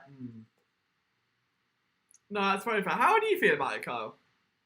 I think it's a good pick. I thought he would have gone a little sooner. I think there's a number of guys like that, and I would say maybe this happens every year. It does to some extent. I feel like more so this year, there's been a number of surprises. Your Hamsas, some guys just really falling that you're not expecting, and I think that's a lot to do with we're not getting as much interaction with these guys because of COVID and stuff. Or seeing them, at the combine or stuff like that. But I feel good about Marlon. Keep building in the trenches. It's not my favorite pick, but I feel like I'm where Nick's at. Like, there's nothing wrong with it, but it's like, you could have gone another way for me. I'll say this. I think it's a better response. They have, with their draft, they have earned the right for me not to question this draft. Because they've done everything right that we could have asked for. It's best player available. They clearly have been communicating with the scouts outside of what the video shows about the 3rd round. They clearly have seen they're clearly on the same page of overall value and best player available. And you can't really sit there and say, well, I wanted this because it's a need.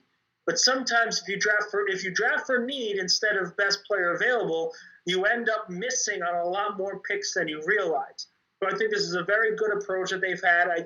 It's very difficult to sit here and say, well, I wanted this in the 6th round when any player in the 6th round is not probably going to be Tom Brady. The Eagles just picked, I believe, Teron Jackson. Is this what I'm saying? Mm-hmm. Yep, defensive end, Coastal Carolina. Let me see here. Again, I am getting strong positive reviews. These are the kind of guys you want to take in the 8th round. High upside guys. I can be frank in saying that I don't know a ton about him, other than I'm pretty sure he's an excellent athlete, if I recall correctly. Oh shit! One of the athletic draft analysts had Tupelo. I'm going to be butchering this now forever. Tupelo, the defensive tackle, had him graded as the number 3 defensive tackle in the draft and number 69 overall player with a grade of a 2nd and 3rd round. That's incredible value at that 6. I think you're seeing a lot of guys here we're picking high ceiling players. And maybe my concern is some of these guys have a low floor. Like, as much as I love, and I think everyone loves Devonta, he does have the potential to have a low floor at 166 pounds. I think it's the right pick and such, but I think a lot of the picks you're seeing, Landon Dickerson could have a really low floor if his injuries keep him probably. But on the flip side of that coin is you're swinging for the fences, and this is a draft that can build a Super Bowl run if these guys reach their potential. Mosher tweets out, this kind of feels like an Andy Reid forward draft for the Birds. I completely agree. I mean, let me ask you, listeners, what pick makes you feel bad about the future? Like, do you feel bad about the future of the franchise after this draft? I don't. They're better. This is a better team. This is a better team now than on Friday, on Wednesday, before the draft started. It's very hard to sit there and be like, oh, well, I wanted this, I wanted that. Like, it's just, there's a lot to love about it. And another tweet sent out to benefit Taron Jackson Most college football quarterback pressures for the last 3 years. Quincy Roach at 157, Chase Young was at 140, and Taron Jackson was second in all of college football at 152. I mean, There's so much out there. We're getting high ceiling guys. And look, I'm seeing a comment here on the thread about,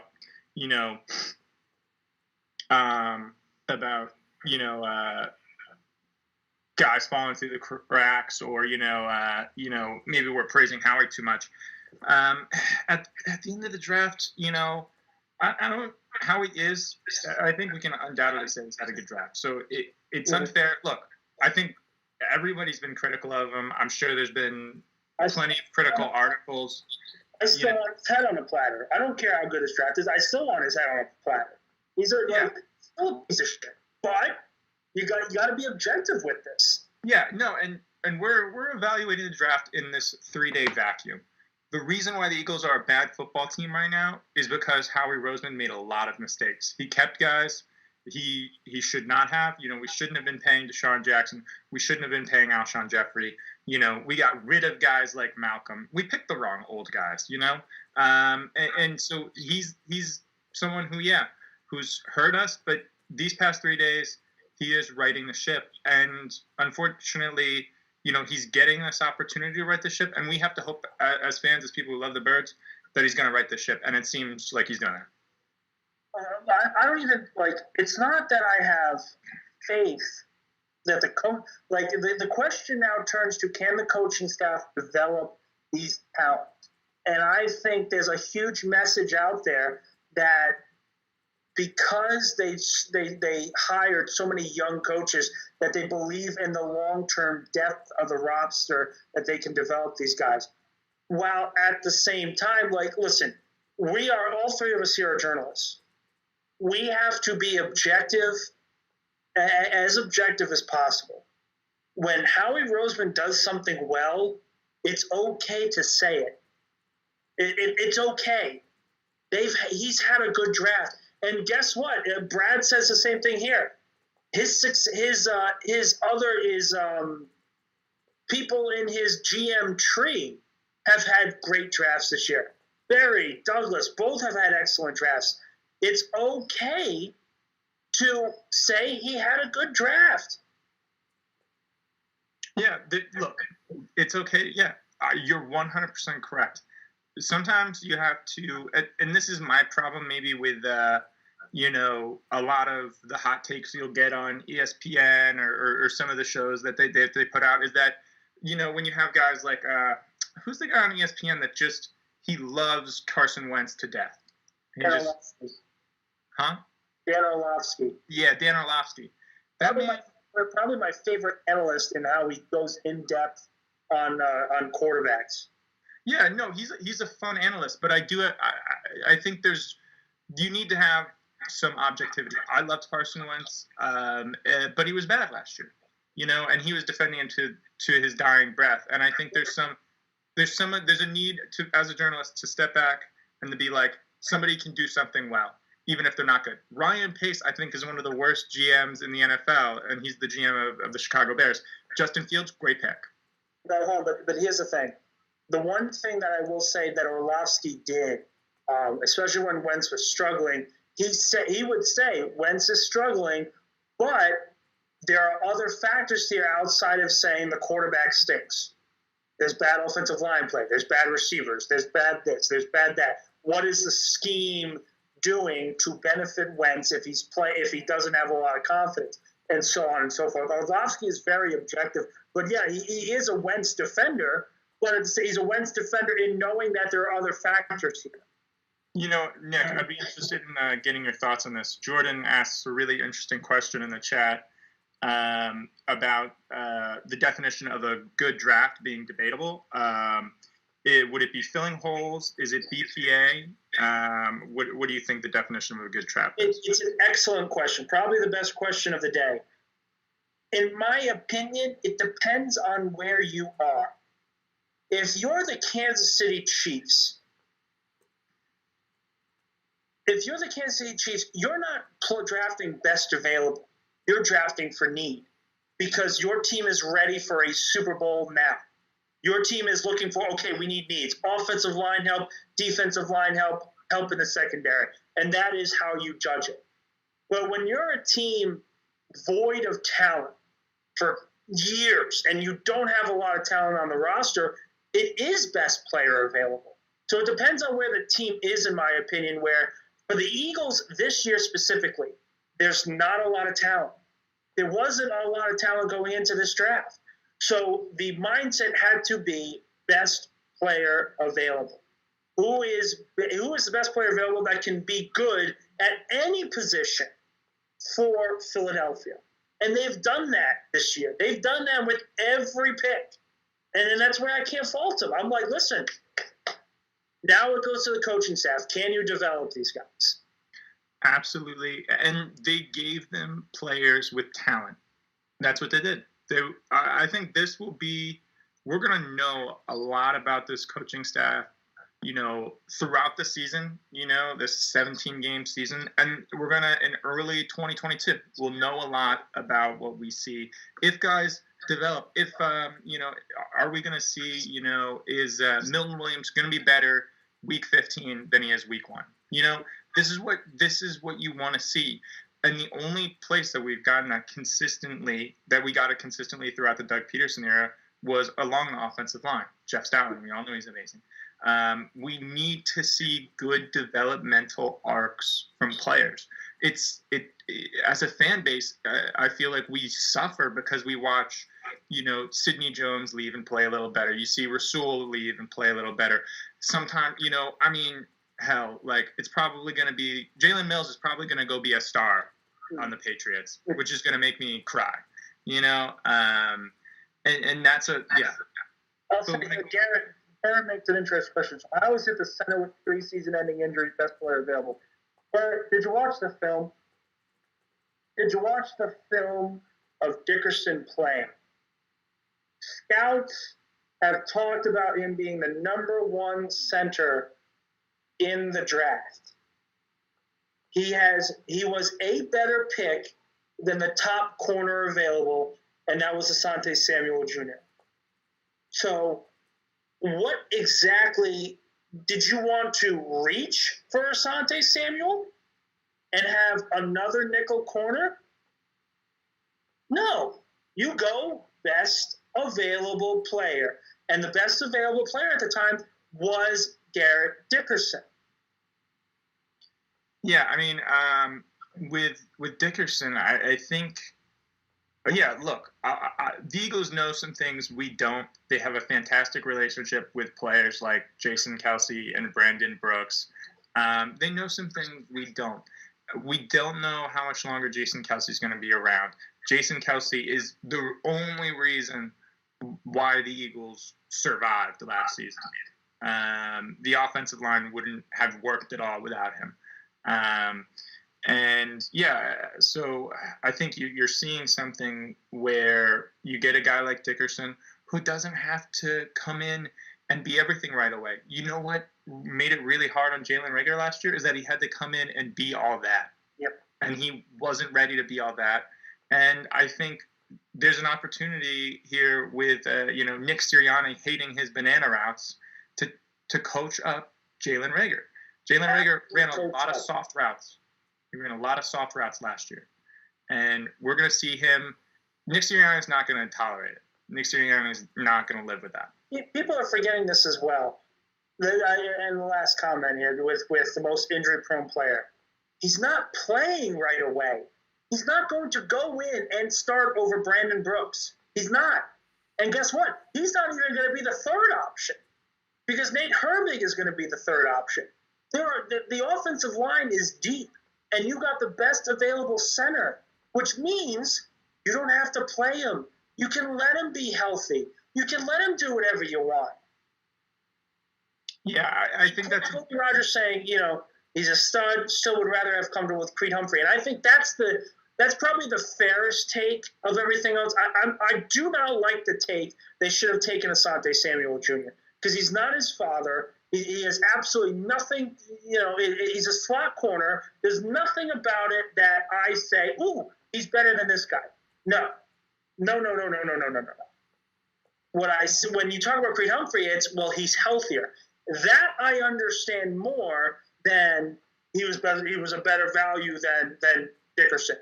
But at the same time, and I think this is what Howie was thinking, and at least the scouting department was thinking, was this: we could draft the third best center in this class, or we can take the best and say, hey, let him recover for the full season. Let him learn under Stoutland and Kelsey. So next year, when he's 100%, you're ready to go. And by the way, may I remind you, listeners, just because you're injury prone in college doesn't mean you're injury prone in the National Football League.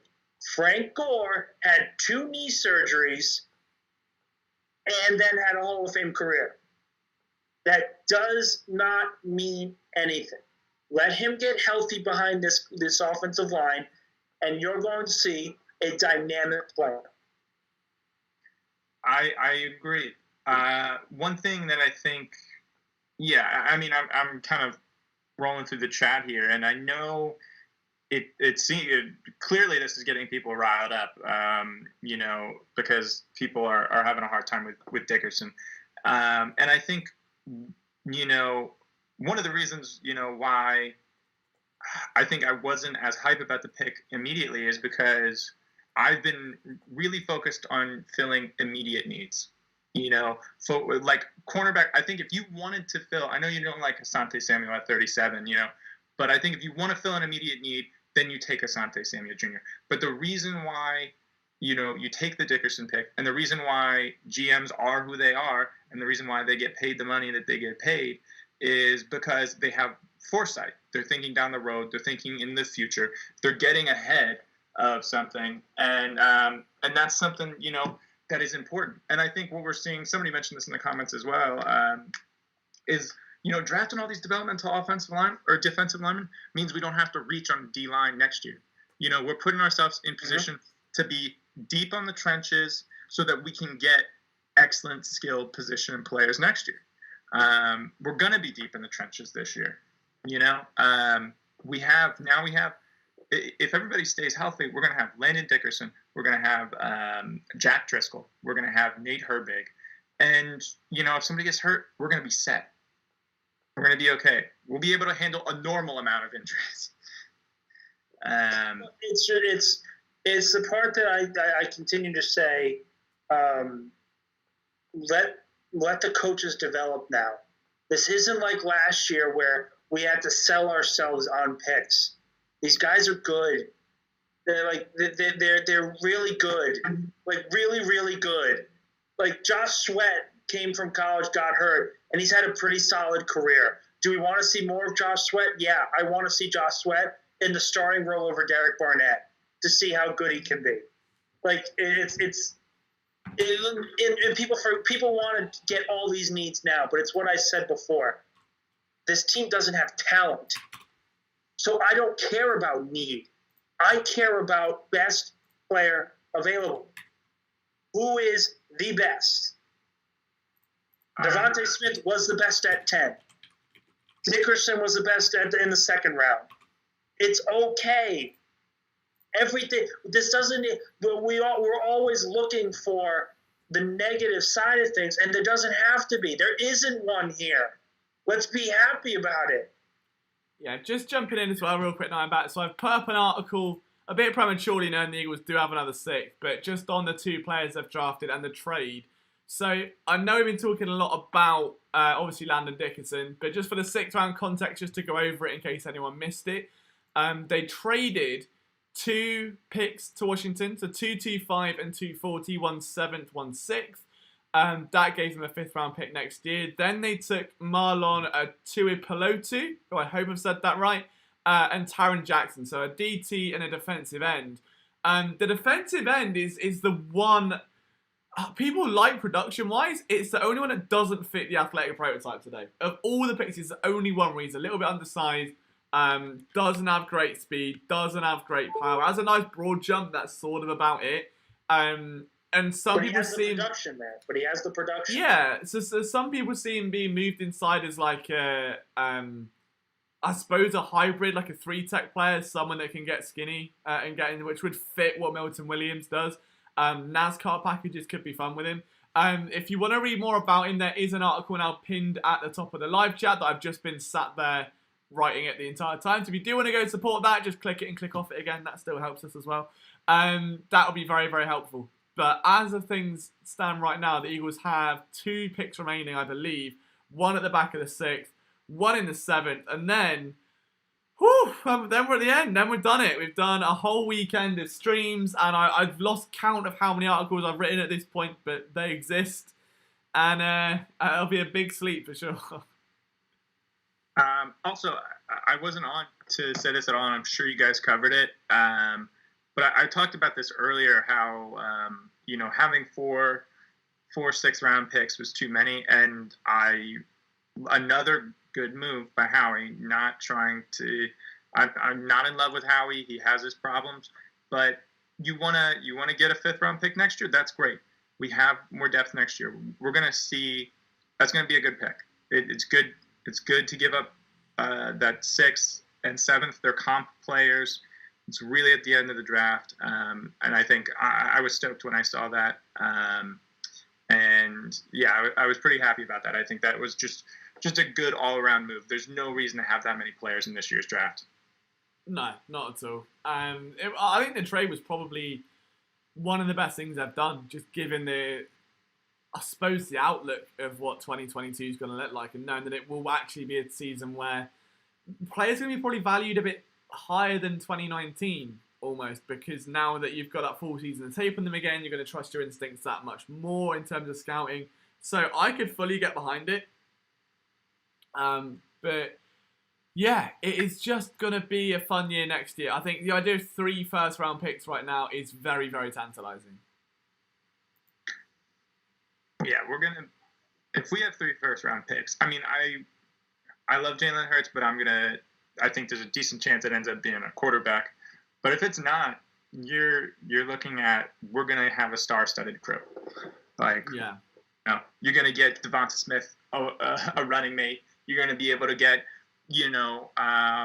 or maybe you trade one of those picks, move up, and you're able to get your Chase Youngs, someone who's going to come in and be an all-out star, I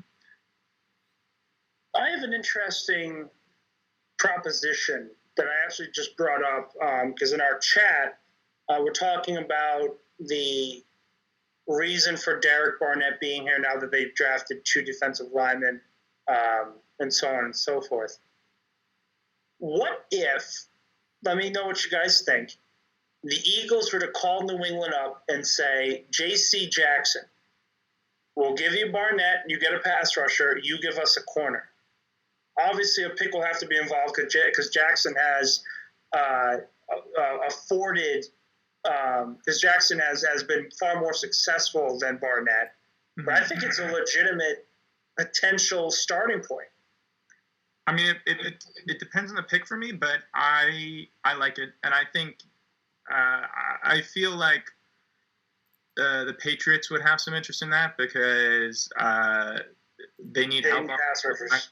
Yeah, they need pass rushers, and also Derek Barnett is really, really good in run defense. He has not given us what we wanted in terms of sacks, but he covers the run like an MF.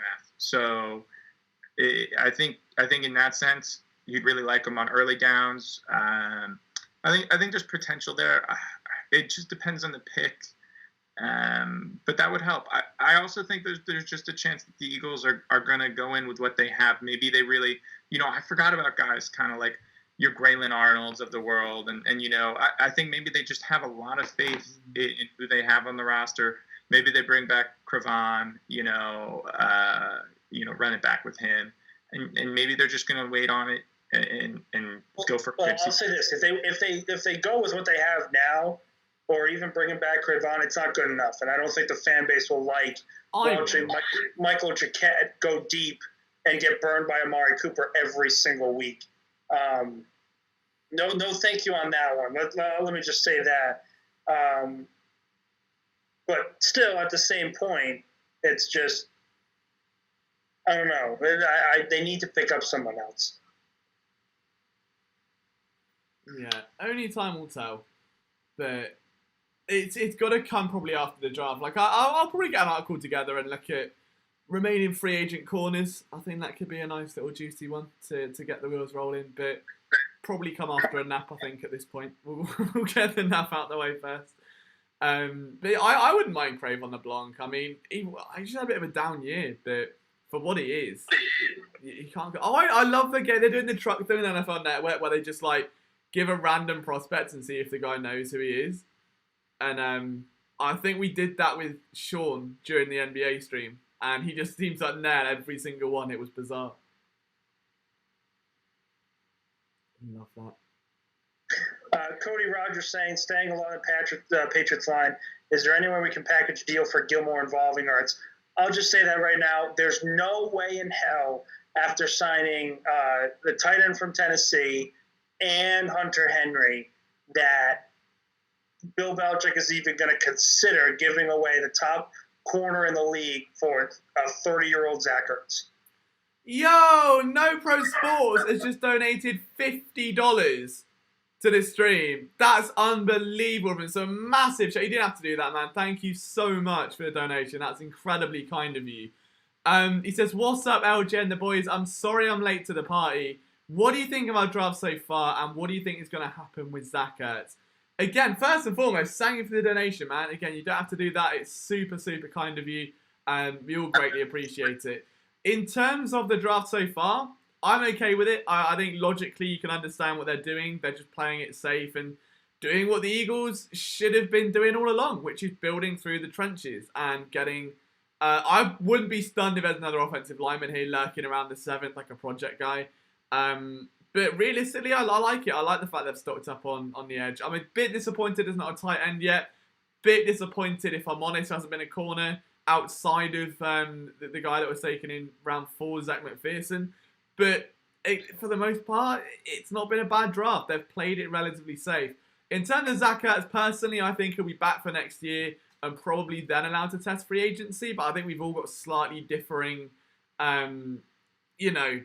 opinions on the Zach Ertz situation and what's healthy. But the fact is, you've got Ertz and Goddard both now in contract years, both in very different ends of the spectrum, and you're not going to realistically keep both. So it'll be fun to see what the Eagles actually decide to do and how this pans out. They want them to compete the entire year and kind of go head-to-head to see who gets the most numbers, or is it going to be strict, Zach Ertz is our TE1 and Dallas is our TET, where they switch it round and give Goddard a shot? Like, we don't know. But for the most part, I think he will be back. Like, if he was going to go, it would have probably happened by now. But I'll throw it over to you boys as well for the same questions, because I think it deserves a big answer given the size of the donation. Yeah, I can hop on this. I mean, I've talked about this before. I wrote a piece on why we should keep Zach Ertz.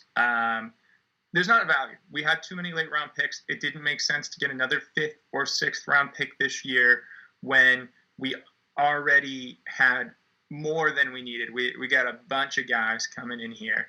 It just, the value wasn't there when Ertz can produce on the field. I think what you're seeing is the Eagles may very well need to really invest in tight end in next year's draft or in free agency. But I think it's good to keep Zach Ertz for now. I do not think he's never been a problem as a teammate, as a person. Yeah. He had his problems with Howie, but you didn't hear one person come out and badmouth him as a teammate. You didn't hear anybody say he wasn't still leading the team. It's frustrating. I think people have kind of been like, oh, he's a whiny baby or whatever. No, he's not. That dude played with a lacerated kidney. Yeah. Our man played with a lacerated kidney for our team. Get out of here. Don't give me that.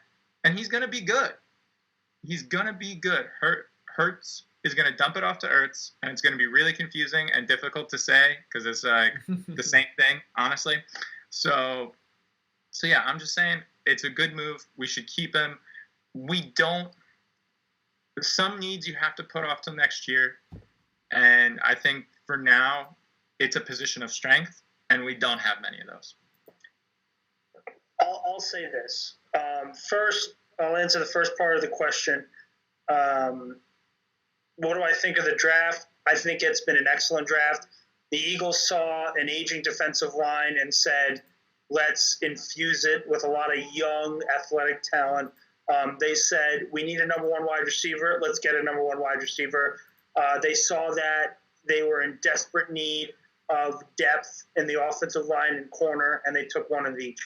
I give the draft, I still give it a B+.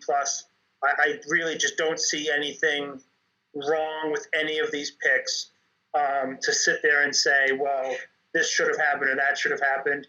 We're going to find that out later on. We will find that out later on, but these are clearly picks that make a lot of sense. There's a lot of logic to it, and there's a lot of best player available energy. Mm-hmm. With Zach Ertz, when Nick Foles, I compare it to Nick Foles.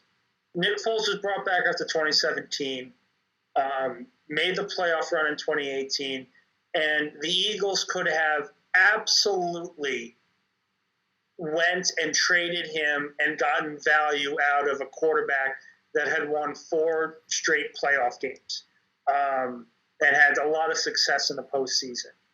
They ended up saying, we're going to do right by you because you have given us something we have been looking for forever, and we're going to let you pick your own team. So they let him be a free agent. I am partial to the idea that they need to trade him because value is very important in this league. And I think Howie's biggest weakness of all is he is too personal with players. When you need to let a player go, you let him go. I think that an argument could have made that Zach Ertz should have been let go years ago after the 2019 season because you would have gotten a shit ton of value for Zach Ertz then. You always want to get rid of a player a year early. And I think that was the original thought process that Banner had when he let Dawkins walk. But the problem is he didn't trade Dawkins. He just let him walk. You didn't get anything for Brian Dawkins. So when Dawkins had his 2 Pro Bowl seasons in Denver, it was, what the hell? We got nothing for him. So at the same time, I'm partial to trading him to get something. Even if it's a 7th-round pick, get a 7th-round pick. But there's not a single Eagle player that he scored the game-winning touchdown in the Super Bowl. There's some players you do have to do right by. And if there's an argument to be made about any of the current Eagles, outside of Brandon Graham, it's Zach Ertz. So I understand how difficult it is. I'm partial to trading him, even for a 7th. But I understand the let him pick his own team because he has absolutely deserved it as a Philadelphia Eagle.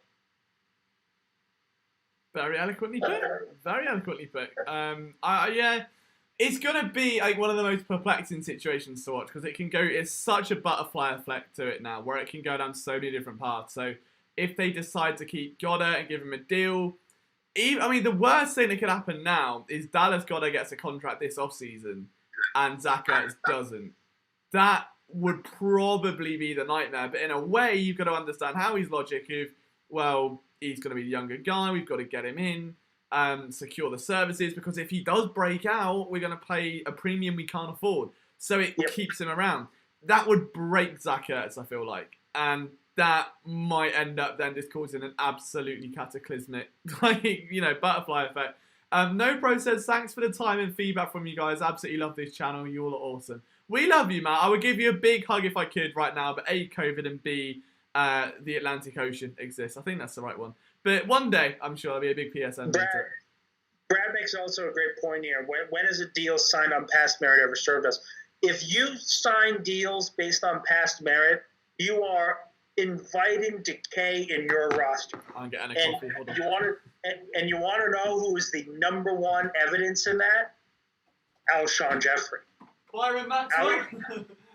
Alshon Jeffrey was already closing in on, he was clearly past his prime when he came to Philadelphia. And he had a very good 2017 season. very good 2017 season, had an okay 2018 season, but he got a 4-year contract afterwards, and that was a terrible decision. Terrible decision. It started the whole decay of this roster because you couldn't just cut him. You had to continue to restructure his deals. You had to. There was no other way.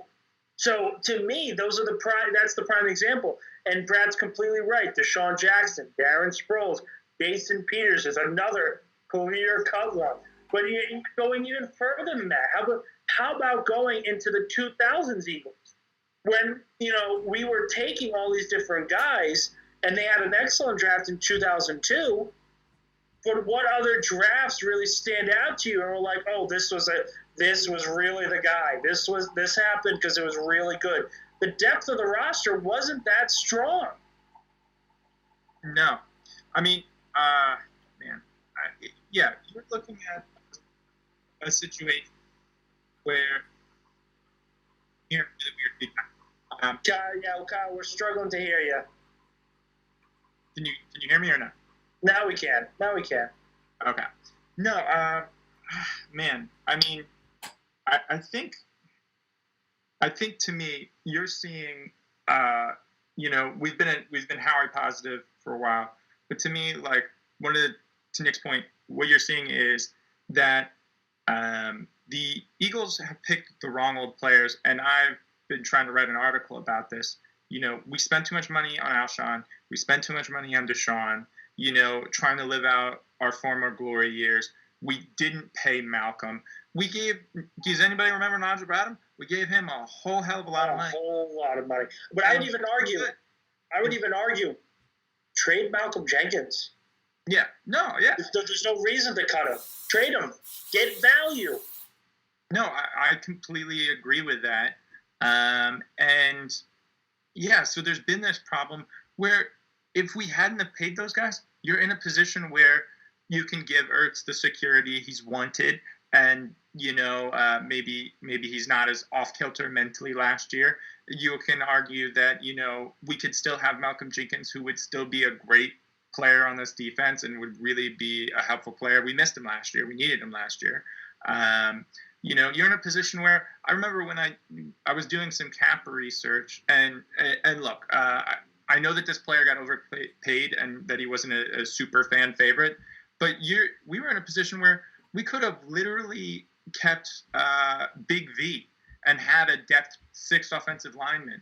If you don't, but you weren't going to pay him that much money. No. I know we weren't going to pay him that much money. I'm just saying you're talking about enough bad contracts to keep your best 6th offensive lineman. I gotta interrupt you because I just saw what was probably the funniest comment here. So the original discussion here is that Alshon got screwed by Wentz, and he was a lot better with Jalen Hurts. And to their credit, the commenters were correct in saying that it wasn't just Jalen Hurts and Carson Wentz. He was just a bad player. Evelyn, no, not really, no. Alshon, like the whole team, suddenly was born again when Wentz got yanked. Were they born again when they lost by 20 to Dallas? Were they born again when they came out sluggish against Washington? They went 1-4. They went 1-4. This is not a team that suddenly got good and made the playoffs. They were a shitty team with terrible coaching and terrible roster construction. This was not Jalen Hurts revitalized the team. They won one game. They won one football game. And people saying, well, he looked good in Arizona. They lost. They lost the game because of the fact that they fumbled, that Jalen Hurts fumbled twice, threw a pick. Like, no. You beat Taysom Hill of the New Orleans Saints. You didn't beat Drew Brees. You beat Taysom Hill. It would look better if you beat Jameis Winston over Taysom Hill at quarterback. If Jameis Winston got... You beat Taysom Hill and the Saints, not Drew Brees. You went 1-4. It's got to be said, Nick, really quickly. I can't tell if you're just putting on an elite performance because it looks like you've got a friend in the chat. So Adam Hockenberry. Shit, yeah, from college. I went to my college. Oh, wow. He said, yeah, I had no idea you were working with PSN. Look at that. Look at that. Love that. We love Adam Hockenberry. Hurts, this guy's driving me nuts. Hurts was magically scoring points that Wentz wasn't. Who? When? Where? They didn't score in the second half in any of the games he played. The offense did look different with Hurts in. I would say that. I think that's not on him. That was on the coaching staff. Not yes on and no. Hurts. I mean, you can't have one without the other. You can make the offense look different. Someone's still going to execute it. I mean, they rolled out for Hurts in the first quarter in that Saints game more than they did for Carson Wentz over the last 2 months. Of course. Yes, that's true. I think Carson Wentz, I mean, this isn't something that gets talked about a lot, but I think he came in a really, really bad playing weight for him. He came in bulked up, and he was slow. And then you saw Jalen Hurts out there. And quite honestly, Jalen Hurts is probably the third best mobile QB in the game. And I think that was a big reason why he ended up scoring points and being successful, is that he could move so effectively.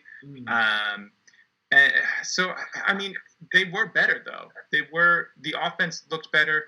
I know that there's some questions, and maybe that's a Doug thing. Doug's willing to simplify things or do things a little differently when it's a backup. Or maybe that goes back to, we heard a lot about Wentz being obstinate and, changing the plays at the line, to something else. He checked. There was, I think there were 4 or 5 different times where he checked to, that 8-ball route, that 9-ball route down the line to Jalen Reagor. For who, for what, for why? Like, that is a mental error on Carson Wentz's part. Jalen Reagor, you can't trust him to win on the outside one-on-one at this point. So...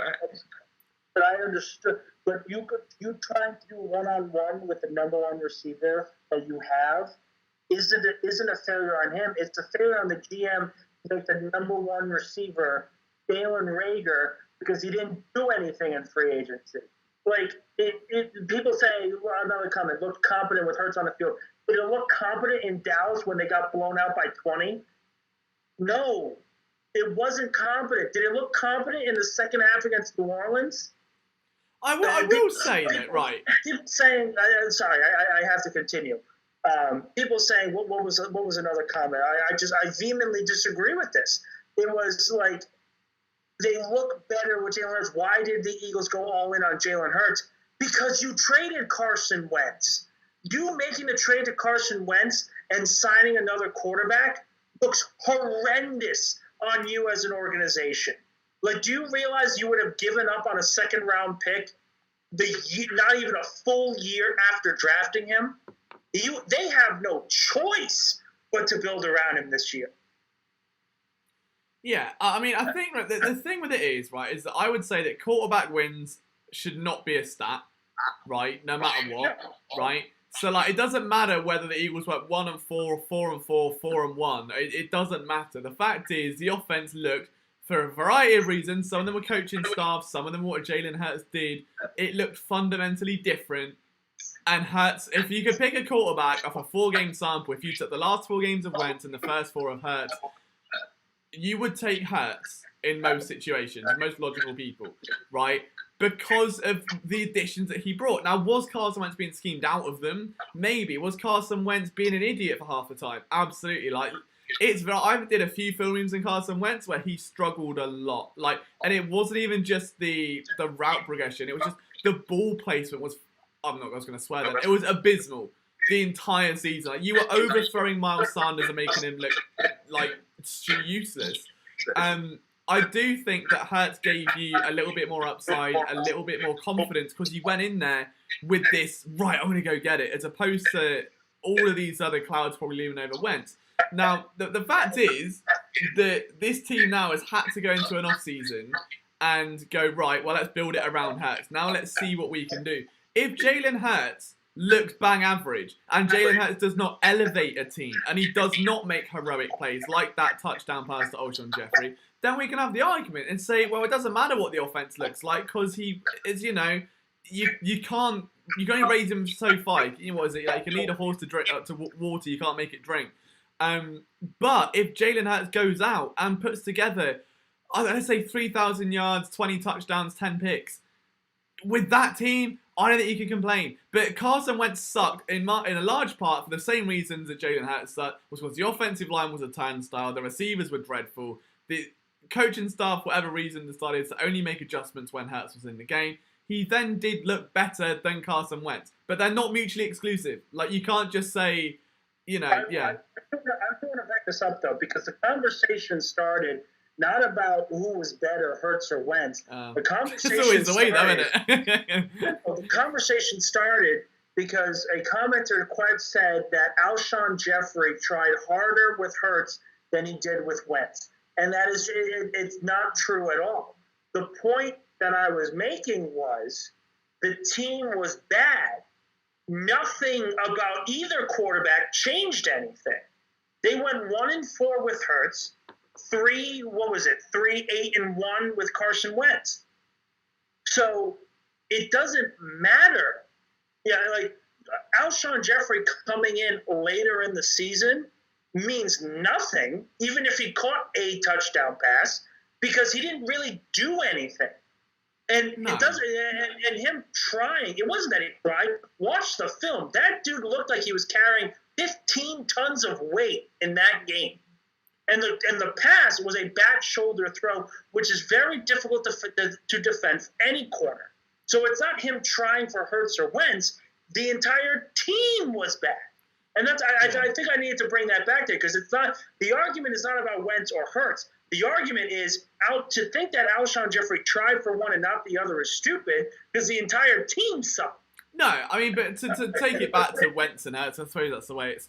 I don't know how we've gone 3 days without bringing it up, to be fair. I think we've all done pretty well. But for me, I mean, like, on one hand, you've got Carson Wentz, who I'd seen regression since his return from the ACL. And I did a video in 2018, 2019, 2020. The difference was, in 2019, he found himself at the exact right time to do just enough to get them over the line and looked brilliant. And it was like, that's the quarterback we all know he could be again. Like, Wentz is fine. The problem was that in 2018 and 19, a lot of the errors he made went unpunished. He would do this thing where, I don't know how else to describe it, but whenever he gets hit, the ball would aimlessly flail out in this attempt to make a heroic, miraculous play and that Zach Ertz would catch it. 9 times out of 10, that happened, or it would fall incomplete.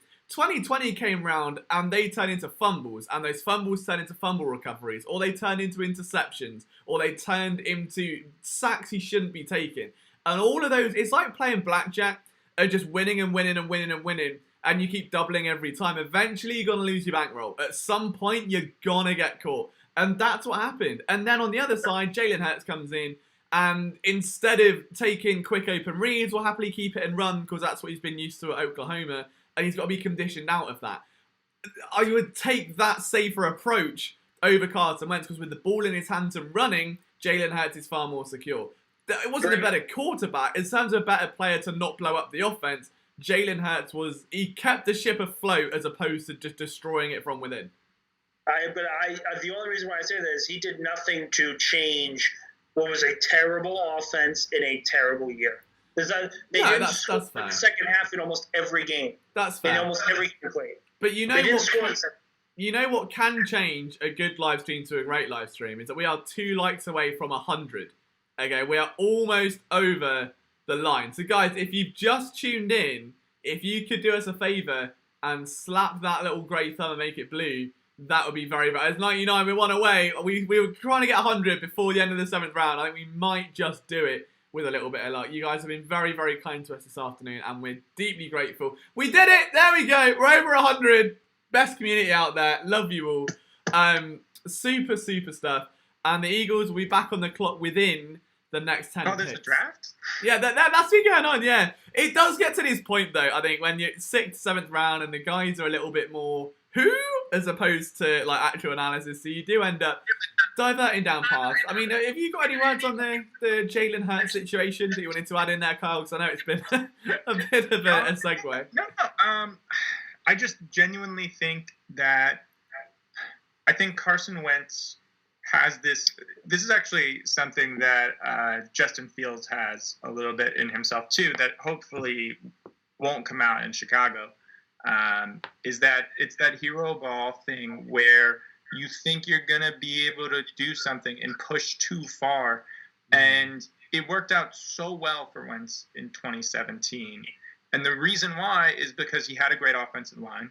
And the reason why is he had better receiving options and things were clicking. And he trusted himself and he knew more. And then his confidence slowly worsened every year. And then you're holding on to the ball too long. And then you're not staying on time. You're not staying on schedule. Now, also, there's coaching things. Look, I don't think he got coached hard enough. I don't think Doug coached him hard enough. I don't think he got told what he needed to be told. I think he got coddled. I think there's a lot of that. And I think football and Reich leaving was the worst thing that happened. Yeah, and I think honestly one of something that is underrated in all of this is just realizing that I just had his name in my brain. The quarterback coach who left. John DeFilippo, yeah, DeFilippo coached him really hard, and he didn't like it. And then he's having his best buddy, coach him, someone he considers one of his best friends. And he's not being told where to plant his foot right. He's not being told to follow through in his way that he should. He's getting lazy in his base, and I completely agree with your point. But that's not on Wentz. That's on Doug. That's on Doug. That's on Howie, and that's on Lurie. It takes two to tango, though. I mean, if you've got a student that's playing up and a teacher that refuses to change anything, the student's only going to get worse, and the teacher's not going to do anything. Hold on. You mean to tell me that if a student came to you and was like, I really like this teacher, that's not up to the student. It is up to the management to make that decision.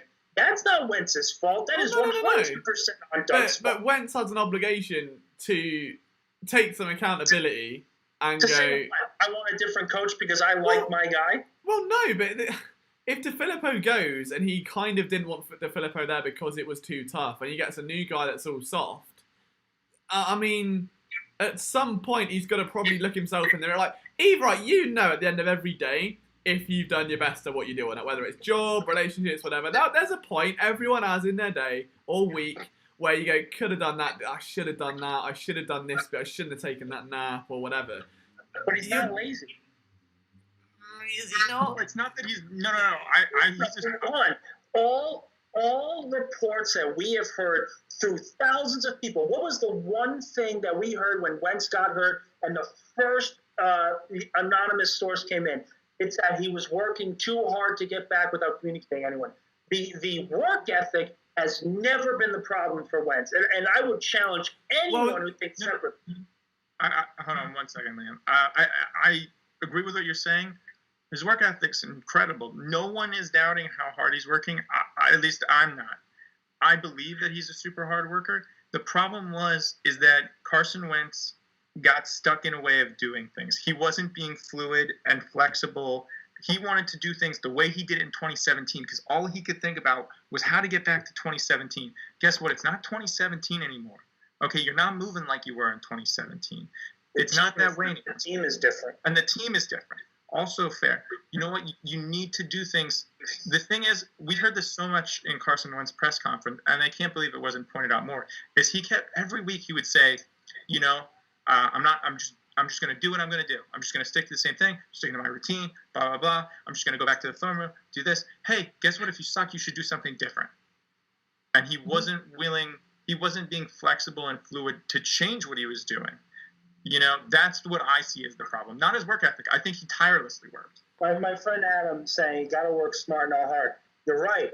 And you know who would help a situation like that? A head coach. An a legitimate offensive coordinator. Not the receivers coach that was given a promotion, not 15 assistants in your right ear, an offensive-minded, quarterback-minded offensive coordinator. There was no excuse for Mike Rowe. I don't understand why Mike Rowe was brought up to be the OC. I don't understand 15 different assistants and not hiring an offensive coordinator. And guess what? I think that played a part in this, where it was in one meeting, Scangarello was saying one thing. In another, Doug wants something different. In another, Marty Morganwig wants something different. All of this played, and this is why I say, and this is why I want to stress, I don't think Wentz was bad last year. He was really bad. But if we're talking about a list of top 10 problems on the 2020 Eagles season, Wentz doesn't make the top 10. He really doesn't. Because I don't know. Top five have to do with structural changes to the organization that they made that made absolutely no sense. He doesn't make the top 10 because there are so many other things. Injuries on the offensive line play a part. Injuries at a skill position play a part. No one wants to talk about the fact that the first 2 games of the season, Miles Sanders didn't play. No one wants to talk about the fact that Jason Peters, after practicing at right guard for a month and a half, had to move back to left tackle and got embarrassed on opening day. No one wants to talk about that. The team started a 0-2 hole. If they win on opening day, you don't think the confidence level changes? I mean, yeah and no. I disagree. I think Carson Wentz was absolutely one of the biggest problems. Not if he wanted to be or not.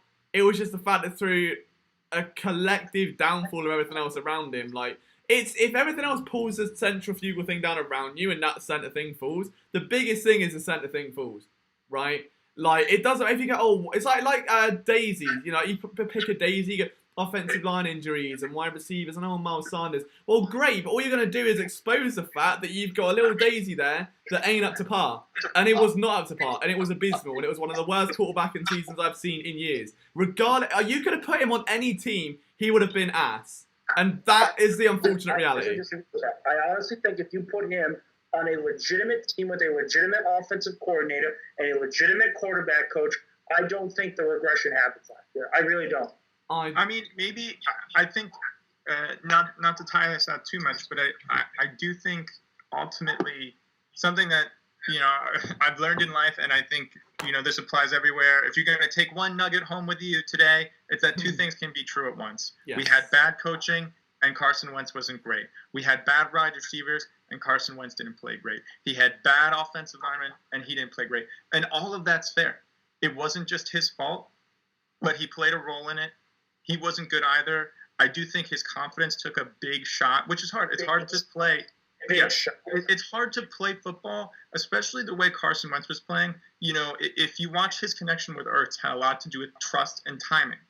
You know, it wasn't working last year. Trust and timing. When you're not confident, you don't have trust and timing.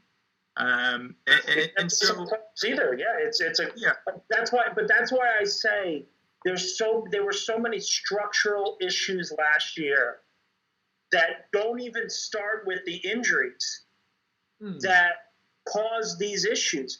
Who the hell decided that it would be a smart idea to have 15 assistants instead of an offensive coordinator?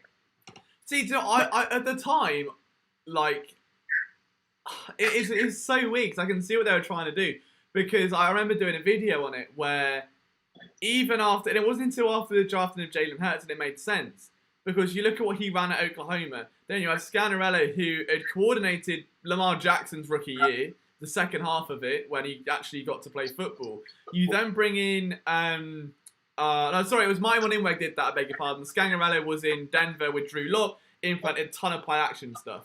And it was like all of these things were lining up to, like Andrew Briner the same, were lining up to Jalen Hurts' skill set. And it was like, it made sense, but why? Like, it was this collective decision that was seemingly made that no one was told about, that we're going to change quarterback now, and this is all for him, and you're kind of just going to have to roll with it. Like, that was what stood out as the big one. Like, for example, if they wanted Scangarello, why not just name Scangarello the offensive coordinator? If they named him the offensive coordinator, we would be like, I would pick him, but I'm glad that we have an OC as opposed to what we actually got. And that that is the number one thing. Morganwig, Scangarello, Brainer, all the other assistants that were brought in, it made no sense when it started. And if I remember correctly, and it's very hard to remember a year ago, or more than a year ago now, when the first initial report happened with that, I think it was a resounding, this is a bad idea. You're going to confuse way too many players, and it's going to be a clusterfuck on offense. And what happened? Even with Jalen Hurts, it was a clusterfuck on offense. And I mean, that speaks to something that was mentioned right here in the chat, and something I didn't say when I was kind of ranting for a second, was the front office obviously contributed to all these problems. And I tweeted about this, and it boggles my mind every time I think about it, and I get super sad and depressed, is that we could have had Justin Jefferson and Jeremy Chin. Everybody talks about Justin Jefferson. Nobody talks about Jeremy Chin enough. Yep. Yeah. We have Jalen. Look, it's great that we have Jalen Hurts now because Wentz sucked. But, hey, guess what? Jeremy Chin would have been fucking awesome, and we wouldn't have needed all of this, stuff. And it's just, It's part of the reason that we are here in this process, having to go best available player, because Lurie and Howie realized, and listen, right here, and I think it was very telling, they know they fucked up with Wentz. They know they fucked it up. Because he's gone, Doug's gone, almost everyone from the 2017 coaching staff is gone. They fucked up. And I think they realize they are the ones that are at fault here. Because they're the last two remaining. So when you look at it from that perspective, they sat there, and to their credit, they have made the change and said, we need to give our coaching staff the opportunity to develop players. And I believe there's a comment here. There's a lot of good young players here that if the development continues, they're going to be exciting to play. They're going to be exciting to watch. I got to be honest. I'm more excited to watch Jordan Mailata than any Eagle coming into this season. I am really excited to see his continued development. We talk about Josh Sweat, Alex Singleton. There's a lot of young players that I'm excited to see where they go from. I mean, I'd be excited to watch Mailata if he was guaranteed a starting role. And that's going to be the next round of chaos. But here's the thing. I have seen more from Mailata than I have from Dillard, and I have confidence that most likely because of the mindset of Nick Sirianni and saying that we want competition, there's going to be a position battle at left tackle. And I have confidence that Mailata is going to win that battle because of how good he looked at times in the regular season. He looked really good. And the fact that he was benched midway through the year for Jason Peters is still to this day one of the most perplexing things we saw all season. Yeah, I mean, the thing with Mailata, I hark on this quite a lot now, is that the Eagles find themselves very much in catch-22 because, it's especially Howie, we know from this offseason that the front office has a big say in game day personnel and the players that are active and that sort of thing. Jordan Mailata, that we can all agree, should be the starting left tackle. The problem is he's a former 7th round pick. Andre Dillard is a former 1st round pick who was older coming in, had little arms, a lot of concern about him. The Eagles traded up to get him. It's Howie Roseman admitting another failure if he gives Jordan Mailata the starting role. And it annoys me because Jordan Mailata's in a contract year. The smart thing to do, ironically, if you're Howie, as much as I hate to say it, is just give the start to Dillard for a year because then Mailata's value won't go up. Buy Mailata on the cheap, hope Dillard raises his, then trade Dillard that offseason. Other than that, it's just going to be really, really annoying. But I don't know, because if they give it to Jordan Mailata, it's Howie going, yeah, we messed up. Sorry, that's another one we've gone wrong with. And I don't think he's got enough gall to do that, if I'm honest. I agree, but it goes against what Sirianni said in competition. So we know there's going to be a competition at left tackle. I'm just saying from a confidence perspective what I saw from Mailata. And again, it's not fair because we didn't really see a lot of Dillard his rookie season, and then he got hurt. But Mailata looked really good, man. I have confidence that if he continues to develop the way he is, he's going to be the starting left tackle. And honestly, it looks terrible. And and again, it goes back to I wanted Howie fired along with Doug so the new GM could make his mold on the roster. Because if they traded Dillard, it would be, yep, wash, get him out, let's get some value from him. It would look a lot better than Howie going, wash, sorry, I fucked up again, whoops, my bad. I'll say this, I think we know that, and from what we've seen so far, is Mailata has played better. Yeah. Now, I think this is going to be some hot take for people. Don't hate me in the chat, but I think Dillard can be a good player. He has the requisite skills. There's a reason why he was drafted in the first round. Now, the problem is, and this isn't to blame anyone, I'm an intense fan too, Philly's a hard place to play. And I think you're seeing the Eagles, especially this draft guys who have a Philly mindset, who can play here, who are mentally strong enough, who are mentally tough enough to play here and endure this. I'm not sure he's that guy. Wentz is going to have a way easier time with media in Indianapolis. Maybe Dillard should go to Indianapolis. The media is like 1/3 the size. So in that sense, like, it's unfortunate because I'd like to see what he has, or at least a training camp battle. But I don't know. But if you can extract some sort of value from him, Dillard's got great feet. He moves well. So it's just, I don't know. It's frustrating, but I wouldn't be surprised if we somehow see Dillard starting over Mailata, even though Mailata was better. Yeah.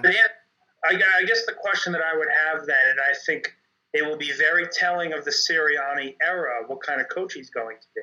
Because it seems that when they interviewed Sirianni, he said he would have full say in who is starting and who is, inactive and whatnot, and how he gets final say in the 53. That was the statement that was made. If we follow that based on what was said, clearly they have more trust in Sirianni than they did with Doug, number one. And number two, then it goes to, okay, what is Sirianni looking for in a left tackle? I think that's where that question is. But going based on what was said in the interview, it looks like Sirianni is having final say of who's starting. It's not going to be Howie. Yeah, it's going to be one of the most, I think, puzzling storylines of the offseason, to be honest. But only adding to that now is what's going to happen with Dickerson. And I think my main worry there will be if Brandon Brooks isn't ready to go, because we know he turned into a human cyborg this offseason. And if he can't replicate that, he should be fine, realistically. But worst case scenario, it takes a couple of weeks maybe for him to come back.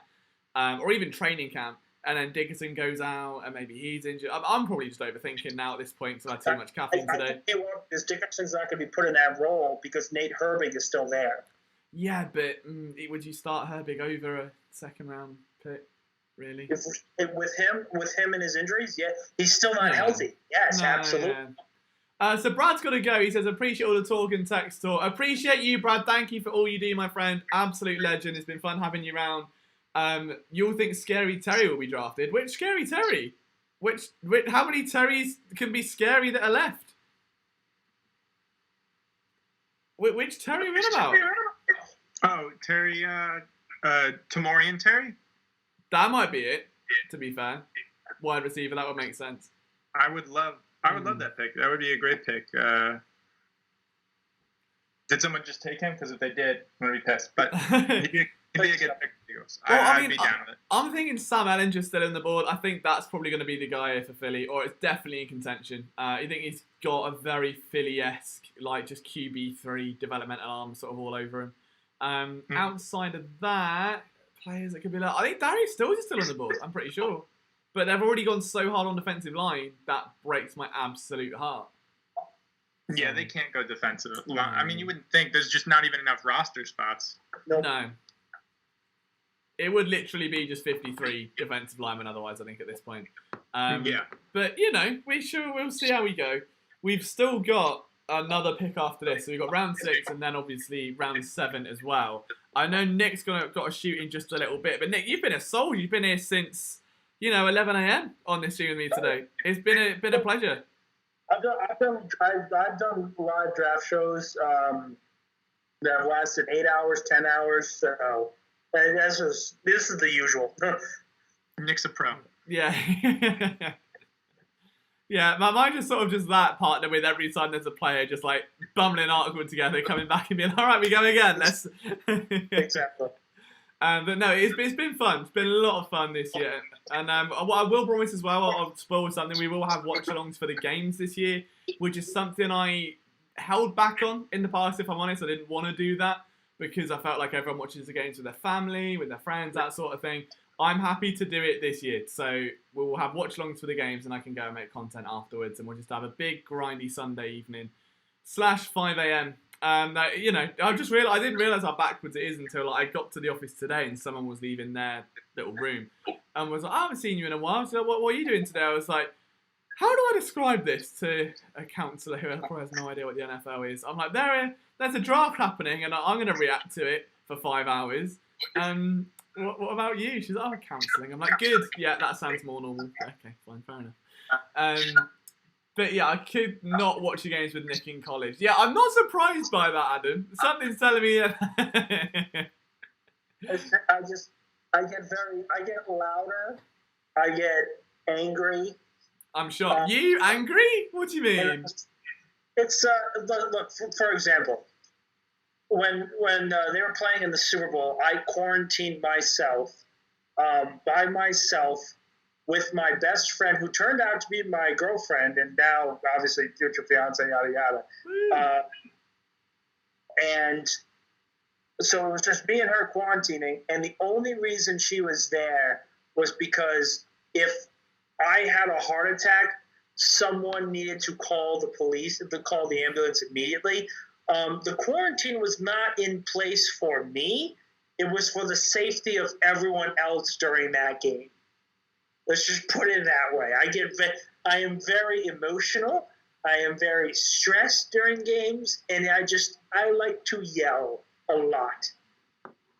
Yeah, I don't know where I'm getting, and that's a revelation to me, mate, if I'm beautifully honest. I had not a Scooby-Doo. But, you know, we are almost there. The Eagles are almost on the clock again. We're about 4 or 5 picks away. Giovanni says he'd love to end this draft with Israel McCuamou and Tamarian Terry. I like Terry. I think Terry would be fun. I mean, I don't know if they're going to bring another wide receiver now. I think most of those options are sort of gone. There are a couple left, but yeah, I don't know. I think it's Moses. Really? I think like he's falling again, and maybe that he's falling. Teams, maybe he goes undrafted even. Really depends on where these next few picks go. But I mean, why not? A real quick answer Gio and say one reason why I think we're not seeing any of the wide receivers, even though there's been a lot of fun options, and I would have been stoked without Shi Smith, but I think they probably believe in some of the young options they have. I think they want to see what's going to happen with Travis Fulgham. I think they like Greg Ward more than enough, and he's certainly serviceable. I think they want to see what's going to happen with John Hightower and Quez Watkins, and I feel like in that sense it's probably already kind of a packed room, and I feel like you could add more talent there, but I think you would have needed to add it in round 2 or round 3, and maybe not these later picks, because then you're not really getting any more value than what you already have in Quez and John Hightower. Sam Ellinger just went to the Colts. Oh no, it's happened. There is something about late round quarterbacks being snatched up. We all remember. Do you know? All right, here's a hot take. Right, here's one that will kind of get the juices flowing. What if in some alternate universe, in round 5 a couple of years ago, the Eagles were not pipped out of Eastern Stick, were not forced to take Clayton Thorson, and had their backup to Carson Wentz, and therefore did not need to draft Jalen Hurts 2 years later? Like, if they'd have just kept Eastern Stick. Doug's not fired. What's his name? Matt Burke becomes defensive coordinator, and Press Taylor becomes the offensive coordinator. And that's kind of the thing. Like, people are so quick to blame Carson for 2020 that they don't really talk about the fact that Doug Peterson had a really, really bad year coaching-wise. Like, it was a really bad year. And the reason he was fired was not because of the bad year. It wasn't. It was because Lurie went to him and said, listen, we clearly need a new staff. Hire an OC. Hire a new defensive coordinator. Who do you want? And Lurie was looking for new blood, fresh takes on offense, and Doug said, Press Taylor. Yeah. Like, Doug didn't really help himself trying to keep his job. No, not at all. He really didn't. He didn't help himself keep his job. To a large degree, I don't think that he wanted to stay anymore. He wanted, I think, control over his staff. Weirdly, that's the staff. If that's the staff, ugh. Yeah. This is kind of a really not. It relates. It's kind of a weird tangent. I actually used to work at a country club that Doug Peterson is a member of. So I've spoken and talked with Doug Peterson before, and something I heard him say is that he did not really want to deal with he just wanted to deal with football. He didn't want to deal with other bullshit. I had heard him say similar things like that a number of times. Thousands of times. And it was just really interesting to hear it in that context, where you're not in a football context, you're kind of just chit-chatting with him about regular things. And it's a very strange thing to kind of see, people, who are stars in your mind in this context. But yeah, he just wanted to deal with things on the field.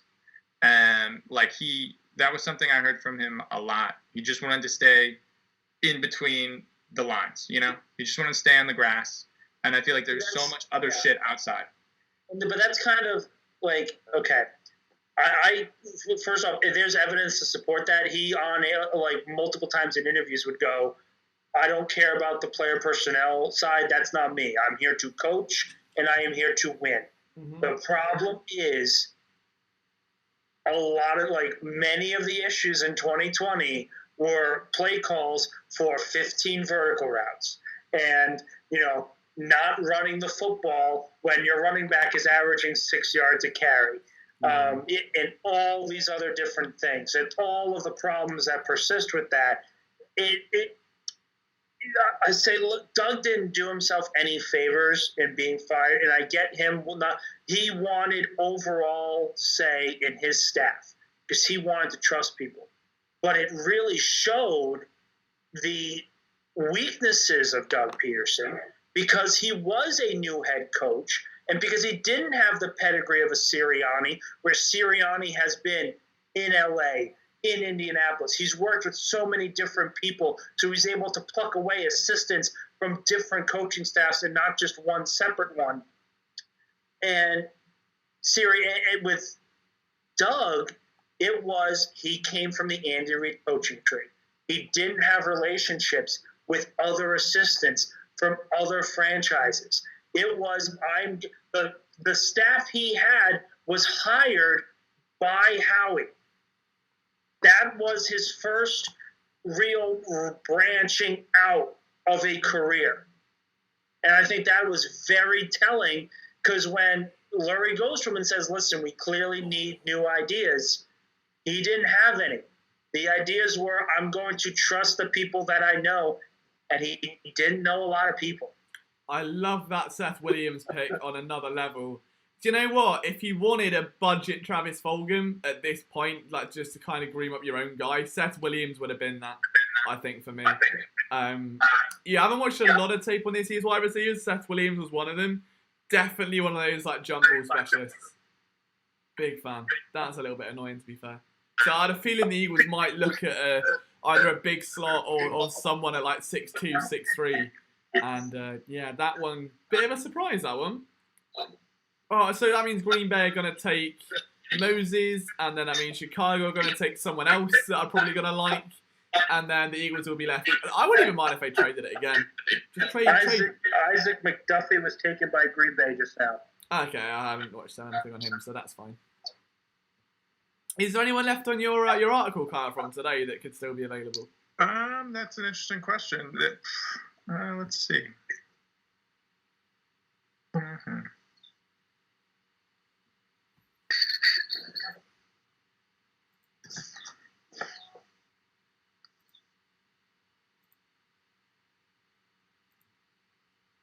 think they may all be. I don't know. Maybe did Wiggins or Graham go?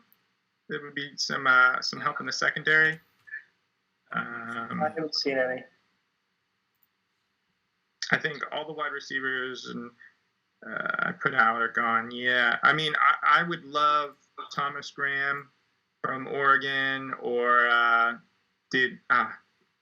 so happy that I put Zach McPherson in here. Oh, dude, yes. Let's take a short victory lap. No, do it. Yeah, but I'd like James Wiggins from Cincinnati. Cincinnati is such a well-coached secondary, but I don't know if he's available. I missed a bunch of picks in between having to help my family out. Daz Newsome just got selected by the Bears. I didn't realize that DJ Daniel was left. No, DJ Daniel's good. I almost included him in the write-up, but I kind of didn't think they were going to select him. I thought they were going to go with smaller. He's more of a press man corner though. I think he's not that zone specialist. He's definitely. If this was last year, he'd have been a great pick at this point. But yeah, I'm a bit surprised he's left. Kylan Hill would have been a good one as well. James Wiggins is still there. I'm down. I'm there for James Wiggins. Hang on. He's very intelligent. I'm surprised such a high IQ player. Oh, well, you know what? I will say this, and I mentioned this last night. Trill Williams is on the board. ESPN has him ranked as their number one safety currently. I don't necessarily agree with that, but he visited Philadelphia. So if he was the pick here, I wouldn't be horribly surprised by that. No, Josh Imatorbebe is still there. And I know that's probably not how you pronounce his name, so I'm very sorry for that. So he could be a prospect at safety to watch. Looking for any other names that stand out. I wonder if Dax Milne is still there. I know a few of us are really high on him. Yeah, I reckon Darius Sills might even go undrafted at this point. I'll be all in on that. Who else have we got that rings a bell to me? Drake Jackson, centre. That could be a UDFA, to be fair. That wouldn't surprise me out of Kentucky. He's a little bit more athletic than some of the others in this class. Jonathan Cooper's still there. Behave. I like a mid-round grade on him. Honestly, wow. You mentioned Dax Milne. If anybody who's watched a bunch of highlights of Zach Wilson this year, oh yeah, he was constantly he stood out. He stood out on that film, and he made play after play for Zach Wilson. Look, Zach Wilson's awesome, but there are a lot of balls that Dax Milne caught, and he made Zach Wilson look good. And that's something that's impressive. I think he's one of those guys who could be a lot better than his draft position. He could give you something. Yeah, I'm just trying to go through and see if there's any other players I might have missed that I like. Carlo Kemp, it's all defensive linemen that I was looking. I didn't expect them to go that heavy that early. So I think all the rest of the guys are just. Paddy Fisher's there. We all like Paddy. He's been on the PSN YouTube channel. We love Paddy Fisher in this house.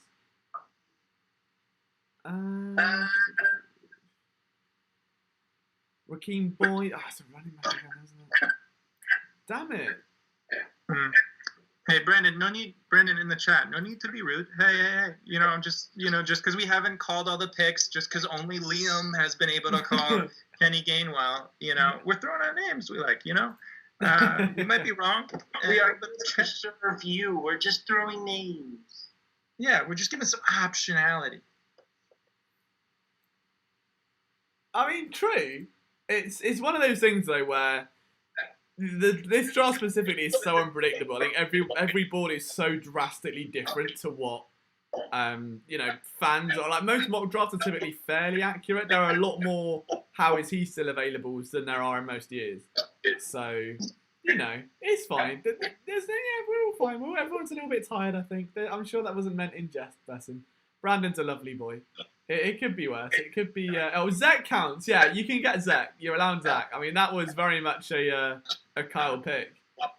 I still think my biggest dub was calling the fall of Terrace Marshall, but that doesn't count really. I think so. That was a big win. Honestly, that was a good call. Yeah, I think it was just because it was literally one of the only people not saying it, but right.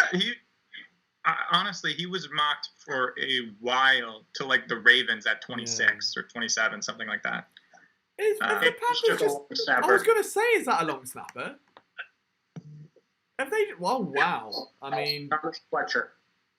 Fair enough then. That's happened. Do you know what? It's so weird. Like I remember, I used to do a bit of work for a football agency, and they had a long snapper as a client. And you don't realise, like, it's the only other job in football outside of quarterback where there are literally 32, and that's it. Like, and not even that. Like, most quarterbacks have backups. There's QB 1, 2, and 3, and maybe a practice squad. You have one long snapper on a team, and that's it. So it's like there are 32 jobs if you're a long snapper. That is a... yeah, it's a weird one to look at. You don't realise trying to get guys workouts and things. You're looking at guys that have had 13, 15-year careers.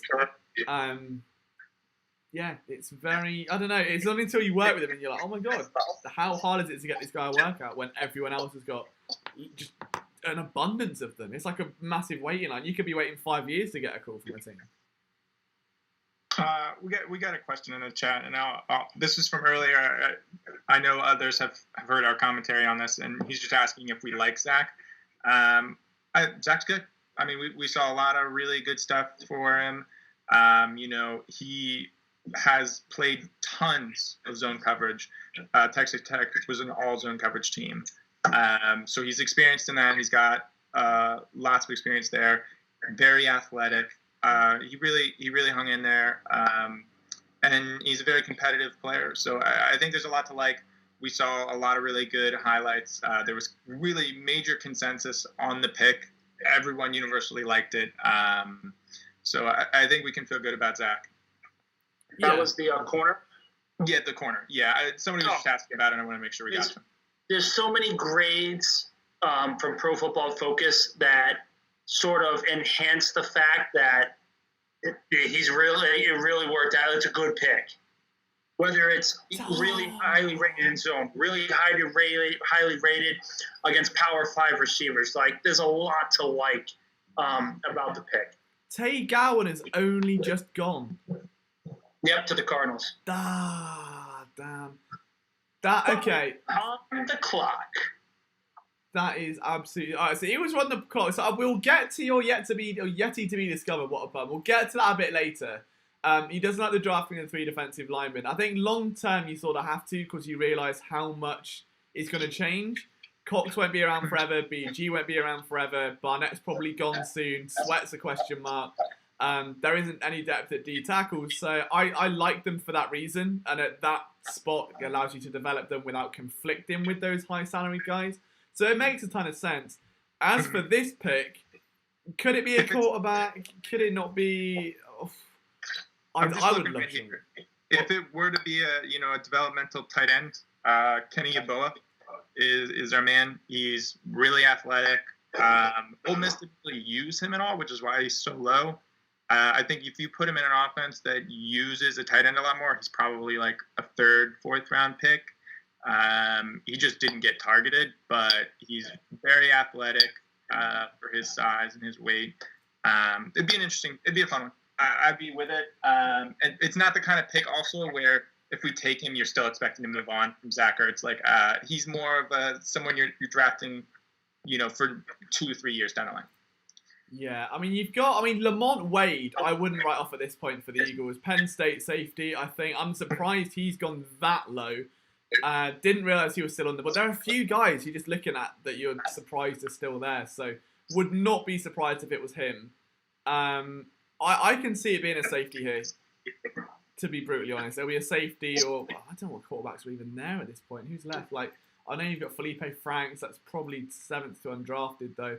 So the QBs left are Brady White, Peyton Ramsey, Jamie Newman. Realistically, it's Newman or Franks. Peyton Ramsey is genuinely Clayton Dawson II, which I wouldn't mind. But, for obvious reasons, it's not going to be the ideal pick. We'll see what they do. There's a lot of waiting. Are they trying to move out of it, maybe? Which I wouldn't blame them for. This is an interesting moment. I'll get to you. I'll answer Adam real quick. I think that's Nick's friend here. Real quick. I don't think too much is made of Milton's metrics. You're asking that question. And the reason why I don't think too much made of it is he is the only person who I've seen who's tested that well since Aaron Donald. Aaron Donald plays light for his position, and Milton Williams scored above everything that Aaron Donald does. This is not to say he's going to be Aaron Donald. Aaron Donald was way better coming out. But Milton Williams has an athletic profile that he can be fantastic. There's a lot of love for Dylan Moses in the chat. The question is it the pick here? He's come crashing down draft boards. If there's ever a chance to really make the most of that risk-reward factor, this is probably going to be it. I don't know how much further down he's going to go. But the Eagles also do have a pick again within the next couple of minutes because they have one of the first picks of round 7. So you're looking at Washington, Kansas City, Chicago, Indy, Vegas, Miami, Carolina, Houston. If you're not taking Moses and you do feel he could go a bit further, you never know. Kobe Stevens, safety from LSU. Oh, so it's a safety, but not the one we realised. Okay. No, haven't watched tape on him. Love that for me. Good. Okay. Just like, yeah. Why they needed a safety? But it's more depth. It's part of the whole thing that I'm saying. Where it's like, what more do you want out of this draft? Yeah. There's not a single pick where I go, man, this doesn't make sense here. I don't like this pick. Everything has made the board has fallen exactly the way you want it. Yeah, he's super athletic. As far as I'm aware, I know he's like super athletic. I haven't just seen too much about him though. But for a 6th round pick, so he had 63 tackles, 6 for a loss. Looks like he's more of a linebacker. 3, yeah, kind of that hybrid role, like that Kayvon sort of prototype. Yeah, I don't mind that. I mean, okay. I mean, I'm just seeing a few things. I really didn't know too much about him. He was probably. I'm seeing him in a lot of lists that he was, a fringe top 10 safety for a lot of people, which at this point in the draft is okay. That's pretty good value. He was a 5-star recruit out of college or out of high school, which is something that scouts late in rounds actually like to take bets off of. They're like, oh, he's a 5-star recruit in high school. There's something there. They look at his college career. They think that there might be a developmental arc. There's nothing wrong with this pick. We needed more at safety. Yeah, absolutely. So he's a box safety is what we know. That's the main thing. Yeah, he's a box safety, and LSU plays zone. So he's experienced in zone. I'm loving the mentality and the direction of this team with these selections. I really am. There's nothing that I look at here and say, well, I don't like this. It's just, all of it is really good. And let's say Dylan Moses falls out of the draft because there's a report that he is completely off the board for about half the league. If he drops, you still could get him as an undrafted free agent. So I'm not ignoring anyone. I'm just doing the article, just firing that up. I'll combine it with the 7th round pick. But I'm sorry, what did you say? You cut out for me, Nick, a little bit.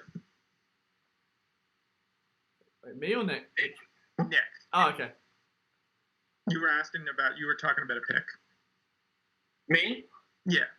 Oh, no, I'm just saying, like, it's a hybrid pick, and they could, if you want to say it's a linebacker, they drafted a linebacker. If you want to say it's a safety, they drafted the safety. There's nothing wrong with any of these selections. I can't get enough how pleased I am with this draft. I think a B+ is a solid grade for this because they have secured almost every need going into this draft that they've taken. The defensive line has been replenished with a lot of high ceiling guys. The offensive line has depth added. A number 1 receiver has been added. A corner with upside has been added. Like, there's just so much upside, so much potential, so much positive potential that we can really look at for the future. Yeah, no, there is, and I also like the fact that we have taken a lot of guys from the SEC. We're taking SEC guys. We're taking out. We have, Jacoby Stevens, multi-year starter at LSU. If you're a multi-year starter at a school like LSU school, you're playing against big-time players. You're playing against first-round picks. You're playing against people who are good. He's seen a strong level of competition, and yeah, maybe he doesn't have some of the speed or some of the other major athletic traits we like to see, but at the same time, it seems like he is in that jink mold where you're gonna kind of see somebody who's playing closer to the line, and I think that's good. Look, we're at a point in the draft where you're just taking a swing. Do you not think as well it's a bit more of like a hybrid Nate Gary sort of thing? Like they lose that former safety coming down in the box, like that's the sort of player they're looking at here. A better one though. Yeah. That doesn't take much. I think Kyle would be a better box safety than everybody is better than Nate Gary. Look, all I know is I will never ever forget last year against Pittsburgh watching Nate Gary line up against I'm blanking on Chase Claypool, and everybody on planet Earth knew they were throwing it to Claypool, and how the hell we didn't call a timeout on that play will blow my mind. But that actually does bring me back to, there was a lot of bad coaching last year. Like Nick was saying, there was a lot of bad coaching last year. That was such an obvious moment. I remember screaming at the TV, call timeout. You can't have Nate Gary cover anybody. And I think, we can look at somebody like a Jacoby Stevens and know that, you're getting a developmental player, someone close to the line. And I would bet that he's better than Nate Gary, because everybody's better than Nate Gary. Yeah, I'm still here again. I'm just trying to write up this article for half of one before the Eagles pick. Okay. Washington took a long snapper. Cheeseman, what a name! What a name!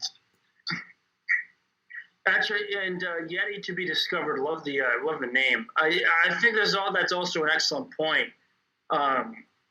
Jalen Mills was drafted in the 7th round from LSU, and look, people argue about what his overall sort of career is like in Philly, but it was a very successful career. 7th round corner, was the best corner on the Super Bowl winning team. Excellent in the red zone, very good tackler, so on and so forth. But Stevens being faster and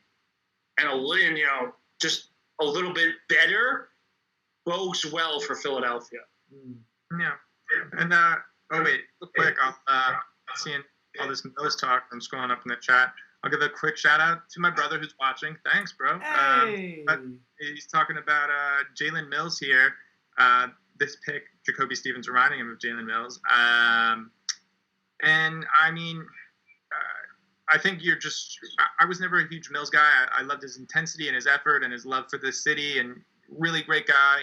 Good glue guy, good team guy, but he was always confused on defense. He never really knew where to be. And I would imagine that Jacoby Stevens, I think, is going to be maybe more of that threatening piece at the line where he can help stuff the run, come down. You're in nickel, you're in dime.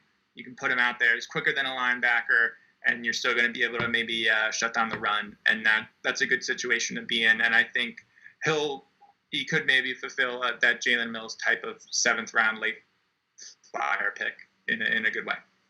Yeah. And the Eagles are calling him a linebacker. So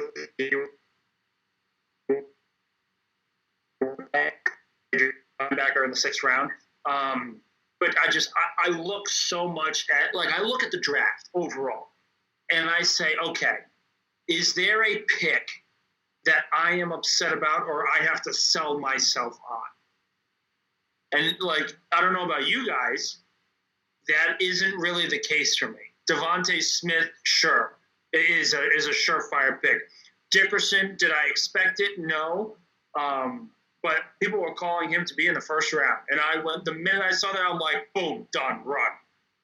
like all these picks, even in the later rounds, like they invest so much. They've invested so much in the first 2 rounds on the front seven, specifically the defensive line, that them going all in on defense later on in the draft tells me that they are like, listen, we are infusing our team with young talent, and we are bolstering our two biggest and strongest positions with younger talent that we can develop. And I don't think there's anything wrong with it. Like I love this. I love this draft. And I think you're seeing something where they're flip flopping from the last draft, where they took all the late flyers were on offense. So now we're seeing a lot of late flyers on defense, building some different areas. Maybe next year we'll see some more late flyer offensive picks. Maybe when we know a little bit more about what John Hightower can be, what Quez Watkins can be. Maybe they're not even in the league next year. Maybe they're not on the team. Maybe they're somewhere else. Maybe they get cut. I don't know.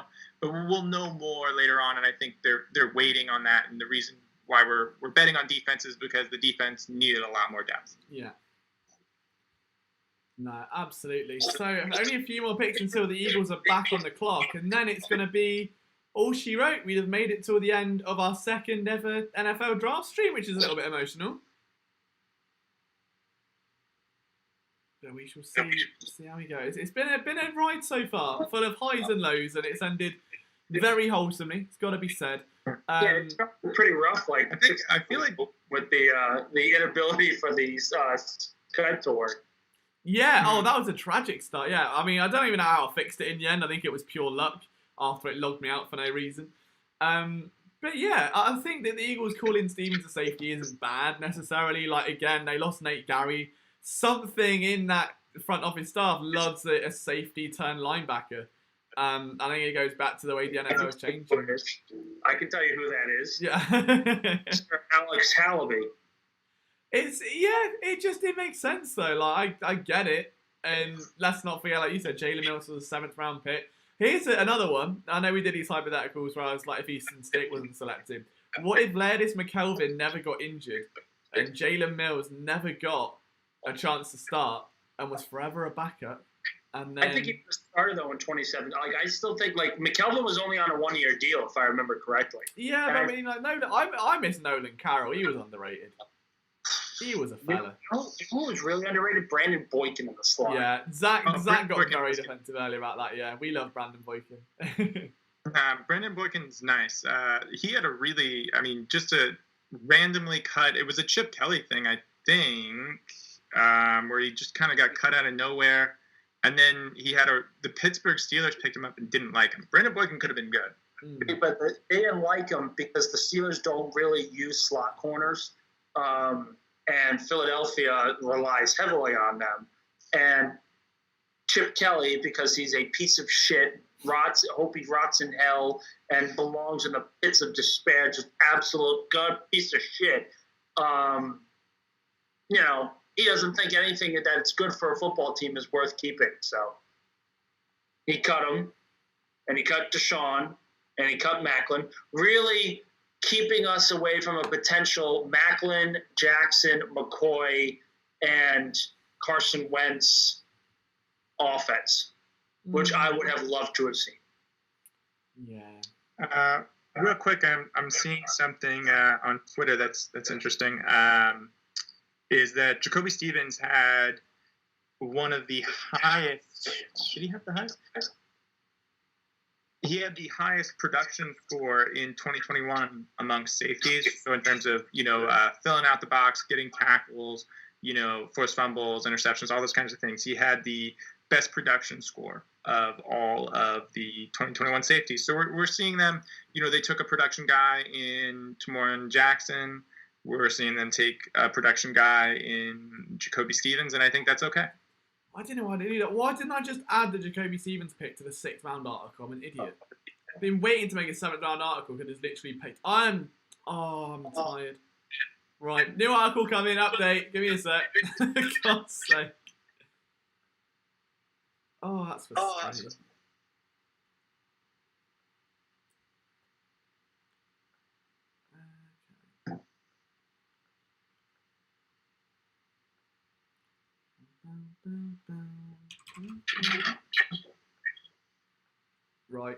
Give me 2 secs, gents, and there will be a new updated 6th round article with Jacoby Stevens information in it. But I feel like the Eagles have gone very heavily SEC this draft, which is very uncharacteristic. Because you know what it is? Because the thing, bullying works, people. Bullying works. The fan base has been bullying them because they've drafted Pac-12 morons time and time again. And they said, you know what, maybe we should try it out of the SEC because clearly the SEC knows what it's doing. Well, I mean, so far so good, right? Yeah, I mean, I think we're gonna get a lot of good production from this draft. We're gonna get some rotational pieces. I think I have 100% confidence in Devonta Smith. He just torched everyone. For the record, in case anybody forgot, he demolished J.C. Horn, who got picked before him. He just handed J.C. Horn everything he could have wanted. He just Devonta Smith. Got it. All right, I was drawing a blank. He ate J.C. Horn's lunch. So just keep that in mind. You know, someone who's drafted ahead of him in the first round, he destroyed. And I think, you know, he's a big physical corner. That's what everyone tells you. And you have someone who's this small, weak, not able to get off press. That's the narrative. He got off of it. He did fine, and he beat up J.C. Horn. So I think you know, we're going to be good. We're getting all these Alabama products, SEC products, and we're going to have some solid players. Yeah, no, I agree about that. Let's love to see it. Yeah, not only that, Jenks, but Gainwell also grew up an Eagles fan, which is a pretty big dub. Now, talking of cousins, if your surname is Jenkins, are you my cousin? I don't think I have any cousins. I do have a cousin. She's called Romy.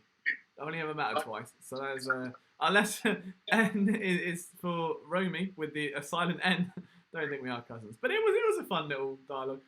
I miss Kiko Alonso. I thought he would have been a good player. Like, he turned out to be all right in Miami, but I thought he would have been sick if he could stay healthy. Jimmy Morrissey's gone. Oh, I was really hoping the Eagles would get him just because of all the Smiths puns I could have made. Like, there is a light that never goes out, and well, that will shine on despite Morrissey being drafted by someone else. What a charming man. This is like 3 people in the chat know who the Smiths are, and these jokes fall on deaf ears, and you know, it's fine. I'll have my moment, and No, just run it around. Just run it around. I mean, look, I have no idea what you're talking about, but it's okay. I think I'm out of Smith's puns anyway now. But no, he was going to be an intriguing option. I thought the Eagles might target him late on, to be fair. But yeah, guys, if you want info on Jacoby Stevens, if you click the link in that blue message pinned at the top of the chat, then you'll get some Jacoby Stevens information as well, just while we're waiting on that final pick. So just to pass the time, if you want to go on phillysportsnetwork.com, that would be lovely.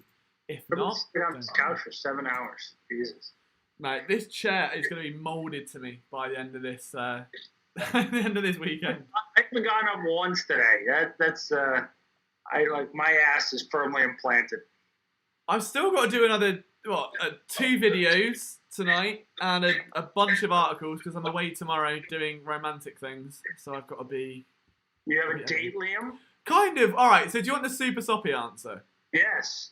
Since we're here and there's like 80 of us, I mean, which better? So basically, her birthday is the 31st of December, so New Year's Eve. And she was like, well, I normally feel pretty bad because like, everyone just comes over and gets drunk for New Year's and it's like not really a birthday. And I was like, all right, well, at the time we first started talking, I was like, well, let's just select a random date and we'll go bang, second birthday, and we'll get you like a little cake and have like a little soppy pretend birthday. Didn't realise I chose the NFL draft weekend of all weekends. So yeah, that's my tomorrow evening, is we're having a little fake birthday, which will be quite cute. So there you go. How many dates have you been on? What, with her or just in general? No, with her. I want to say like 6 or 7. Are you guys like actually dating? Yeah, we're a thing now.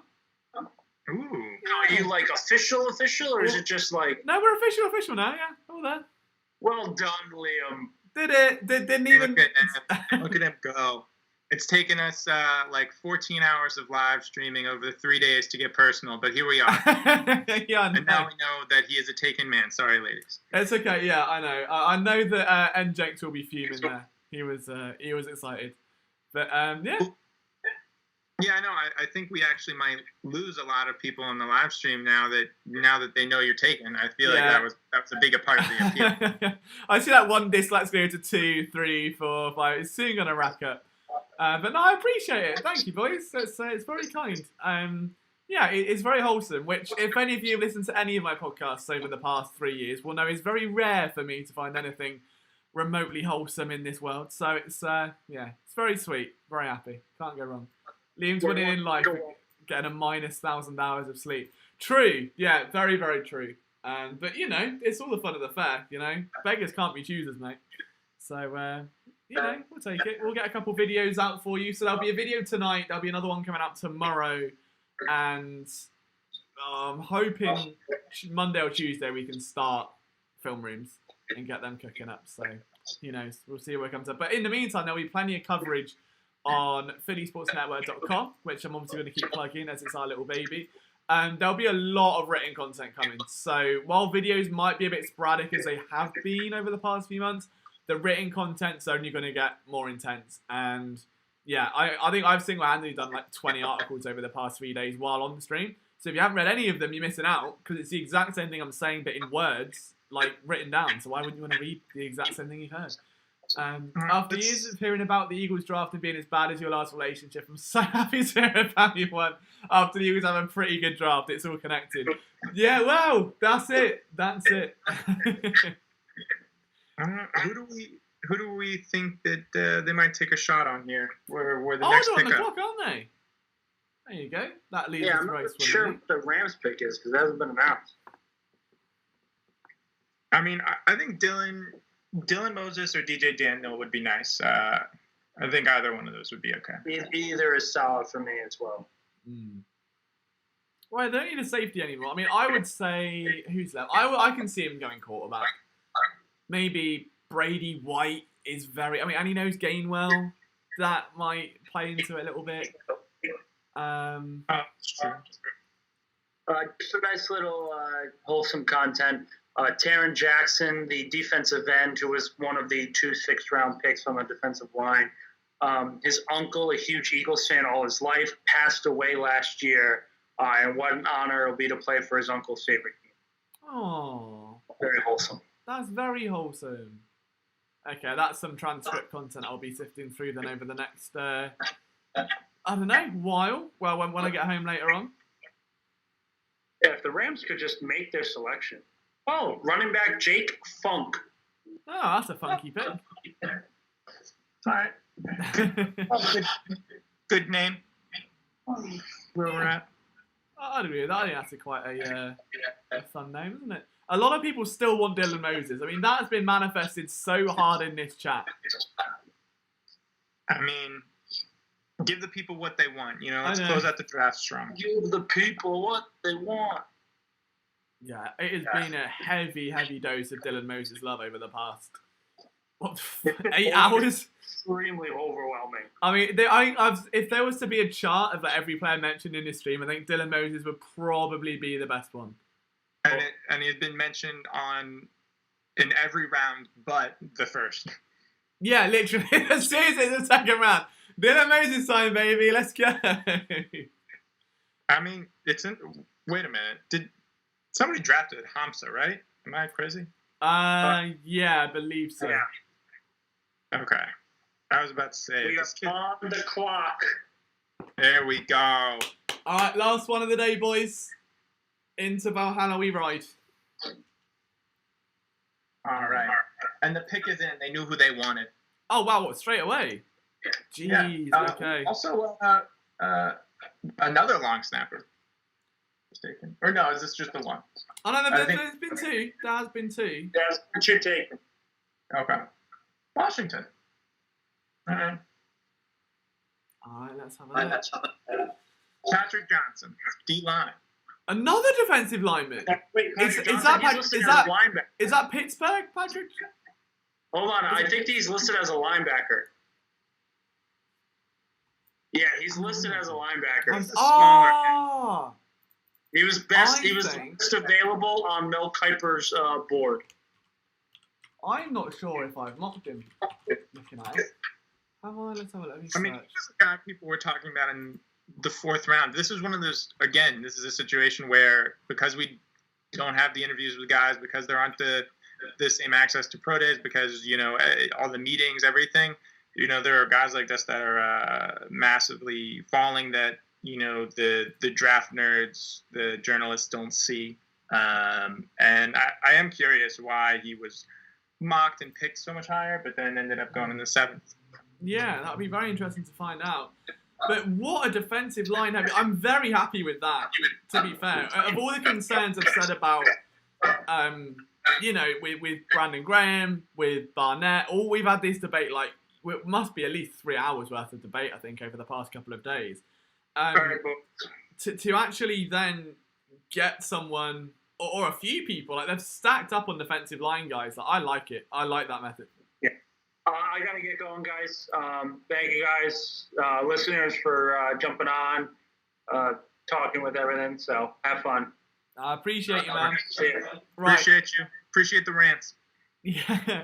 I've got to write this article up. Are you cool to stay, Carl? Or if you've got to hop off, we can do the emotional goodbye to the stream now. It's entirely...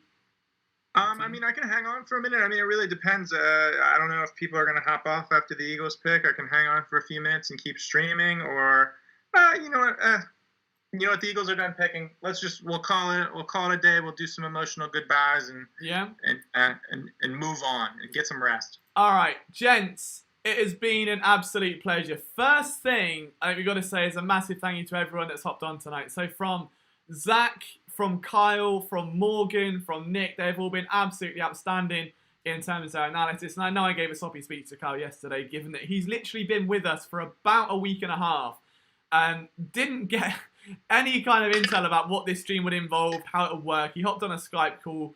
His knowledge has been exponentially impressive, if that's a term. I'm running out of words now. I'm caffeined out. But it's just been incredible, and we're very, very lucky to have him. So, Kyle, thank you more than anything for continuing to hop on, finding pockets of time, and sharing your knowledge and passion with us. We genuinely value that more than you probably realise. It's been cool getting to see you shine. Yeah, thank you so much. I mean, honestly, well, I'll thank you for the wonderful comments, and also I just want to quickly give a shout out to Zach. Some of you guys, Zach was on the stream earlier. If you guys have been following this whole time, I played basketball in high school with Zach. We used to clean up the paint together. So that was pretty fun. And I appreciate this opportunity that Liam's given me here. This is a really good time. And you know what? Just go Birds. We're going to be better. We're not going to be great in 2021, but we're going to be better in 2022. And it's going to be okay. And I'm thankful for all of you guys for listening, liking. This has just been a really awesome experience, and I'm stoked to keep going with PSN. Yeah, I've just realised the Yeti just said, it might be a bit late, but the stream description's interesting. Join Liam and the team as they count down the NBA trade deadline. A, that doesn't make sense. B, it's definitely been copied from the NBA trade stream. So, look, it was never going to be perfect, was it? But before I say goodbye, a massive thank you to every single one of you for hanging out with us. I know so many of you have been familiar faces around the channel for a while, and I've seen your comments, and I do read them all. I know I struggle replying sometimes because they're off on a lot, but for years I've seen a lot of you guys on film rooms and stuff, especially, Duck with every Flipping the Birds episode, for instance. I know Isaac, Patrick, Brandon Moore, Jacob, Brad earlier. There's so many that have been PSN regulars, and to the new faces that are, beginning to converse with us, thank you so much for choosing to spend what is really one of the most important weeks of an NFL team season with us, and taking time to engage in content and trust us with the coverage. You've got ESPN, you've got NFL Network, and you put us on and you chill out and you have your coverage with us. That means the absolute world to me. So thank you for making everything at PSN a reality. Without you, there is no us. And, I know I say that pretty much every stream, but it really does mean everything that you guys continue to have our back. So I'm going to go write this article up, probably write a second article, then I'm going to go do a video and a second one, and then I'm going to pass out and be romantic on Sunday. Yeah, you're almost done. You're almost done. Also, I'll be sappy one more time. is I genuinely was thinking about in January getting a a degree in journalism. I have a degree in political science, and I was like, should I go back? You know what? Sometimes you manifest things, and this came around, and now I'm doing journalism with PSN, and this is crazy and it's fun. You can manifest. Things are going to be okay. The birds will get better.